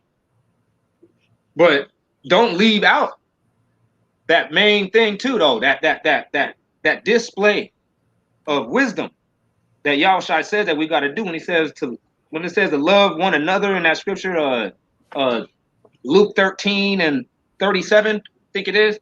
He says, the new commandment I give you is to love together. Well, or love one another. You go look in the older translation, he says to love together or keep the commandments together. And he says, because when you do that, he said, do it in the exact same way that I've done it.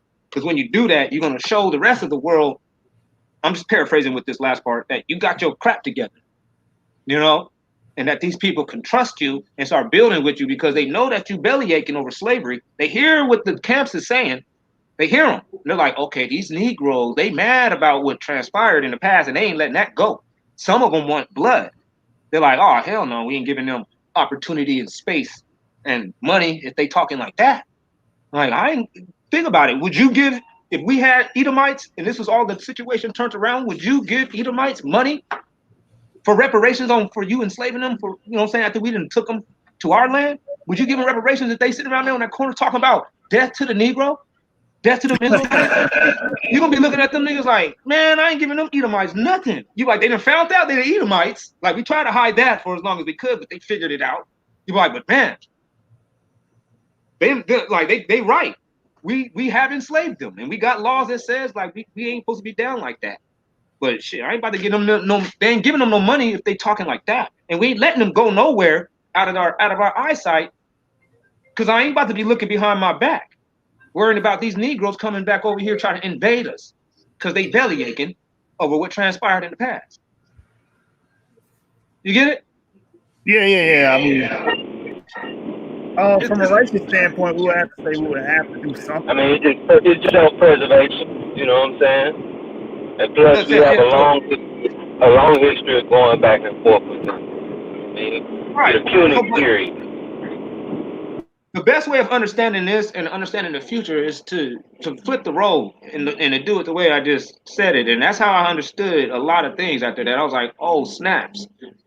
If we leave out the positive display of mannerism, these people can't trust you. A lot of us got wild imaginations when it comes down to money. And not everybody can be trusted to do the righteous moves. You have some people out there becoming, you know, saying self-destructive with that stuff. That's a fact. And they know that because they watch us and they studied us for a long time and they done kept notes.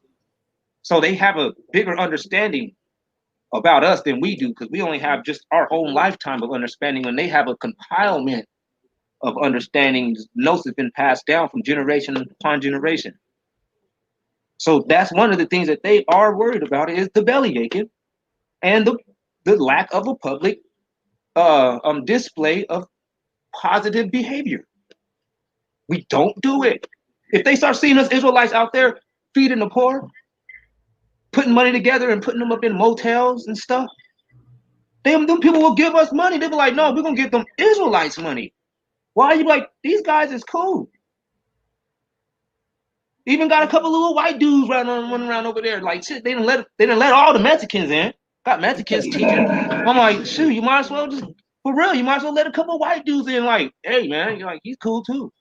Cause I know some down white boys, they don't, you know what I mean? They'll be like, hey, you know, whatever position you're gonna give me, long as I'm down. You be like, yeah, man, you can roll. Like just for a public display. It's all about like a militant minded type of aspect on how you got to go about this whole awakening and the autonomous position that we're trying to, you know what I mean? We're trying to acquire. Real quick, brother. We got Black Sun music in the back. I'm gonna put them in. You now on the show, brother. What's going on? Talk to us. Peace. What's Black Charm? Oh man, peace, you guys. How y'all feeling, man? Shalom. Shalom, I'm listening. Shalom. I'm listening to what Battle Axe is saying, and you know, like and I'm reading the title about the platinum plan.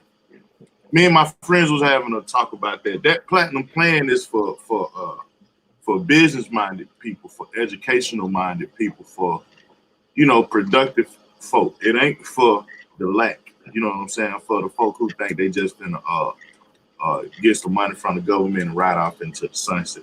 We already seen that with these stimulus packages that it's not enough to really sustain you. Probably buy you a couple of essentials, you know what I'm saying, and then you got to find you another hustle, Yeah. But for people that understand business, like Battle Axe was saying, that's gonna do right by money, that's who that $500 billion plan for. Now we can be mad, you know what I'm saying, that the uppity Negro, if you will, or the hardworking ghetto boy, if you will, those are the only Negroes that are gonna get the money.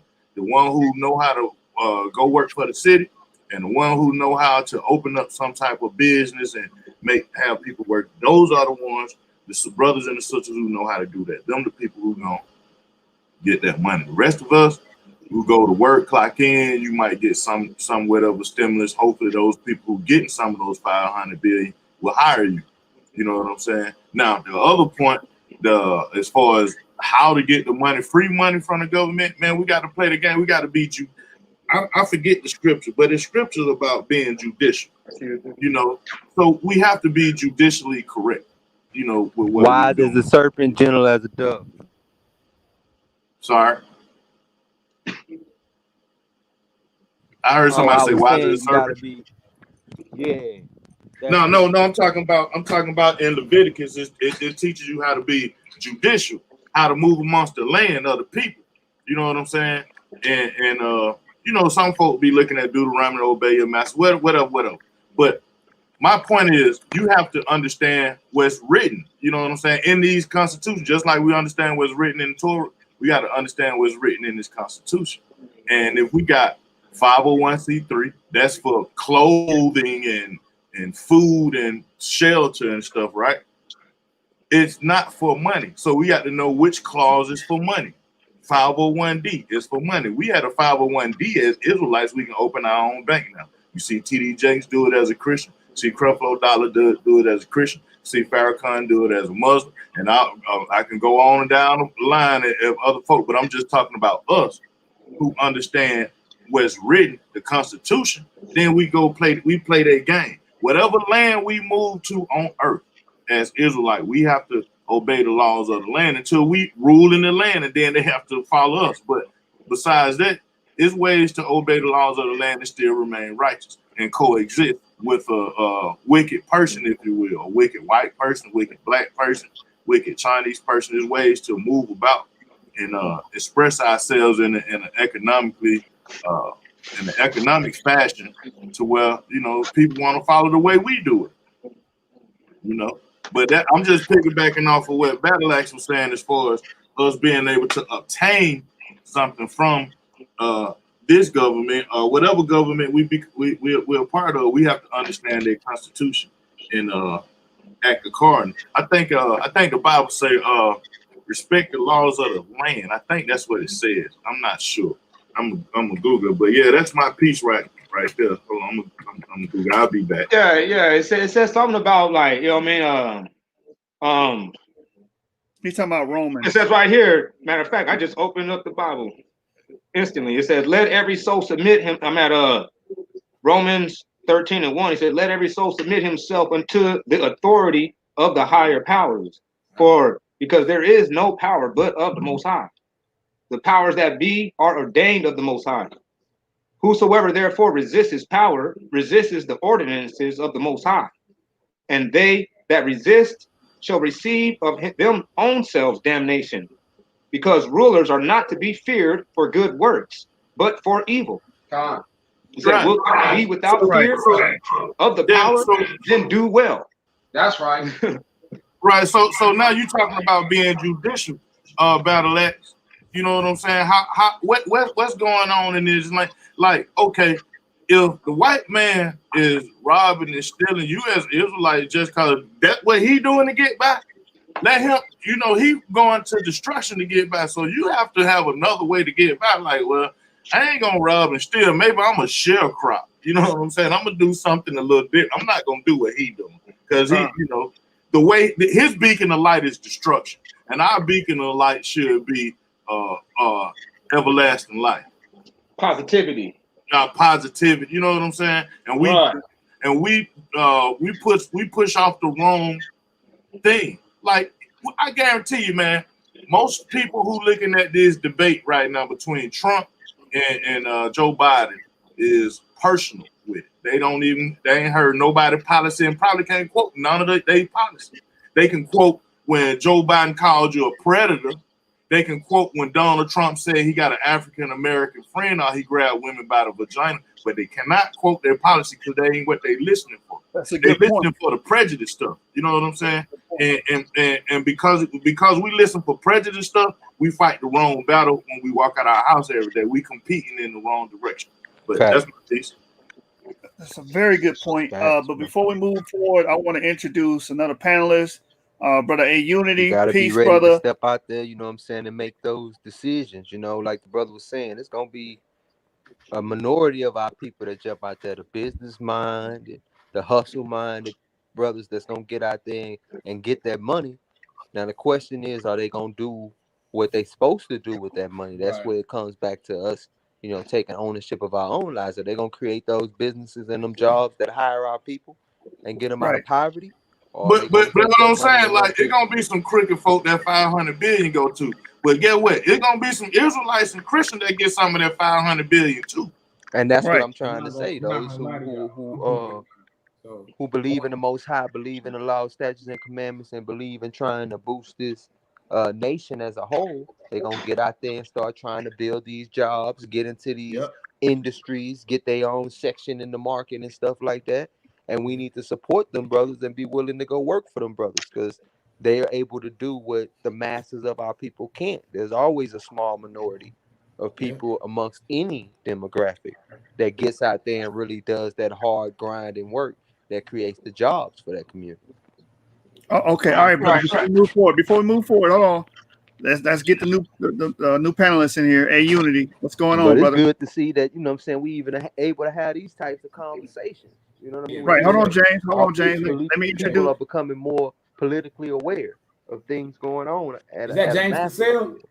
Yeah, that's my brother James.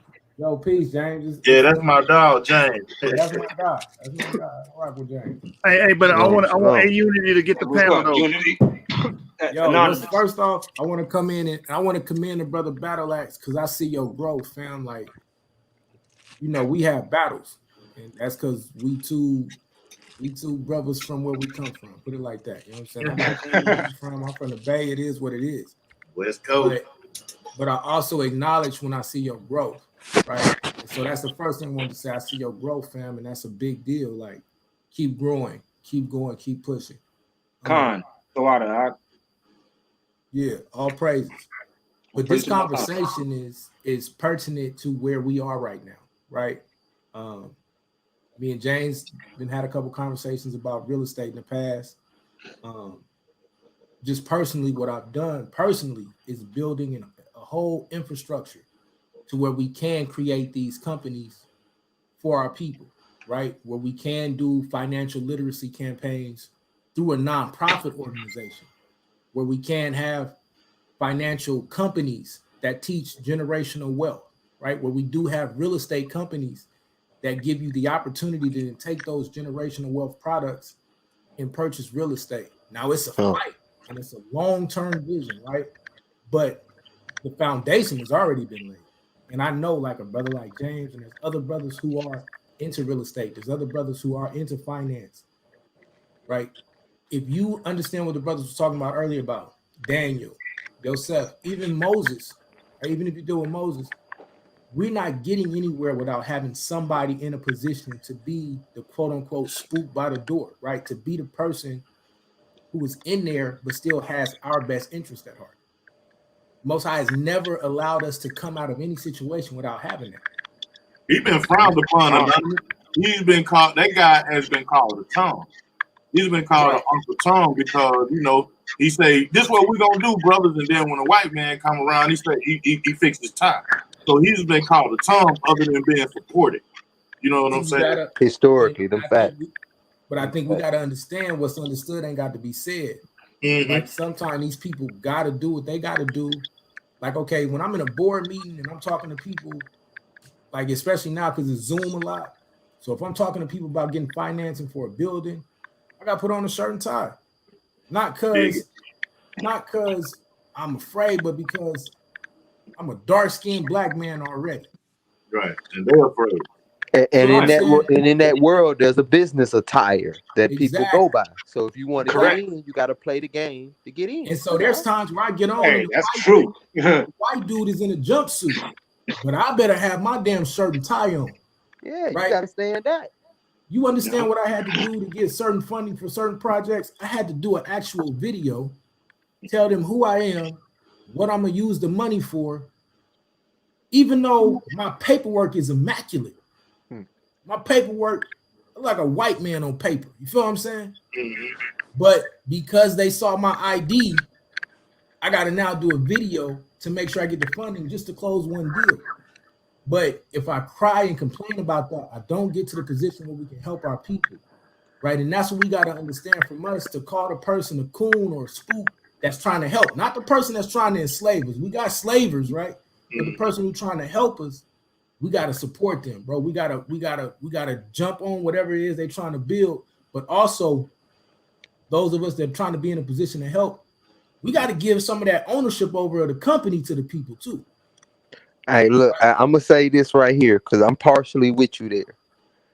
I'm willing to do that, especially with people who believe in me from the get-go. Right. But when I'm sitting here coming to the people, hey, yo, help me out with this, let's get this going because I'm grinding, trying to get it out.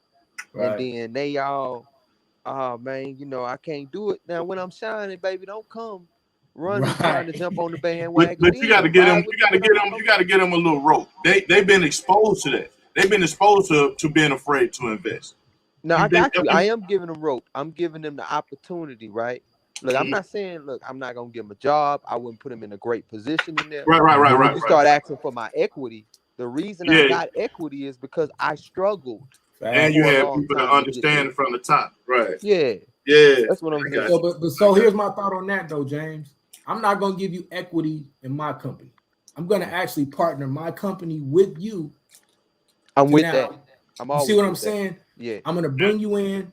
I'm gonna give you a quick little YouTube course or whatever, so you can understand business 101. I'm gonna help you get your LLC set up, and then now I can partner my company with you, so you can maximize the potential that we can gain on this, to maximize the profits on a potential deal. I said, long as you giving some, I'm just saying this from a business perspective. I'm not gonna partnership with a dude who, hey, yo, I just want to throw 10,000 or something. With what and you do all the work, right? You gotta have your own stuff that you got going, and you want me to invest in you. I will invest in you all day. You see what I'm saying? If you show me you got the work ethic and the know-how and the want to succeed, I will invest in you all day. But I'm not going. That's what we don't have amongst the Israelites is an investment group. We don't have an. It's a monster. It's a whole bunch of. Yeah. Stop it. Yeah. Well, so I mean, what's the big that part in private? Let's talk about that part. Yeah, I'm just saying, so when you look at so it's Atlanta, right? Atlanta got Invest Atlanta. Meaning you can go to Invest Atlanta, put your name down. There's some tricks for y'all who want to go play with that government money.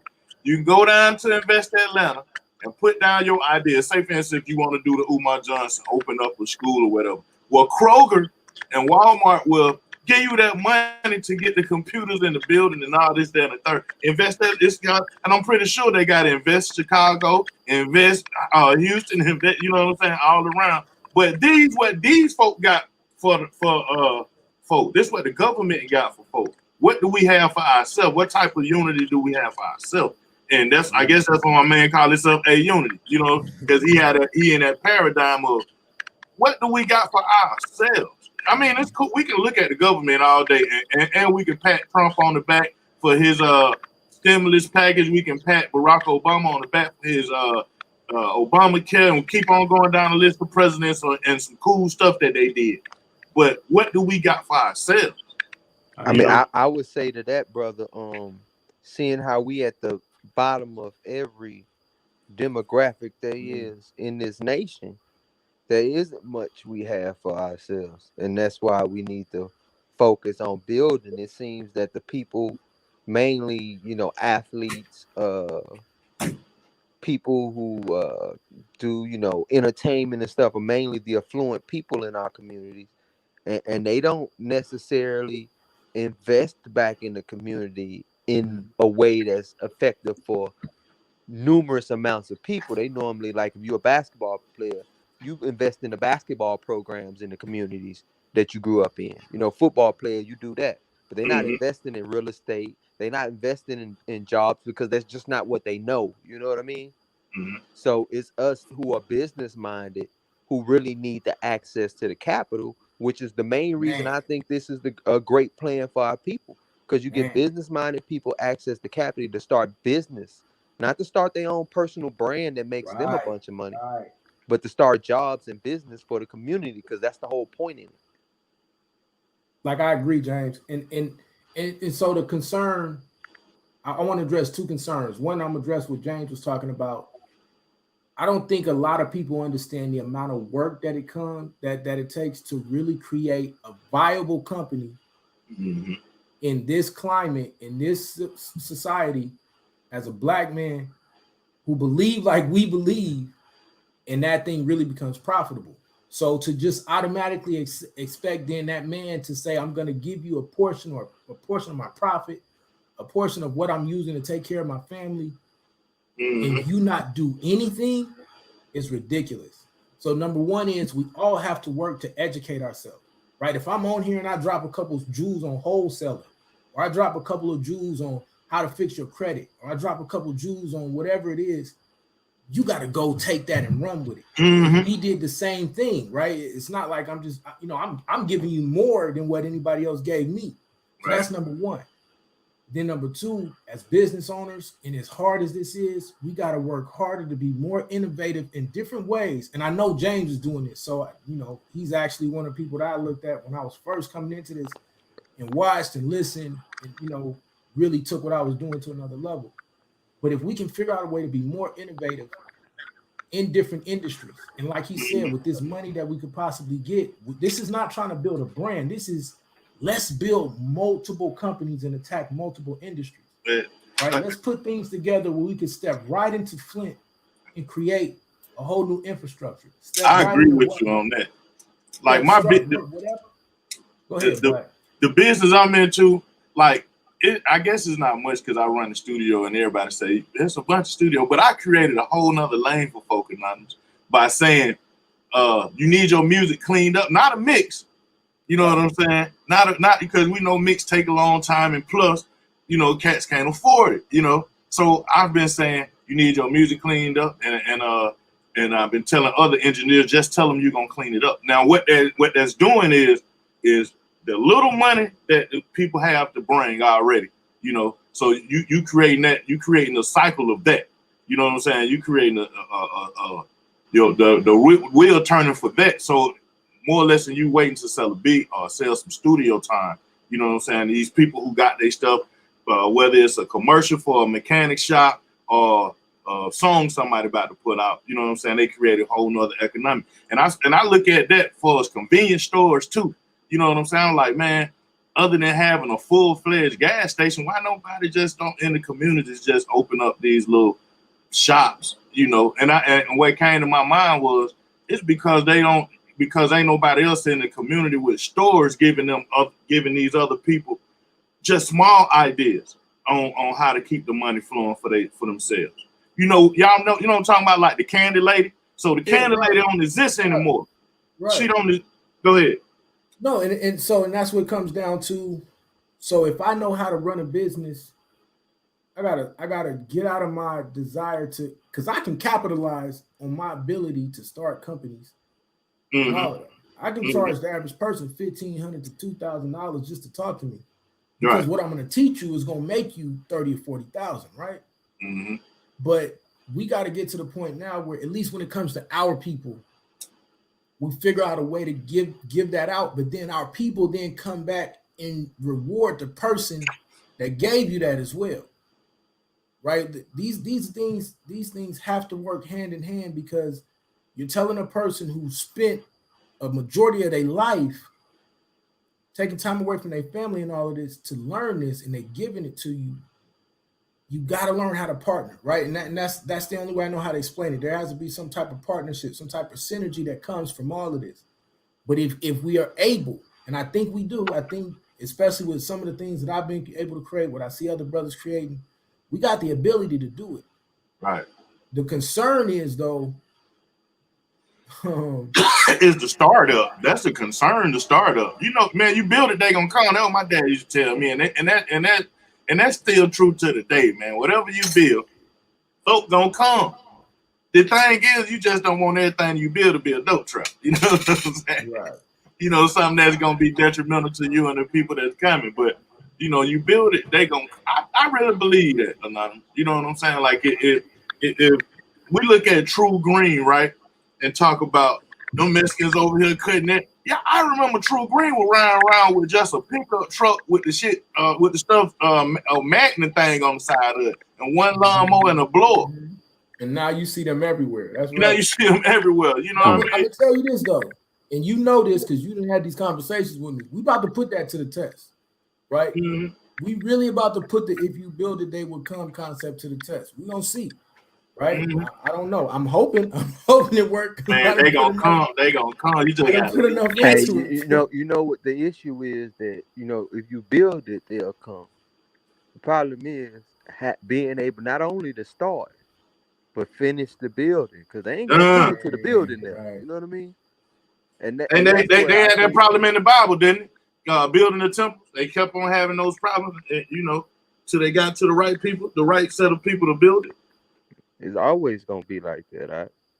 Mm-hmm. It's always gonna be like that, and what ends up happens is you build it, and the people, like, it's a natural human reaction, which, you know what I'm saying, I mean, we want to be better than that, but it's a natural human reaction, man. I done shed blood, sweat, and tears, man. I'm telling you, because like building my little company, man, it's been times, you know what I'm saying, I barely came home, I'm out grinding so much. You know what I'm saying?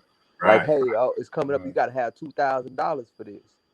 Oh, like I used to Uber for a side hustle. Man, I'm out Ubering 12, 14 hours a day. Bro, why you got your own company, right? Yeah, you see what I'm saying? So, I mean, I'm like, when it comes time to like, oh man, I built this and it's looking great.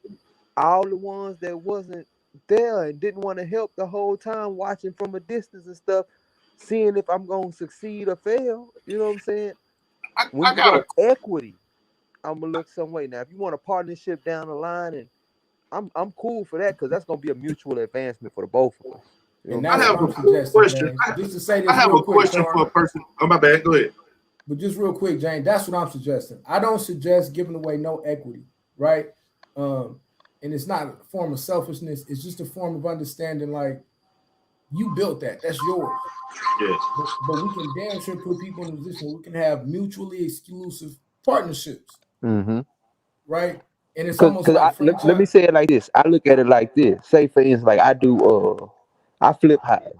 Yep. You got a brother like Yeshua who do HVAC, right? Yep. Exactly. Every time I need an HVAC job done, I need to be hitting Yeshua.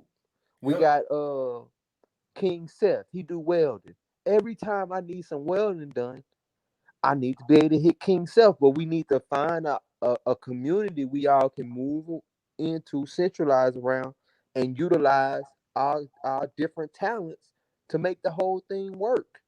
You know what I'm saying?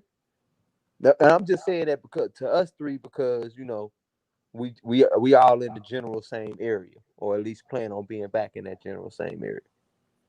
Yeah, and I think I think that's the truth, right? So I think we had this conversation before, and then the last time we talked, when I knew what you was doing, I revamped my whole business based upon our conversation, if I'm being honest with you. I don't even know if you remember it, right? Yeah. Like me, you, and Consu was in the middle of a conversation. Ever since then, it took me this long, but I revamped my entire get down, right? Restructured, created the holding company, created all these subsidiaries to where we can do that, right? Mm-hmm. Because and I hear you. If we got a brother like you out here doing it, we got other brothers who can do the trades. There's no reason we shouldn't be able to go national. If somebody want to learn how to do wholesaling or flipping in Chicago, somebody want to learn how to do it in Indiana, somebody want to learn how to do it in Florida, well, cool. Hit this link. The course is free. Take the course. Come back, have a conversation with me so I know you know what you're doing. And then now let's plug and play, right? So now Yasu does HVAC. He can actually have his own HVAC company, and he can start to do a 1099 with another HVAC person in Florida. We link it all up. You see what I'm saying? And let me say this: how equity come into that game, right? Yes, sir. Say Jashu, like we got a nice house we come into. You know what I'm saying? About 300, worth 300 thousand. We got a great deal on it. You know what I'm saying? Probably got it for 100. Got to put another 100 in. We finna make 100 grand. All right, Jashu can come into my project on sweat equity. You see what I'm saying? So say you know the HVAC for it be 7 grand.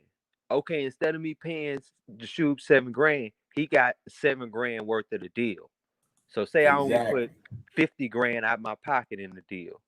All right, cool. Now Jashu now I counted like I put 47 and Jashu put the 7 in, and then whatever the break is, bam, cut him his check at the end. And he make way more than he would have by just doing the HVAC. That's exactly. And the funny thing is that's how everybody else doing it, but we've been so downtrodden for so long, we don't understand it. Right? If we can wrap our mind around that concept he just put out, we eat and we eat fast, family. Fast, bro. Because think about it. Like, and he'll tell you, I know the world wants you to think that the money to stop moving and everything to come to an end. Bro, it's more deals out here, especially in the real estate sector, when you can. All we need is the ability to step into them, right? If you start that's a misnomer too, man. When folks that's another fear tactic. There ain't no money flowing. And I'm like, man, who said that? Because I know it's billionaires and millionaires made every day. A lot of them made during depressions. If you learn how right. to work it, the system. Right, exactly, Jay. Like this, in my opinion, this is the fulfillment of scripture. When we start to see the pandemic happening. Right.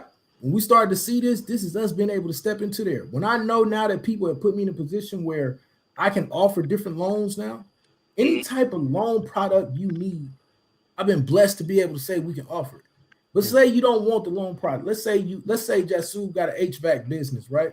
And he want to go put an HVAC system in for one of his customers. But that customer says, I can't afford it, but I could qualify for financing. All he got to do is call me up and say, yo, I got a customer that need financing. We can offer the financing for him. Like, that's how deep the Most High is blessed for us to be in a position to do these things, right? We got the infrastructure now to be able to do. We just got to be able to sit at the table and talk and figure it all out.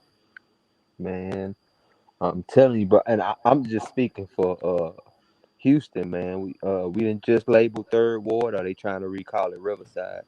Historically black district. It's a lot of old black people. I know because my uncle be, chilling with them, old black people with money in Third Ward. See? And they always looking for young black business owners who's doing stuff, who really about their business and not just, trying to have a hobby on the side. And if they serious, man, they'll throw money at them, to get stuff done. They used to do it. My nephew used to do concerts and stuff. So he go to them for money to put together a concert. And your nephew pay him back too. That's the other pay him on the back end. They get they get the free tickets for the family and everything, and then they get paid on the back end. Yeah, that's big. That's big down here. That when you do stuff like that. So a lot of the what they call it in Atlanta is hard money lending. Yep, exactly. Yeah, that's what they call it. Hey, James, I got my own hard money lender, bro. I gotta call you, man. Hey, yeah, you do. You gotta. I gotta call you. Like, it's nuts at this point. But you know, a lot of our people ain't exposed to that, so that's why they end up working for somebody forever. You know what I'm saying? And then by the time they do get exposed to it, they too used to working for somebody. Yeah. Because I'm telling you, bro, it took me 3 years to get my mindset right, going from a 9 to 5 to talking about I'm an entrepreneur, bro. Because I'm a person, I gotta like really get it and understand it and be able to put all the pieces together before I can really invest myself in it like that. And it took me a while just to put all the pieces together, but once it clicked, bro, things just start coming together. But it's a hell of a mindset change to sitting around and getting a check to having to go out and make every dollar you get. You know what I'm saying? Like, it's different. Like at a 9 to 5, checks you is can bigger take though. the day off at a 9 to 5 and BS at work and still get paid. When you work for Checks yourself, is bigger when you BS do it if for you want yourself, to. though, right? What's up?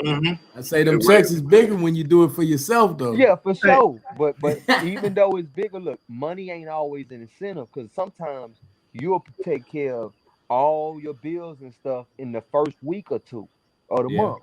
Yeah. And then like me, sometimes, man, like my nephew, I take the whole month off sometimes. Like I couldn't do it after Corona hit. But you know what I'm saying? I take the whole month off because I paid up my bills for like 2-3 months already. You know what I mean? So I don't have to go to work. But sometimes that end up biting you in the butt because something unforeseen comes up. Yeah, you gotta stay grinding. Yeah. But Stay it's hard grinding. to stay in the stay grinding mindset like that when you getting money enough to pay your bills. You know what I'm saying? The first week or two.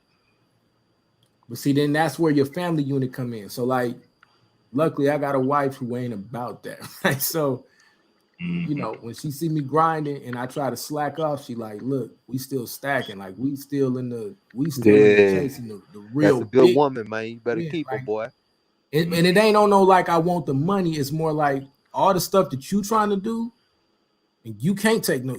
Yeah, And she so- want to see you succeed. That's right, what but it then is. this what else she do though, James? And I advise y'all to like give y'all spouses the ability to do this, right? So I'll be grinding, and she know how like she won't set a schedule. Like I ain't saying she got to make an appointment, but she will say put this on your calendar, right? So grinding. She say, look, on Tuesday or Wednesday we going to this place called Noah's Ark, right? Just something to do with the kids right out here in Georgia, right? So she said, we're gonna go do this. And it was perfect, bro. You know, grinding. Tuesday come, and then I'm thinking like, man, I gotta get up Wednesday. She was like, no, we doing this. I got a break. You know what I'm saying? You all of a sudden you got a break. You go out with the kids. Hey, We you went know out- what, man? I gotta say, man, she one of the most understanding, man, because it's hard sometimes just to get a girl to understand. Just schedule it, baby. Like give me a little notice so I can put it on my calendar and we can make it happen. Cause you know they be wanting the last minute. Oh, I saw this right here today. I want to go do this. It's like, baby, just schedule it. We can do it later on. Oh, I But don't look, want to do it no it more. took us 7 years to get there though, right? It took us 7 years to get to that point. That's what I'm saying. Like, we can't quit on stuff. It took us 7 years for her to understand. Like, I got the type of husband where he finna work. This thing gonna work itself he just gonna work. That's what he gonna do, right? And then once it started to make sense, she started to see the results of it. She was like, okay, if I do it like this, it may be a little bit more pressure on me on her to set the appointments and stuff, but she get what she want overall, right? She get to see a beautiful family time. We get to go hang out. We had this beautiful time. Then we come home and chill, and then now I can let him go back to the grind. You feel me? So I wish that I could tell you like she just came out like that. And I wish that I could tell you that I was always good at communicating, but I wasn't. I would just work. And she would look at me like you just gonna keep working and not spend no time. Yeah, so that's the other, I know what I'm that saying? look, bro. Exactly. You know what it is. So it's a ebb and flow in your life and in your professional life. But if we take this thing serious, family, like everything that we need is already here. We just got to take the time, have enough understanding, enough time to talk to each other, and enough diligence to do the research to become the people that are worthy of doing that. And I don't mean worthy like a good part. I mean worthy like you got the skill set, the knowledge to come out and do it. Come. And we can accomplish what has been put before us. And I think we can do it. You know what I'm saying? It don't take a large number of us. That's why I always say it's a small number that get it done, though. And that's all it takes. Hey, James, I real say quick. Shabbat shalom to the general. Tanks on the ground. Thanks. Shalom on the ground, family. Tanks on the ground. Shalom, family. Shalom, Mike. You got anything you want to say on the topic, brother? Bump them jobs, man. Bump them jobs. Let's push for entrepreneurship. You feel what I'm saying?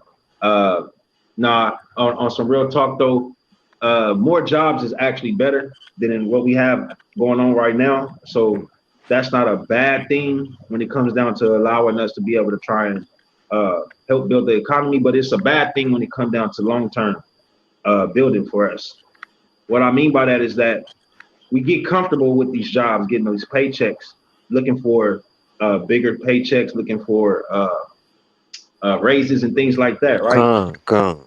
That's where we get caught up, and that's where, you know what I'm saying, where we have to make a decision. We're gonna say, I'm gonna make this check instead of going to struggle to get myself up here in my own business. I think we should be really pushing to go through the struggle, because no matter whether it's a good hustle, a legal hustle, or an illegal hustle, we're gonna have to put our work in. We're gonna have to bust our tails, and we're gonna have to, you know, sacrifice our time. So knowing that we got to do these type of things, we should be really focusing on our own. You know what I'm saying? And if Trump, in some type of way, got a plan towards that, giving us, you know, or making access the funds to us, not necessarily just giving us anything, but making it accessible, then we can go get it, start our businesses, and allow us to move forward. That's what I think. I agree. The only thing I would say is this, because I'm gonna say it like this: not everybody wants to own a business. Some folks just worker. And yeah, and my wife had, once again, credit to my wife, she had to explain that to me, right? Because I'm sitting here coming up with this plan of like, man, I'm gonna get all these people, they can get their businesses, and everybody need an LLC. She like, what is you talking about? Some people just want to be a worker bee. Some people just want to be compensated. They want to show up, do their work, and go home to their family. Right. And I had to understand. Because to me, I kick it with alphas. Correct. Sure, alpha, Black Charmer, alpha. You know what I'm saying? Like everybody I can think of in the tank, like we finna go get it. And so it took me a minute to realize, like a lot of people just want to work and go home and not have that stress of doing your accounting and making sure that the business is profitable and all of that. And so I agree with the brother of, man, I wish we didn't work for people, but if we got to, I want you to work for somebody that's righteous. I want you to work for James. I want you to work for Yashar. I want you to work for Black Charmer, Yashu. I want you to work for the people who I know are going to treat you right. If you just Now this is the thing, A9, right? So once we get these things in these type of actions moving, right? Now, I'm gonna tell it like this. I don't give a damn who you are. You can be my kids. You can be my grandchildren. If you talking about working for Yashar, you got 5 years max. You got 5 years about max. to say that, Yashar. And the reason why you got 5 years max. Okay, go ahead, DJ. I was about to say, like, because aren't businesses made to be sold? Like you start up a business, right? And you say, I'm gonna say, so say, man, if I start up a business and I know is making well over 10 grand a month, but I say, Yashar, I'm gonna sell you this business for 10 grand. You know what I'm saying? You got to make you over $100,000 that year. But I made this business. Now, I think the righteous thing is when I say this business, can you keep the workers? Can you keep the workers employed? You know what I'm saying? You know, that's a good thought process.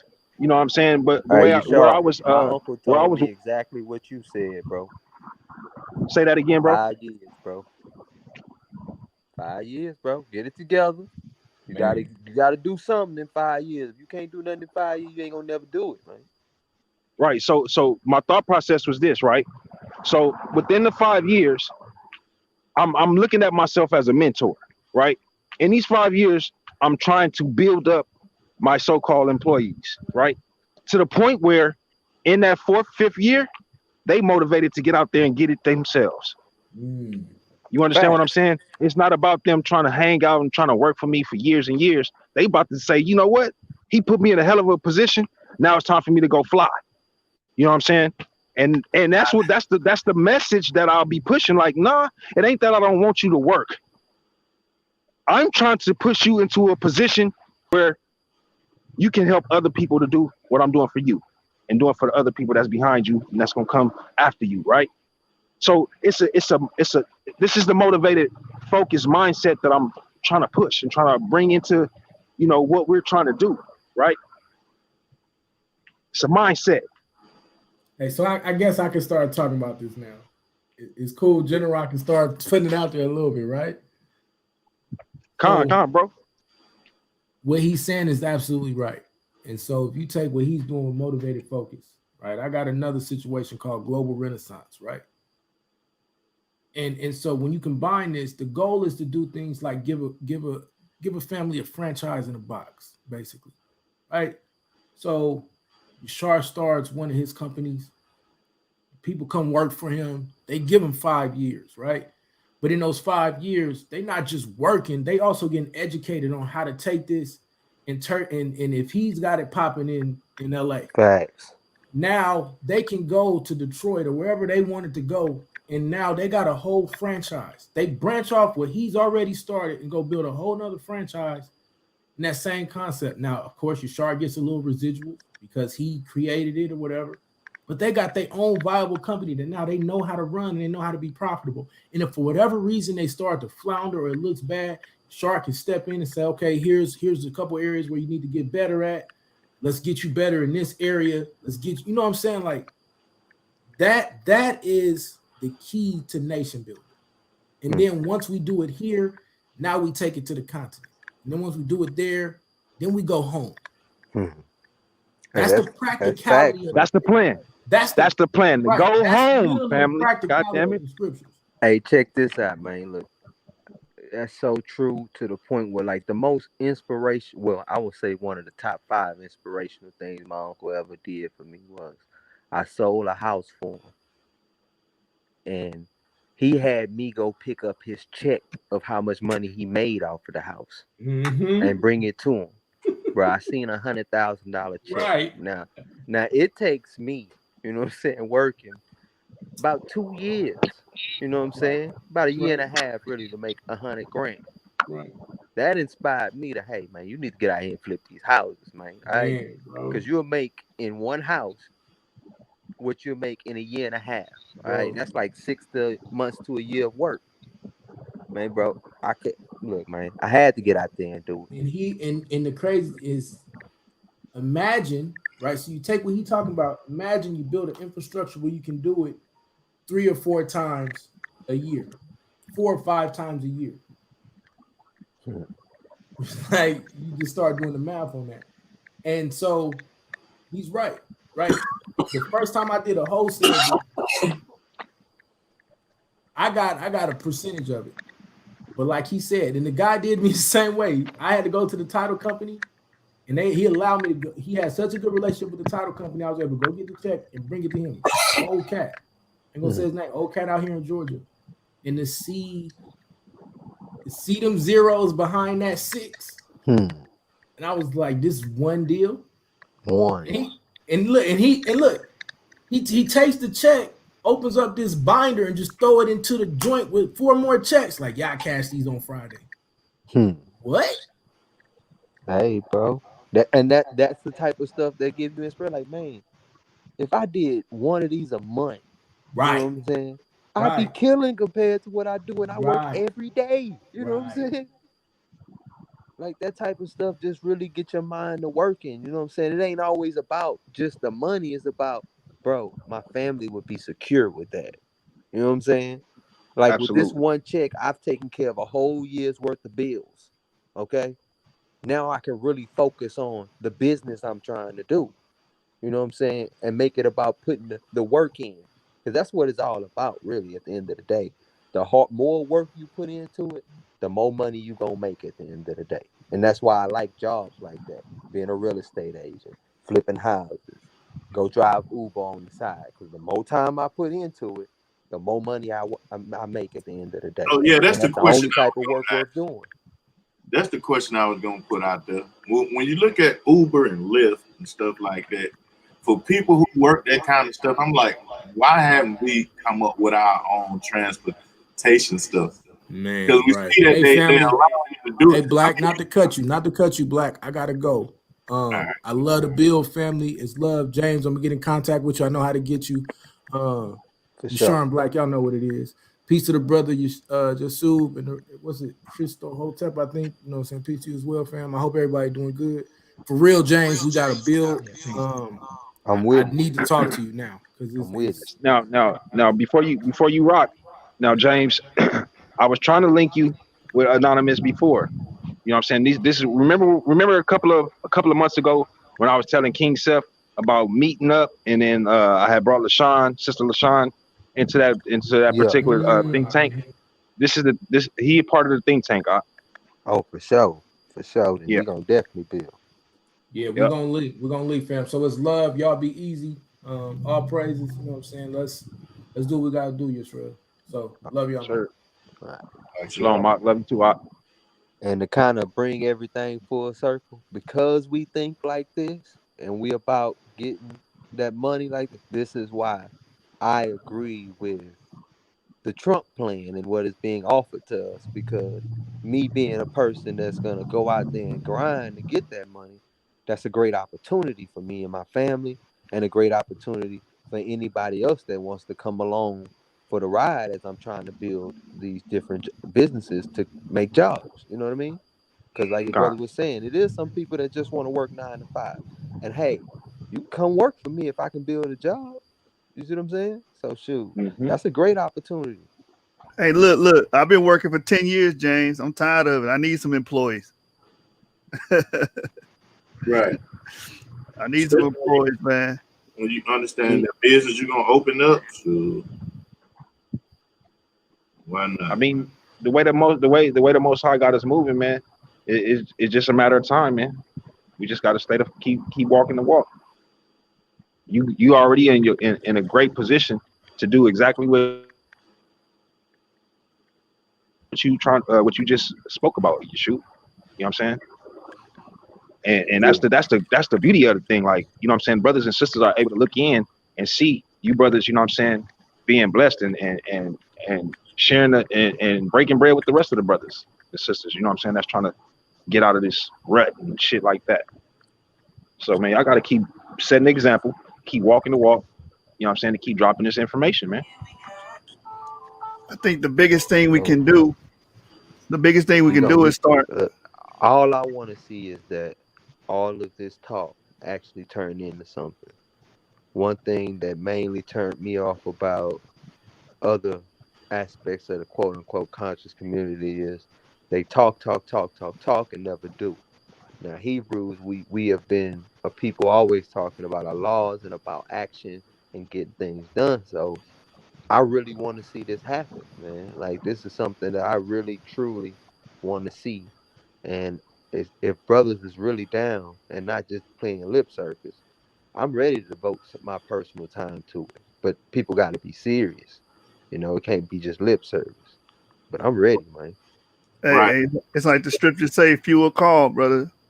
And if we can get it going, we got brothers, like the brother was saying, he got access to private lenders. Shoot, I want to see that private lender, what they offering. You know what I'm saying? Because if they offering better than what I can get, shoot, or if they offering the same as what I can get, and my brother can make something off of it, I'm gonna go ahead and take it. Period. It's that simple. Right, yeah, man. Because that encourages economic growth within our own community. So we got to roll with that. But I think because Thursday night, an argument was made by a brother from your city, James. The brother name was Mumu. So Yashar, you still there? All right. Hey, James, can you hear me? Can I be heard? I can hear you. I can hear you clear. Maybe James can't hear me. James, can you hear me too?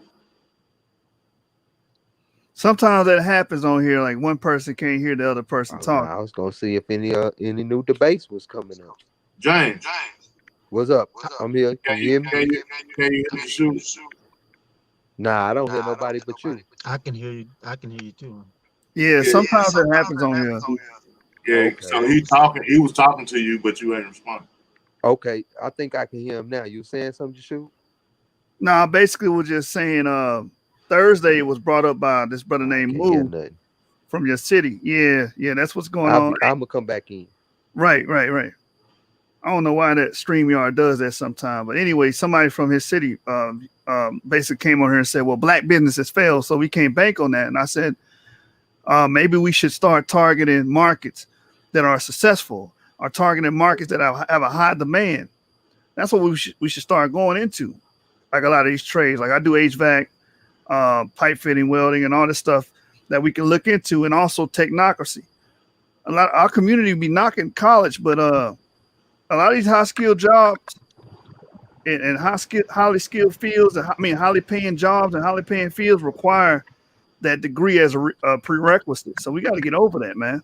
Hey, I'm gonna say one thing, Jashub. I think it's because of the reason our community. Well, I mean, historically we have kind of shunned it, but especially lately, is because a lot of times when black kids make it to colleges, because they like to throw them in these big time white colleges instead of funding historically black colleges and letting them go there, is they end up going to these schools and either not graduating and getting that degree.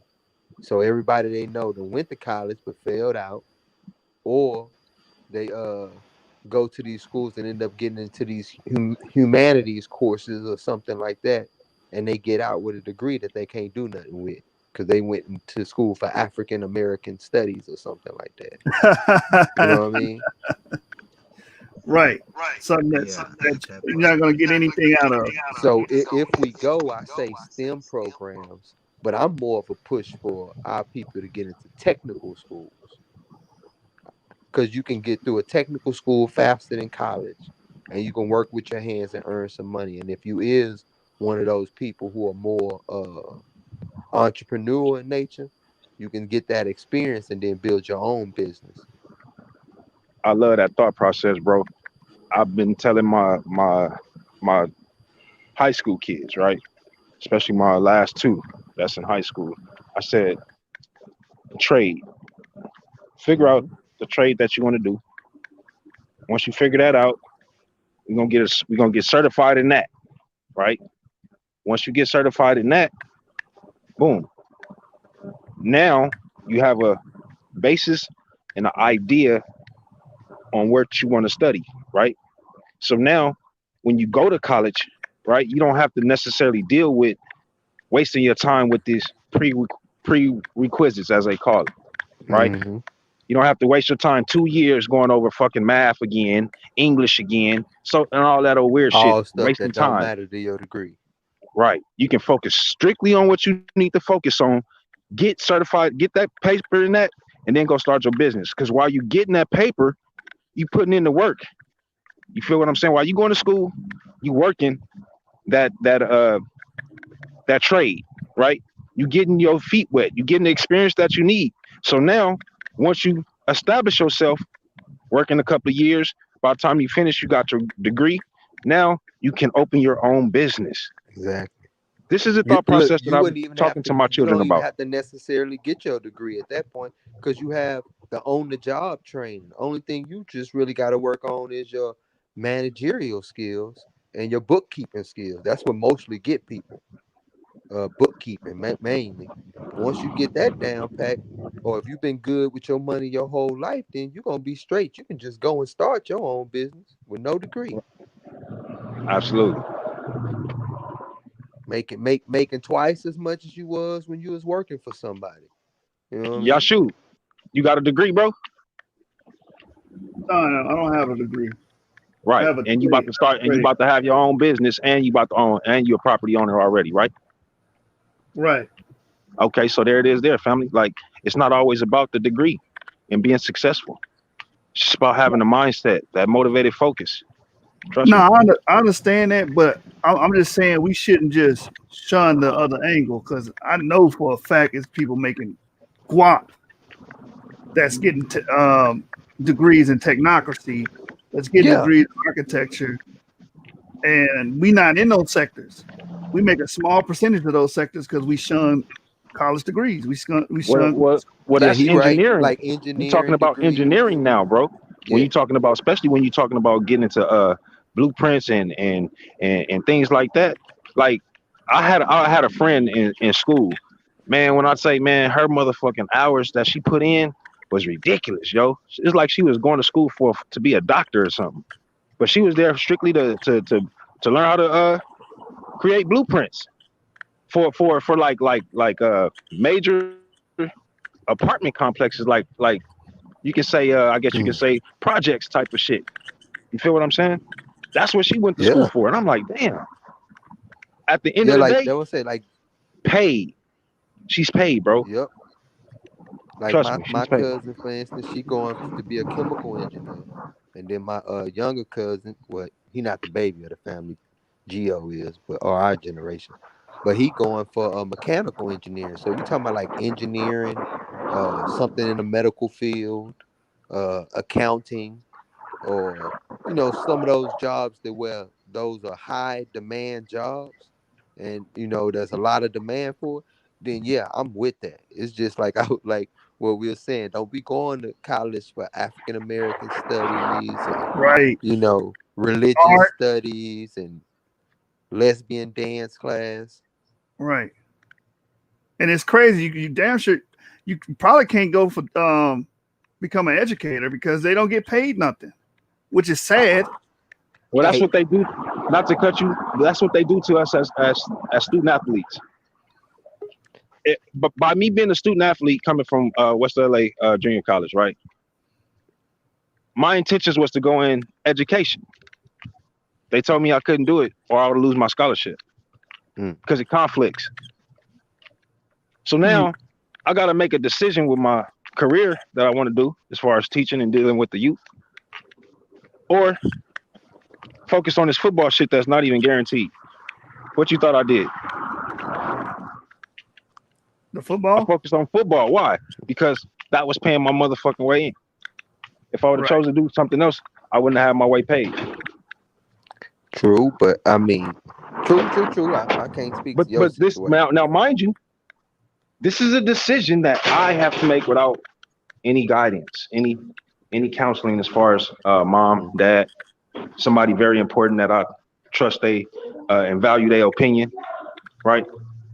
I'm moving, having to think as my own man. So the decisions that I made wasn't so well thought out. I was really moving off of how I felt, not necessarily what was good for me. And at that age, that's not always a good thing. Facts. You know what I'm saying? We don't always make the best decisions. And there's a few decisions that, if I could go back, I'll probably change that.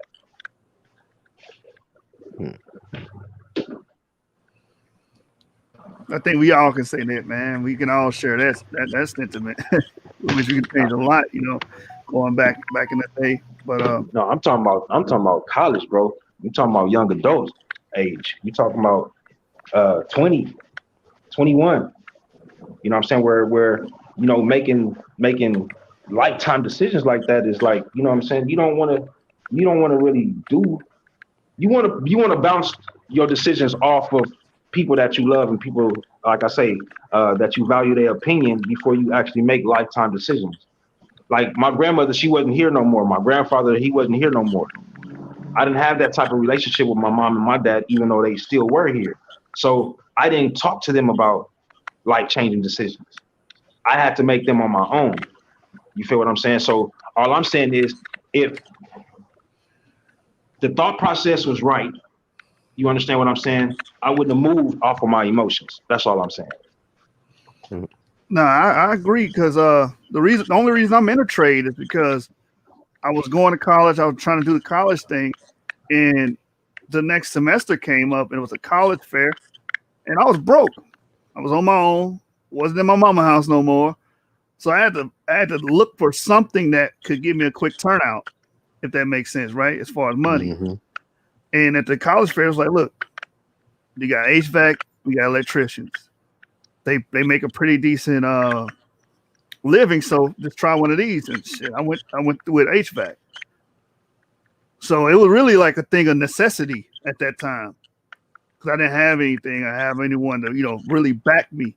So I was like, I gotta do something, and it's gonna take me 12 months to get my my license in HVAC. So I went that route. But brothers should. I mean, both routes are good, but if you got the mind and the time and the funding and whatever behind it, I would highly advise you to get a degree in something like technocracy or engineering, basically STEM, like the brother said. So hit these historically black colleges, man. Go to them. Yeah. Can I step in this, man? I see this is a Hebrew corner right now, and I'm coming to break this shit up. Go ahead, man. Yeah, I'm coming to break this shit up. Let's get ratchet. Yeah, this Ratchet Craig over here. Hey, but up in the text. Hey, anyway, what I'm gonna tell you fellas is, man, Giants, I see you throw that shade, Giants. Don't nobody go no damn college for no damn Afrocentric shit, bro. Cut that out. Yeah, they do. Cut that Ask out. Jabari. Cut that out. I ain't never heard no nigga in my lifetime. What's Africana studies then? What's Africana I ain't no West Africana stuff. Don't nobody go stupid. No goddamn African shit, bro. Well, that's what Jabari. That was the HBC shit that don't nobody go to anyway. Who want to go to them high ass HBC shit?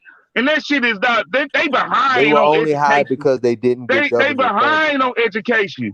They don't have the tools and the resources to even keep up with the science and technology fields of today. They do now though, don't they? No, they don't. Then okay, what was They ain't got no bunch of Chinese ass teachers. They ain't got no bunch of Asian teachers over there at HBCU. What was that historic? Nobody want to teach over there. Black college about? I'm talking about all the boys. They got whoever teach. They all have been indefinitely funded by the government, just like those big time colleges. They less funded now. They still underfunded, even with the so-called Trump saving plan. They still underfunded. Okay. Like 300 million underfunded.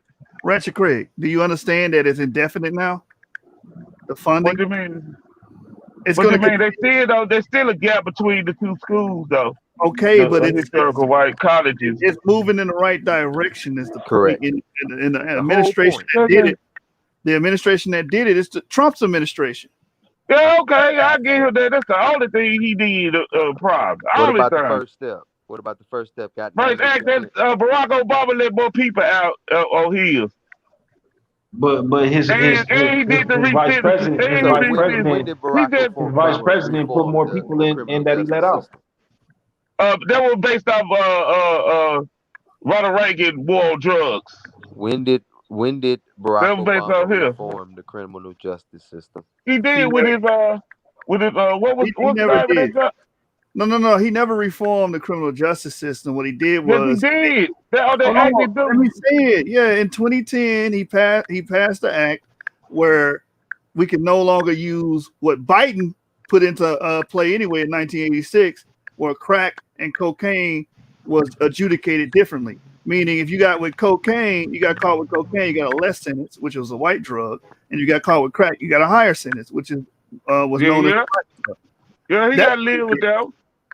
That was based off him. He was trying to be so damn bipartisan, trying to work with them damn Republicans. And they called him soft and shit. He wanted to show them folks that Democrats ain't soft. They sent them out. And also his mentor, isn't his mentor like a grand wizard? A racist. Yeah. A segregationist racist. Yeah. He rocked with the Republicans.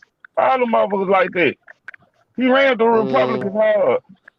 He what you call a Democrat. He a Democrat Reagan.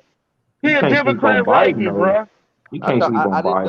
I didn't know it was Republicans that was sicking dogs on niggas in the South. Oh, that was definitely Democrat. Black codes, Democrats. Those were Democrats. Yeah, those definitely Democrats. Oh man, whatever, man. Y'all can't source up on this. Y'all can't source up on that one, bro. I thought those were Democrats. Y'all can't source up on that one, bro. Craig, why we can't? Y'all can't source up on that. That was Democrats. Why we can't? We got a Democrat. We got a but Biden was a Democrat Reagan, bro. Bro, you know what I'm saying? Biden put more people in jail through his policies than Obama free, bro. What are you talking about? So they don't matter. Niggas should have did the If that policy put more of us in jail, listen to me real quick. Do you know what a Democrat Reagan is? Listen to me real quick. Know what Democrat Reagan is? Hold on. I'm gonna let you get that out. I just want to ask you this real quick. Put that on the screen. Craig, hold on one second. If the policy that this brother, right, that Biden them bought out and put into effect, even before your boy got into office, right? What is he gonna do once he get in that chief position, what you think what is gonna happen to us? You think Bro, he that it's gonna already like the no. vice Hear my president, question. Hear my question, and I'm done. I'm gonna let you answer.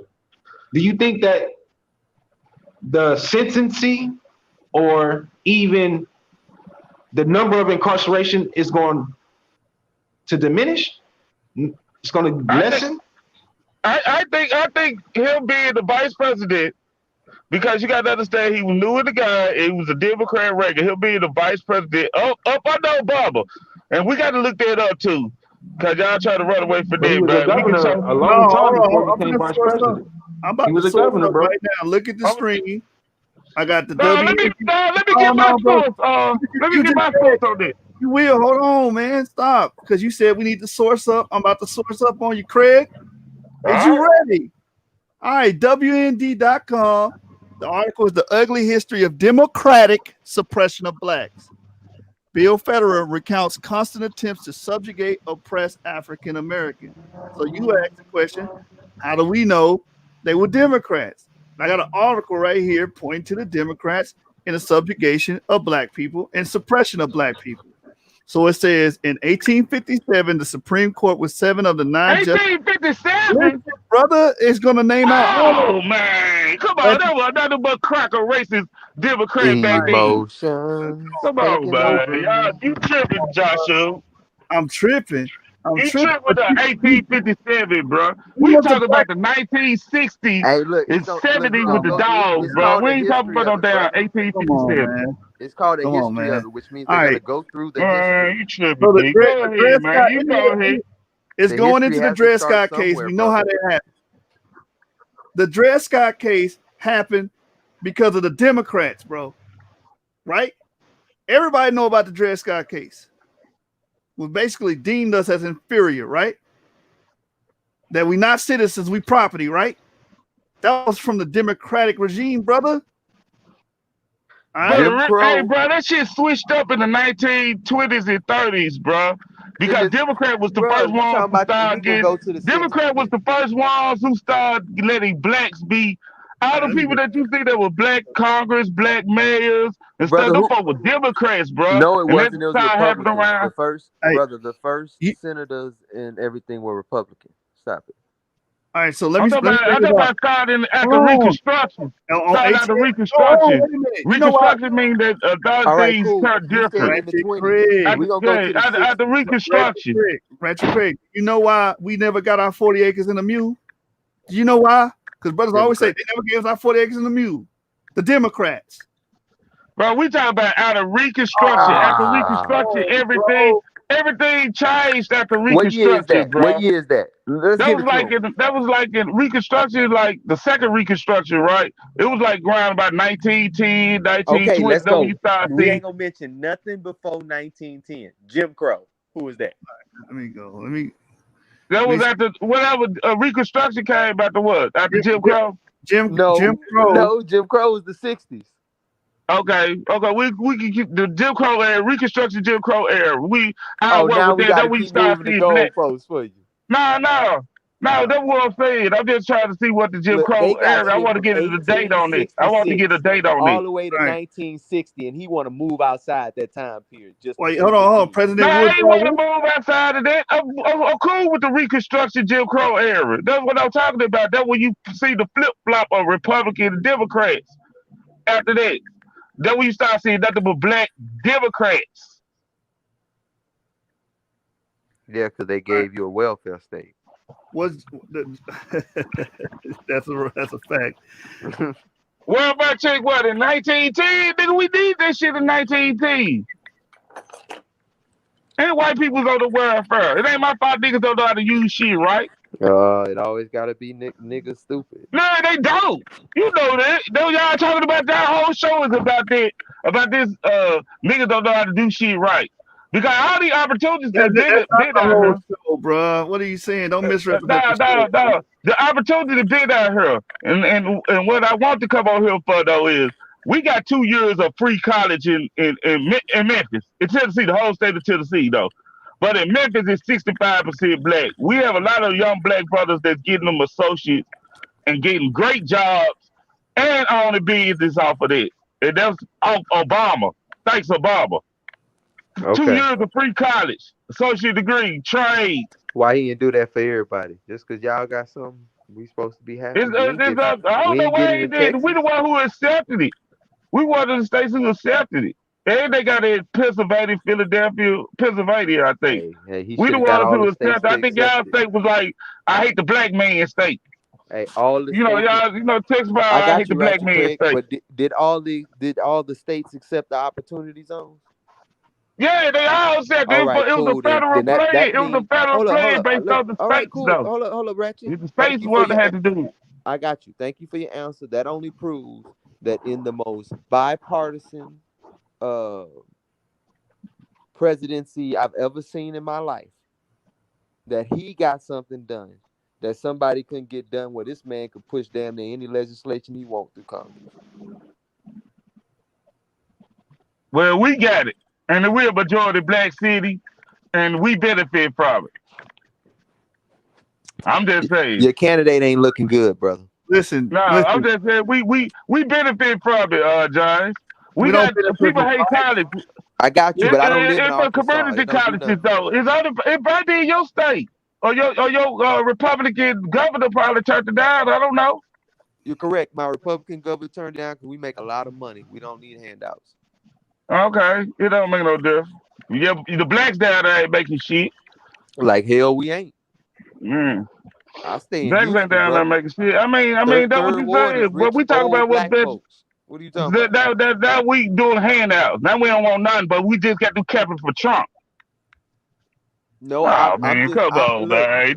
what I'm saying Niggas is, tripping. who gives me the most opportunity to advance? That was an opportunity to advance right there. Okay, tell me what Biden's plan is to help advance the black community.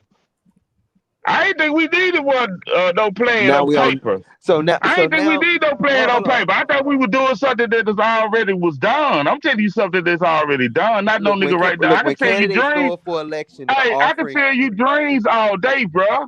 I got you. You ought to be black. You ought to know niggas sell you dreams, especially during the time of re-election. Hey, brother, I don't need you on here election whining time, bro. about Niggas your sell conspiracy dreams. theories. I understand you got conspiracy theories. That ain't no conspiracy theory. That's Yeah, been throughout history, bro. How many politics? Y'all don't know about politics. Now we dumb. We don't know about politics No, I now. just don't agree with you. It don't make you Oh, dumb. man. Nigga believe the cracker. Oh, shit. All right, cool. Look, I do believe when some white people say they'll do something, they'll do it. Trump, the biggest liar it is. What's wrong with that?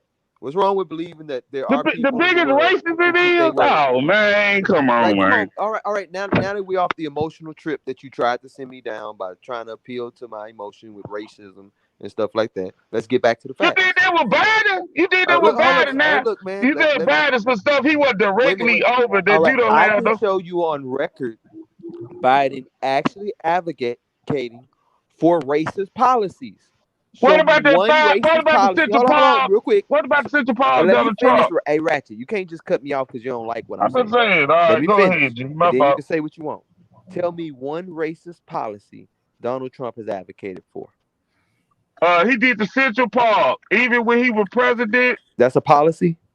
No, but I'm saying okay, is he didn't apologize. This is something he ran an ad. He spent like about $30,000 worth of ads to lock these people up. And then when he got out of jail, because he with Judy Rudiati, the mayor at the time, they tried, even when these folks got exonerated off of DNA, they didn't do it. Donald Trump still said our system is right. They should not be let out. Our system is always right. Okay. We should be let out because of no new evidence.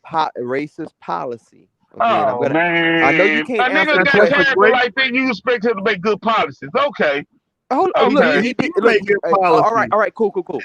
Let's look at the policy he has made, and you tell me if it's good or bad. Okay, is that fair? All right. I want to bring up. Look, you don't like nothing. No, I want to go into This is called a person who is dogmatic. Okay. No, I want to go into I'm trying to compromise with him on every level, and he just say no. I want to go into the first step, though. All right. Let's start. You tell me if this is good or bad. The First Step Act. That is something that he did not do. Who Trump signed did off do the on first step. Who He signed off did on it? not do that. That's Barack No, Obama. Ratchet Barack Craig. Obama did that first. No, He just named it listen. something different, bro. Oh my God, brother. Obama didn't do prison reform, Hey, can I man. pull up this source though? You can pull up any source. But the First Step Act was signed by Trump. It's from his administration. Like, you gotta stop doing this. You're being disingenuous. No, you being disingenuous because you don't. Whoa.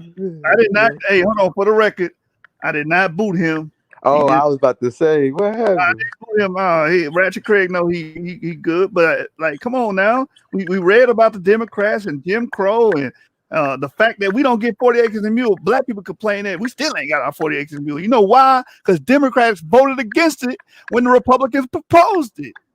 That's what happened. And black codes and the political party behind Jim Crow was the Democratic Party. Everybody should know that by now, bro. We got smartphones, we got access to the internet, the World Wide Web. We should know this. Every time a policy that's rolled out that hurts our community, it comes from these damn Democrats. I mean, Every time, bro. We can't get caught up in Democrat and Republican. We just stating facts. Yeah, that's it. Right, but I'm saying we can't forget the facts are tools too. No, we just need to base our arguments on empirical data, like I've been saying. We on the source. Yeah, that. Because what ends up happening when we don't do that, we just run off of rhetoric, emotional pandering, which is bullshit. Right, but I'm saying I don't think we should be doing that from the level of the parties. I think we should stick to the policies themselves. You know. Well, yeah, I was just saying. What's being carried out. Yeah, what's actually being carried out. Not. Yeah, I'm with you on that. We were saying that earlier. It just kind of went that way because the brothers kept going in on Democrats or against. So I was just like, all right, tell me what it is that they offering. Right. And then he kept talking about, trying to steer it somewhere else. So we just went on here and went down the rabbit hole with him a bit. Right. During he brought up the Reconstruction era. I was dealing with the Reconstruction era because that's right after the Emancipation Proclamation. And he didn't want to listen to the Dred Scott case. That's right in the Reconstruction era. Democrats said, no, you're not a citizen, you're property. That's what happened. The 40 acres and mule was rejected and voted against by Democrats. Jim Crow, Democrats. Black codes, Democrats. So next time you see some old footage of your ancestors being beat up and mistreated, know them Democrats. You can thank the KKK started by the Democrats. Democrats. What's that dude named Bird? What's his name's mentor? Biden's mentor? Mm-hmm. I know you're talking about the racist dude, the wizard. Yeah. He eulogized the dude. Right. He had a high-ranking position in the KKK, and that's his mentor. So you shouldn't be surprised when he made the crime bill 1986 and endorsed that one and was calling us super predators. Super predator. You shouldn't be surprised. He has a racist background. We only got two options. That's Biden or Trump. And the argument is which one is better. That's what the argument is. Mm-hmm. Trump ain't got that on his jacket, bro. He don't. He got accusations, but we got this man caught red-handed. You know what I mean? Red-handed, enforcing policy that has been very detrimental to our people. The 90s was a mother. You know what I'm about to say, but the 90s was pretty bad for us. Yeah, and we still healing from those things that took place in the 90s. I'm a 90s baby. You know what I'm saying? My father did 2 stints on minor drug nonviolent offenses. They took 20 years from his life. So I'm a direct, what do you call it? Outcome from that. And many other Black Americans are direct outcomes from those decision makings and policies. We've all been hurt by it. And you want to put this man back in office? What you think they're gonna do? And then you got the dynamic duo. You got Kamala Harris and Biden coming together. One write the policy, the other one lock them up. Exactly. Batman and Batgirl. That's what you got that you're trying to advocate for. They're going to lock your black ass up because Kamala Harris has already came out and said she's a huge advocate for prison labor. That's why she would rather have you locked the hell up and working for cheap. You know what I'm saying? So when you thought, or our people thought that she was supposed to be fighting for, say, getting releasing people that should get out of jail for minor crimes. Yeah, she was She didn't covering back stuff that. up. You know, she didn't back that because if she would have backed that, then that she would have been a contradiction to who she's supposed to be backing. And that's what Pence brought up. Pence brought up that when they was discussing criminal reform, she walked out the goddamn house. She walked out. See? That's a She problem. didn't want it to get reformed. That's a major fucking problem. That's a major problem. Look, she trying to get rid of all the privately owned prisons so they can become government owned prisons and lock you up. Yeah, because it ain't like they're gonna tear them black down. folks up and put us right back into pretty much slavery. Right. Yep. It ain't like they're gonna tear the prisons down. For real. The government just gonna take over and then the government surely gonna be stuffing us away. You see now what pay they do attention. with the CPS system with the kids and stuff. They just The stuff government- them kids away and send them anywhere they can send them to. Kids be They jumping trying to from take house to control house over to house, and everything. you wonder why the kids can't connect with people.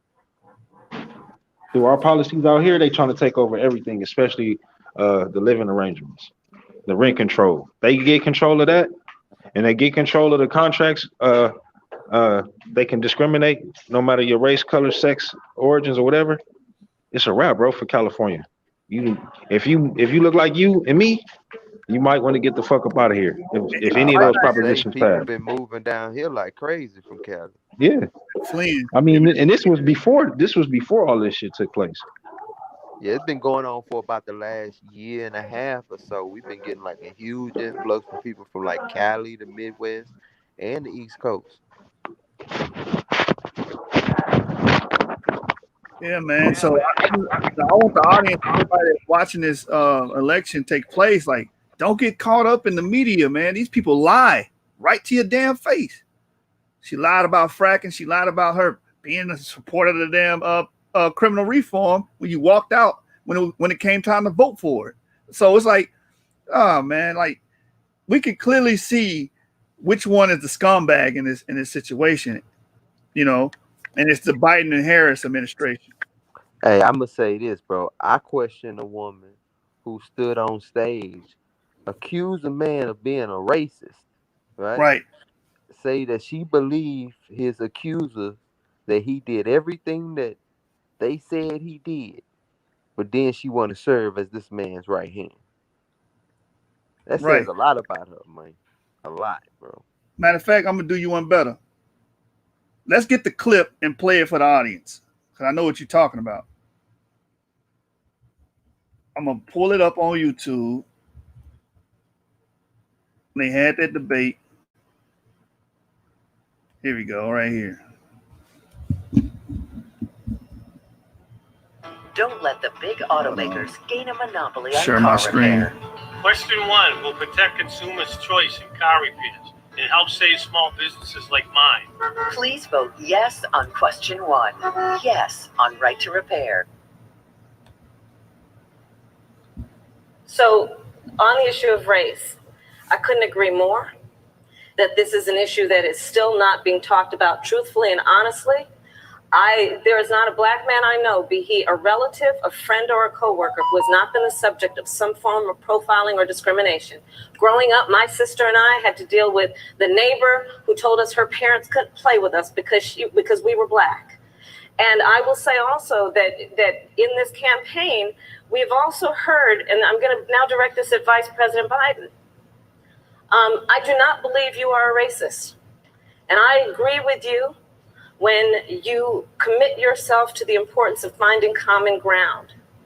But I also believe, and it's personal, and I was actually it was hurtful to hear you talk about the reputations of two United States senators who built their reputations and career on the segregation of race in this country. And it was not only that, but you also worked with them to oppose busing. And, you know, there was a little girl in California who was part of the second class to integrate her public schools.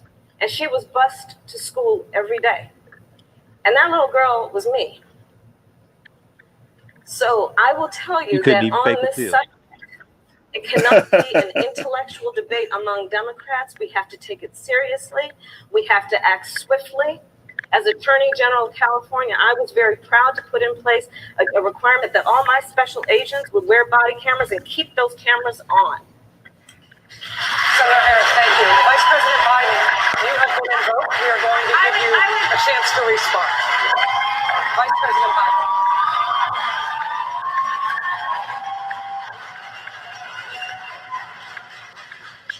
Mischaracterizing my position across the board. I did not praise racist. That is not true. Number one. Number two, if we want to have this campaign litigated on who supports civil rights and whether I did or not. Hold on. He said he don't praise racists, right? But the guy is on Candid Cam saying that he looks at John Bird as his mentor.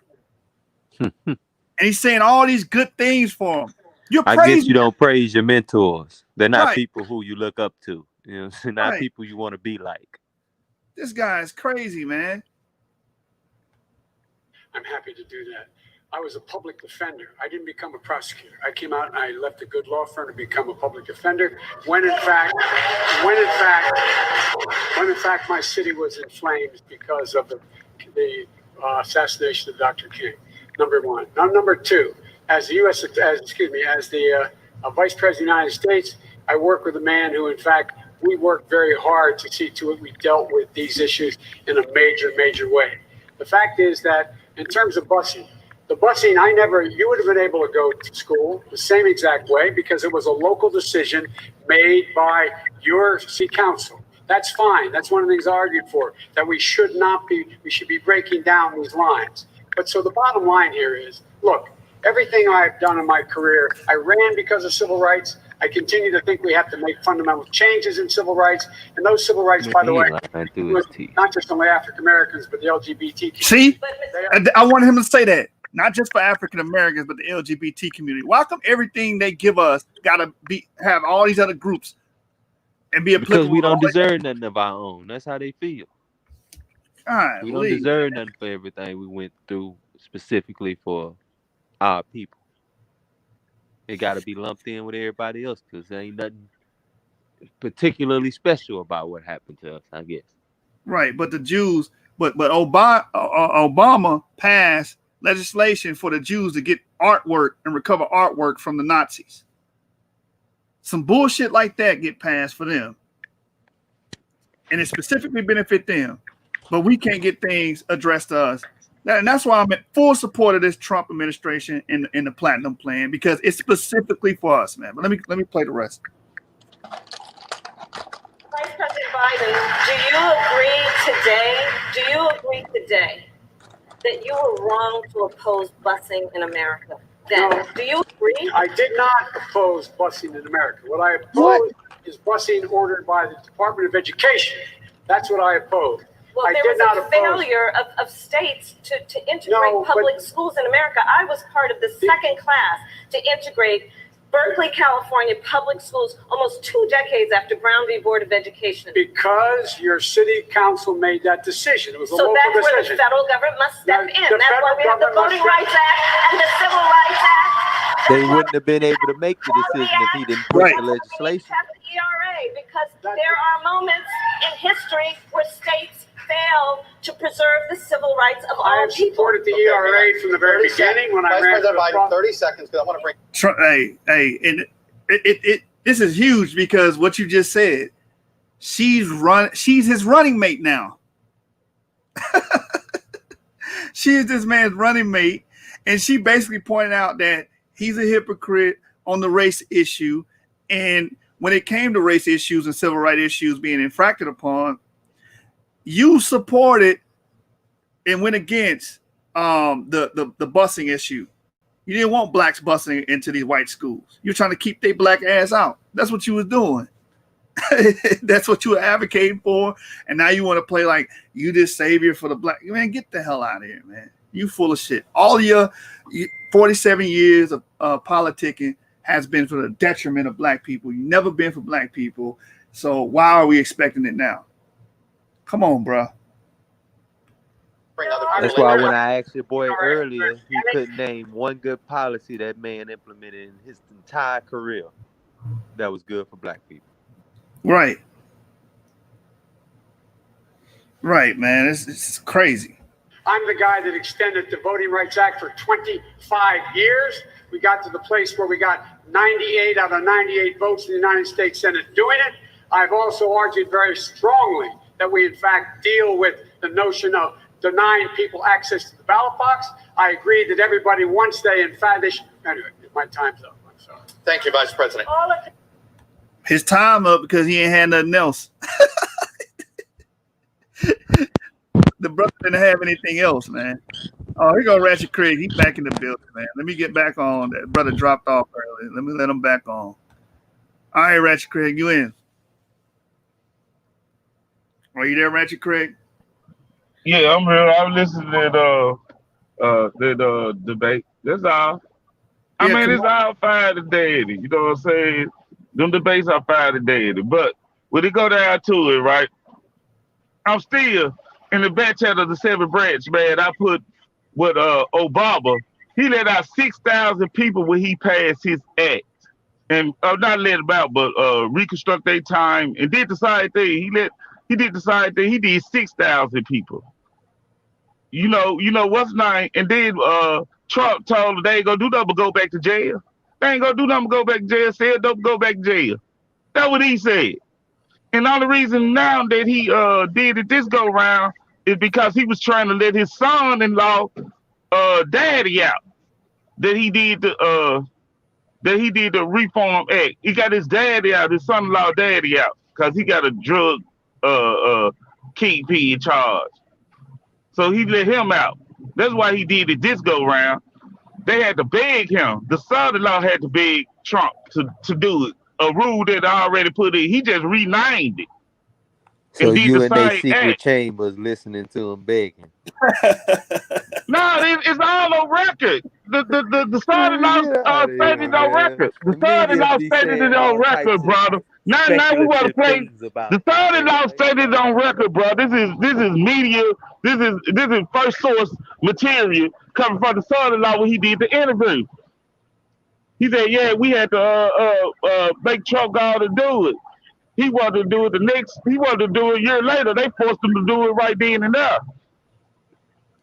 Well, the Trump administration did it. That's the point. We can speculate on the Obama did it first. Obama did it first. He let out 6,000 people, bro. No, just letting people out of prison is not the same thing as making an act. It is the same thing. It's a criminal reform bill, just a reform bill. With the First Step Act, you do understand. Did he repeal the horrible crimes under the 94 Crime Act? The horrible, no, he didn't. Did Obama do it? Yes, pardon more than anybody. He did more than anybody at the time. Repeal a single one of those. He did pardon. He did pardon more people. Gave clemency. I didn't say pardon. Like, that's what I'm saying. You ignore what people say. Like when I ask you about policy, like listen, I said, did he repeal the horrible crime bill legislations from the 94 Crime Act? Did Obama do that? Yes or no? Repeal for the 94? No. Okay then. Trump did. Moving on. That's what prison reform is. I mean, wasn't that I already did? I don't know the specifics on the policy of the 94, but if he already did it, then why did Trump? How can Trump do it again? Because because it was something that did the next. You got to read the article. It's in the 7th branch. You just admitted that Obama it's in the 7th branch, though, bro. We're gonna pull up the source, though. Brother, we'll read it verbatim. Okay, so are you taking back what you just said that Obama Man, let's didn't read the repeal. source though, bro. All right, look, you just. Let's I read the source, understand you man. hate I being mean, we angry. read the Trump source. Why we gotta read the black You man got source? it, bro. Hold on, brother, because now you're trying to attack the integrity. We read both sorts. We read Biden's plan earlier. No, I'm talking about when it comes to this criminal reform that Trump did that nobody else did. Don't attack the integrity because we let both sides be heard on the source. Don't do that, bro. No, bro, not this I'm pulling your source You up. got your source. Why You you got getting your so source. loud? I'm finna pull the source up, brother. Tone it down, like, bro. Like, we're not doing it over here. Like, you trying to make it seem like it's one way. It's not. It is a one way. We gonna call like we see. Come on, man. Somebody give him Here we go, tissue. man. All right, here we go. Sure string. Got tissue for his leaking eye. Now, this is what the brother put in the 7-branch group. Obama made progress on criminal justice reform. Will it survive the next presidency? Pretty much, right? So what part of this did you want to bring out? Do you want to bring out the strides that he made? What do you want in this article, brother? He don't even know. He didn't read it. He saw the title, baby, and threw it out there. Now, I already gave y'all one earlier. The disparity. Hold on. No. Stop. He got to make his own argument, Damon. Hold on. Let me say this. I gave y'all one early. The disparity between crack and cocaine charges. Obama did do that in 2010. I said that early on the show. All right. So what do you want out of this?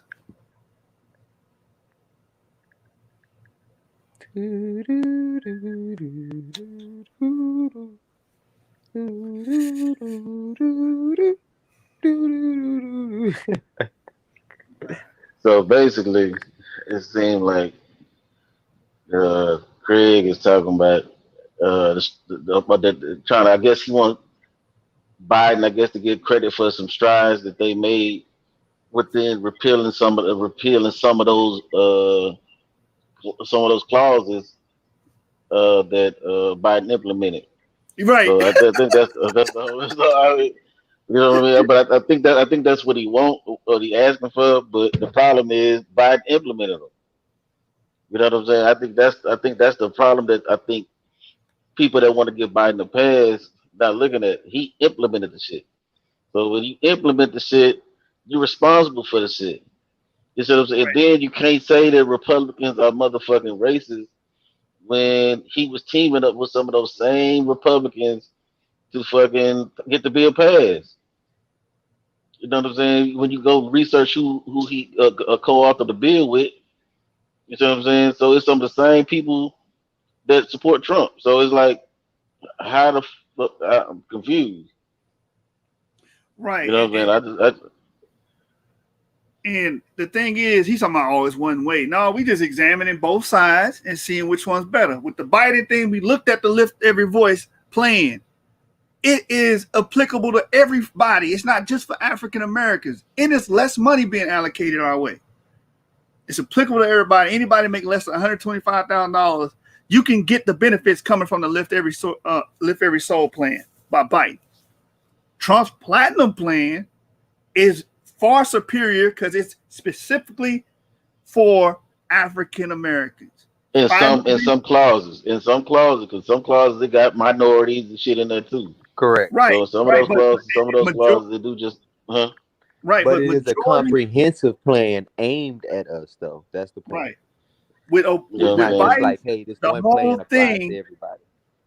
when it says it wants to start 500,000 black businesses, that's what it's for. And Biden's plan is like, well, we will change this law so small businesses can thrive. Anybody can, benefit from that. But with the Platinum plan, is specifically saying creating 500 million black entrepreneurs. It specifically says that. So, bruh, when we trying to weigh it out and see which one's better, I'm rolling with the Platinum plan. I'm rolling with the Platinum plan. With my bad, 500,000. Half a million. Ain't $500 million of us here, bro. Yeah, my bad. I misspoke. 500,000 black entrepreneurs and 3 million jobs. Mm-hmm. You know what I'm saying? So like, man, he got to. And then it's talking about the Second Step Act, which is going to help us because the First Step Act, the people that benefit from it was 91% African Americans. So these things. That nigga CB home now.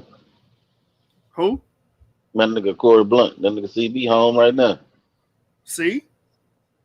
So, I mean, we trying to weigh out which one better. And throughout the duration of this whole show, I've been seeing nothing but Trump being the best option. Biden and Kamala, only thing we know they good for is locking niggas up and supporting prison labor. You understand? And racist policies. And hiding evidence. And hiding evidence. No school reforms or nothing for the education, but throwing more money at felon schools. Don't make no damn sense. They can't manage the money they got. You're going to give them some more. Right. Kamala has been busted on this, hiding evidence to exonerate black inmates. If they would have had the evidence, they would have been absolved from the crime and would not have been put to death. That's a fact, man. That's a fact. So all this emotional pandering for the Democrats ain't going to work. It's not going to work, bro. Which one better, Ratchet Craig? That's the question. Is what Biden's providing or proposing, rather, or what the Platinum Plan and what Trump, the administration, is proposing? Which one better for the black community? And based it on facts and what they actually put on the table, man. Brother brought out H.R. 40. H.R. 40 hurts the Democrats because that's a plan proposed by the Democratic side, by the left side. And Biden already said he's not committing to it. He's not going to commit to it. He didn't even put it in his Lift Every Voice plan. In the beginning of the Lift Every Voice plan, it says to narrow the gap, the wealth gap between blacks and whites. You know the best way to do that? H.R. 40, reparations. Yep. He didn't even mention it once. So miss me with the bullshit, man. You got to come better than that, Ratchet Craig. You're just trying to come on here and paint a narrative. I'm not going to let you do it. Now, you got this article here. I already know about what Obama did. We discussed it earlier, and we just discussed it Thursday. It pales in comparison to the First Step Act. He had to do executive orders. Now, you can make the argument why that was so, but it ain't going to compare to that, man. And it damn sure ain't going to compare to the Second Step Act if it get passed. But guess what? Negroes like you going to stop that from even happening because you want Biden in office. What the hell wrong with you, man? Let me see if anybody else on, man. Where's this brother They at? just give a bunch of lip service. Huh? Yeah, they give Boy ran for the hills, man. They just give a bunch of lip service talking about giving a bunch of cliche catchphrases. We want to do police reform. We want to not understanding that when you do police reform, all you're doing is basically giving them more money for sensitivity training and all of that type of shit. You see what I'm saying? That don't translate into motherfucking nothing. You see what I'm saying? You're not actually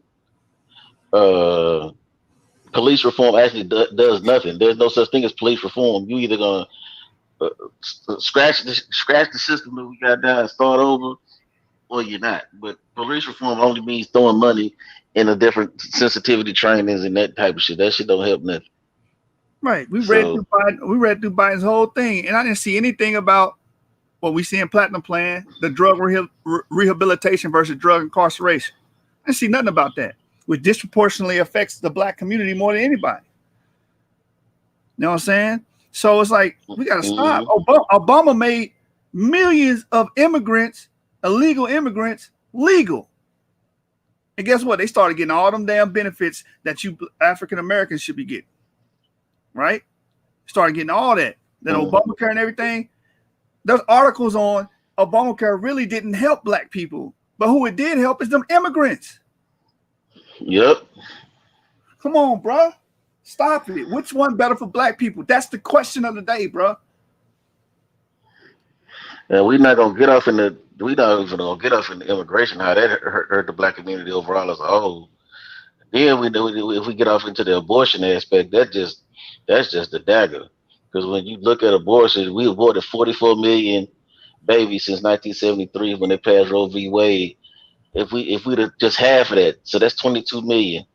So now the 22 million on top of the 47 million, that's what 69 million. That's pretty much basically 70 million strong. That would make us a super minority, and they would have to appeal to our demands and requests.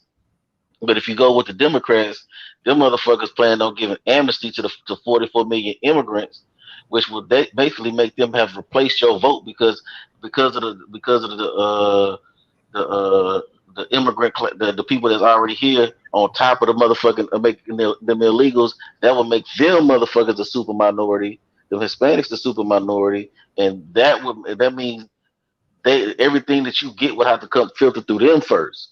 So niggas is the only motherfuckers that don't really fully understand politics. They have just replaced your vote, and they would never have to appeal to your demographic ever again because the Democrats will have a built-in base with them, and it'll be done for you.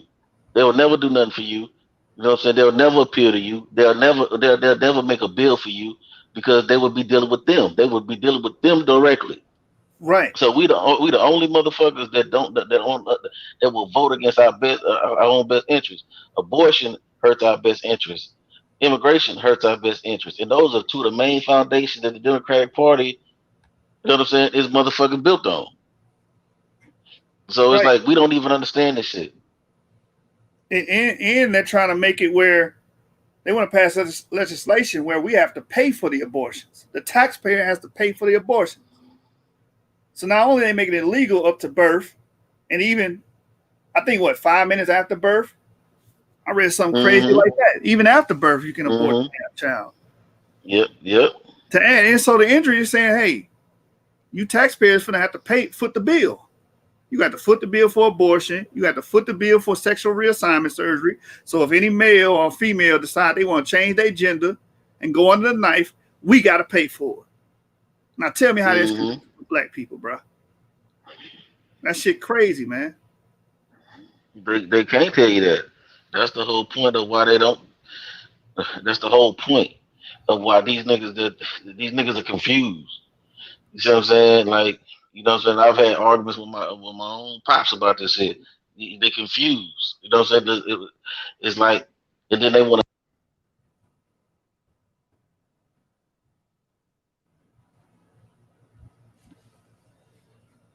Is he still talking? Nah, I wasn't gonna say nothing. Cause I thought maybe. Yeah, I thought it was my internet. But yeah, man, all the policies that the Democrats support affect the African community the most. Yeah, go ahead, brother. No, I was saying they be talking about motherfuckers as racist, but LBJ was a motherfucking racist. Abraham Lincoln was a motherfucking racist. Racism don't have nothing. Being a racist don't have nothing to do with nothing. You know what I'm saying? So, because all these motherfuckers are racist. Yeah, they all.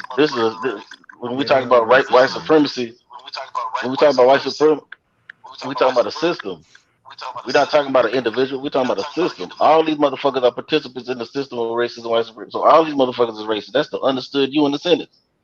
You know what I'm saying? So, but even within that, black folks were Republicans until the Democrats gave them something, started giving them something with the New Deal, and then with the Civil Rights Act, motherfuckers started getting shit. So motherfuckers switched from Republicans to Democrats based upon who was giving them the most. So stop acting like we got to be beholden to either party, Democrats or Republicans. If just because we vote for Trump because he's giving us something today, don't mean we won't be voting back Democrat tomorrow if they offer us more shit. That's how the shit works. It don't matter. We just go with whoever give us the most shit. And niggas don't grasp that concept. Niggas ain't trying to stay Republicans or no some shit like that. We brought it up it's about exactly. We brought it up earlier. They ain't said the same thing, not to vote the same ticket. But go off of what we can glean from it. We brought that up earlier, man. Being pragmatic with our vote. You know what I'm saying? They, the people that's making these arguments trying to make it like, oh, y'all just Republicans or whatever. Man, y'all already know my position. I ain't gonna say it on here. Y'all know my position. But I'm looking at it like, if we gonna vote, we need to vote for our best interest, like the brother James said. So Let's sit on that, man. Yeah, we really need to get away from the Republican Democrat thing. You know what I'm saying? It's like I was saying earlier. If we can pick white supremacist A or white supremacist B, we can relabel them whatever we want to relabel. It don't even matter.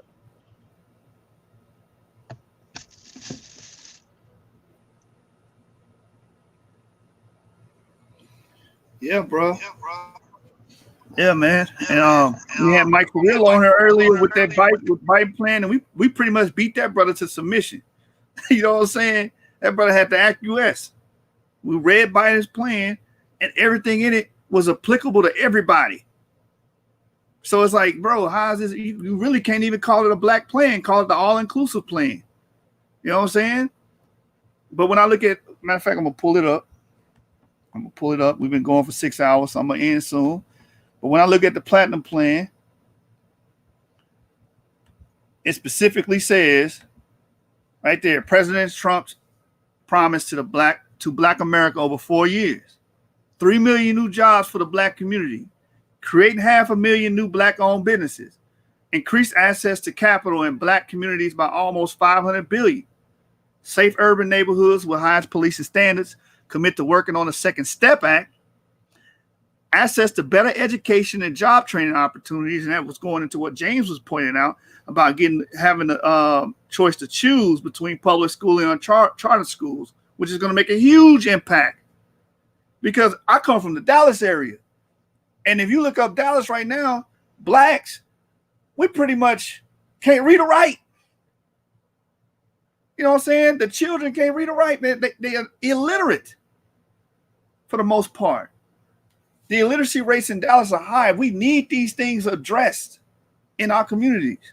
It says, give Black churches the ability to compete for federal resources for their community, bring better and tailored health care to address historic disparities, immigration policy that protects American jobs. And that's what we're talking about, how immigration disproportionately affects Black Americans, right?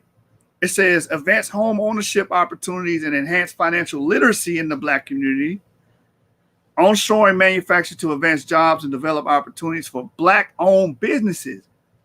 This is specific, bro, and straight to the point. They don't say anything about if you make less than $125,000, then you can get all of these things that are mentioned here in this plan. They don't say that. But in Biden's plan, that's how it is.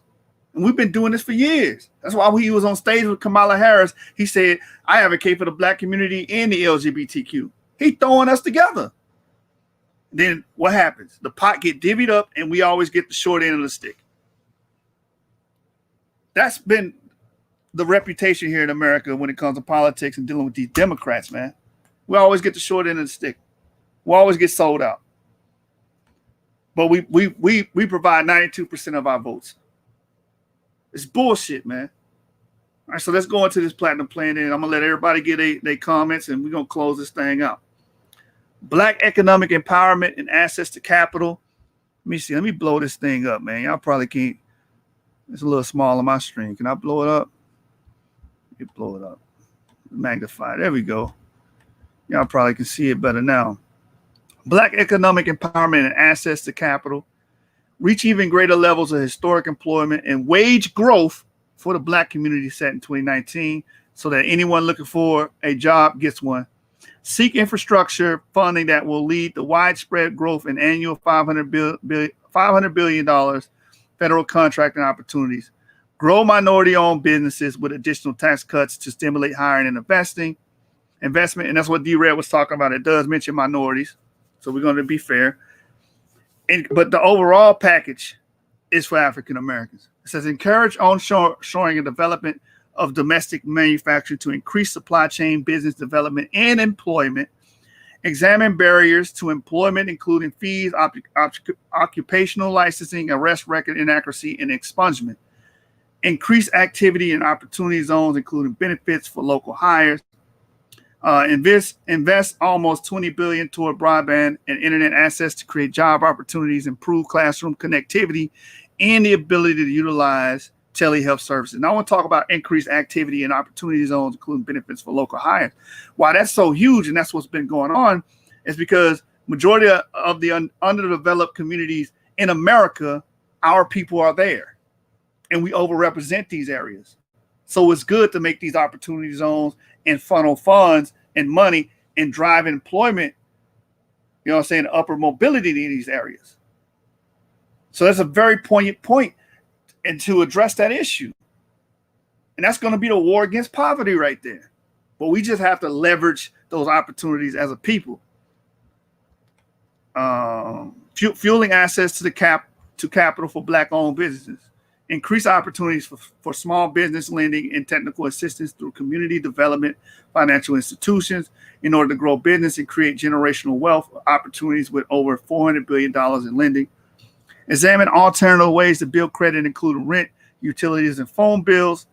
Make the Minority Business Development Agency permanent. Appoint as leader to the Assistant Secretary of Commerce level. Create a sub-office. Now listen to this. Create a sub-office of African American Affairs and engage with the private sector advisors to ensure real-world plans and solutions.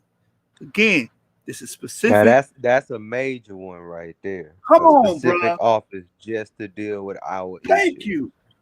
Thank you, man. Can somebody give me the equivalent in Biden's proposed plan? Somebody, please.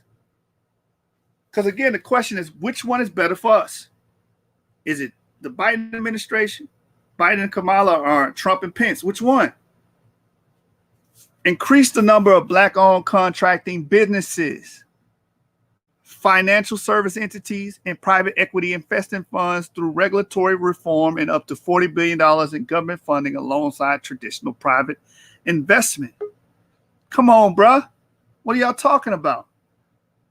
It says advanced lending relationships with financial institutions, particularly those businesses who weren't able to participate in the PPP. Host senior executives from major financial institutes on quarterly basis to advance new and equitable lending programs for Black communities. I don't see any of this verbiage used in the Biden plan. Let me keep going, man. Let me keep going. More education opportunities. Education African Americans can choose, like the brother James brought out earlier, man. It's huge to have that choice to go to these charter schools instead of these failing public schools. So our children can have, and the next generation can have a better educational opportunities and make it farther in life. It says federal, state, and local community partnership to close failing schools to replace with full school choice and education opportunity to put American parents back in control over their children's futures. Increase child care tax credits and provide greater access to quality preschool. Education African Americans can afford. Again, specific. Continue to protect the vital role of historically Black colleges and universities. Spur innovation ecosystems by connecting minority institutions with the federal government broad range of scientific and engineering research and development. And increase the amount of Pell Grants and allow for vocational employment and second change homecomers. Advanced targeted apprenticeship and job training programs. Let's keep going. Better and cheaper healthcare, affordable care you can trust, reduce costs and improve access to quality healthcare through HRSA. Deliver real price transparency so you know the cost before care is received. Opportunity to be change of your own healthcare and choose your own doctor. Eliminate long-standing healthcare disparities. Here we go. Investment in the causes and cures of kidney disease, high blood pressure, diabetes, sickle cell disease, maternal mortality, and other diseases. All things we lead in. Exactly. Exactly. Give me the equivalent in the Biden's plan, man. Show me. It says in other diseases that disproportionately affect African American populations. Come on, man. Are y'all gonna keep it real? Keep it real with yourself, bro. Which administration is better?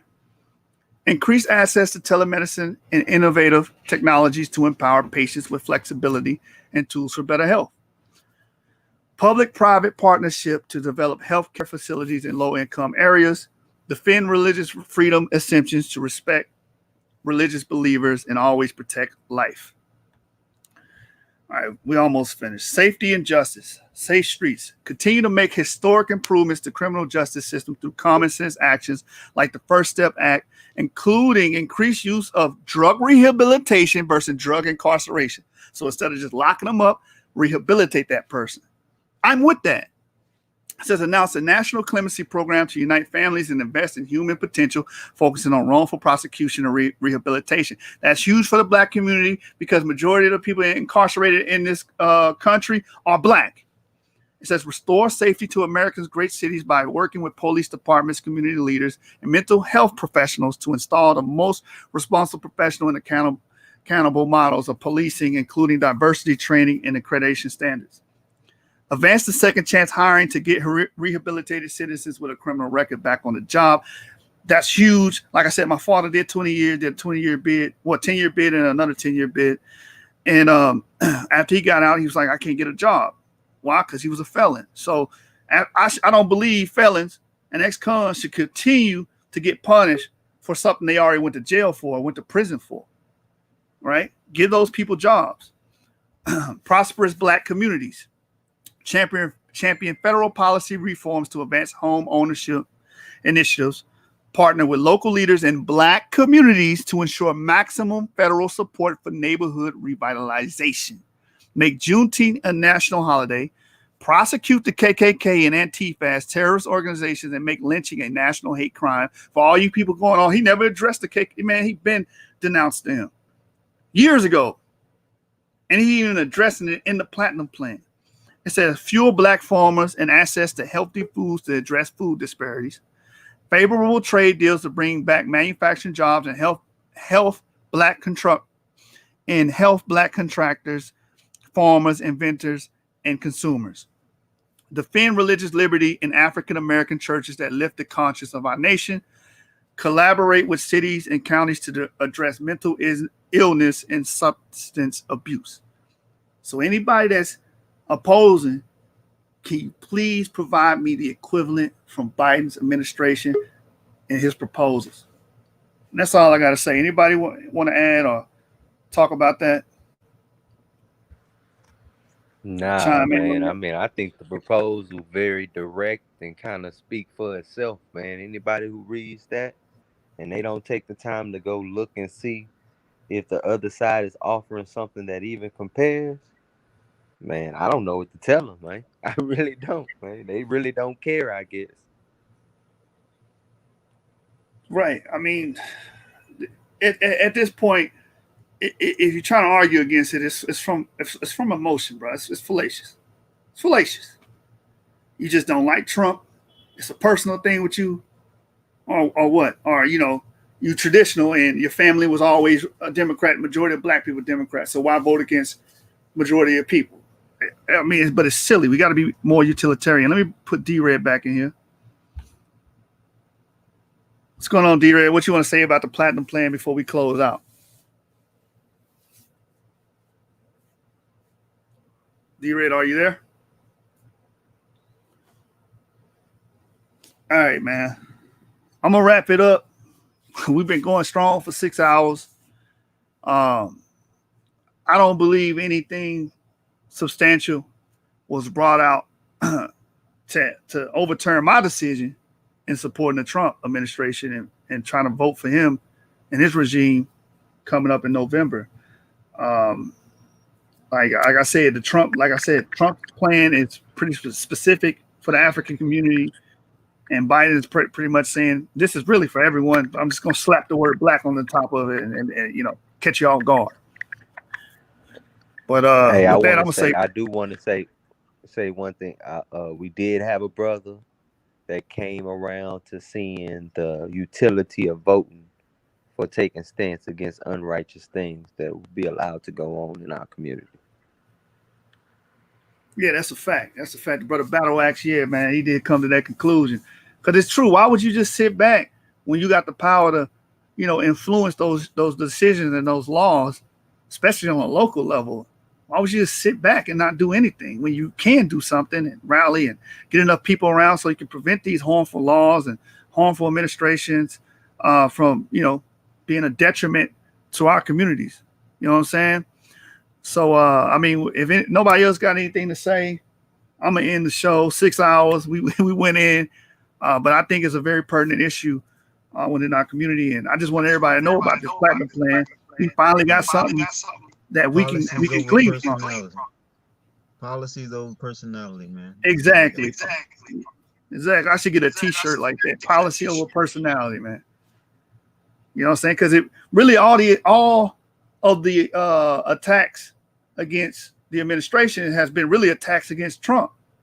Well, Trump said this about the Central Park 5, or Trump said this about what Obama did, and I don't trust Trump. Like, okay, what about the policies though? What about the First Step Act? What about the opportunity zones? What about the tax cuts that incentivize small business? What about all these things that he did? You don't want to talk about a policy. You want to talk about things he said that may have hurt your feelings, why is that even being brought up in the discussion about which is better for our people? That it's just weird. Be more pragmatic. That's what I'm gonna leave y'all with. Subscribe to the channels, Y'all World 777. Follow us on Facebook, the Source Debate League. Follow NYMG for more shows and more content. Follow, subscribe to Genesis 49ers. And also, we're going to move all our debates to the Source Debate League on YouTube. So I want all you brothers and sisters that support us, that rock with us, to go to the Source Debate League on YouTube and hit that subscribe button, like and comment, and let us know how y'all feel about the issue. I'm rolling with Trump at the end of the day. Trump's platinum plan is beneficiary to the African Americans, and maybe we do another show. Y'all got to try to prove me otherwise. Y'all couldn't do it today. Y'all dropped the ball today. With that, I'm gonna say Shabbat Shalom. Peace.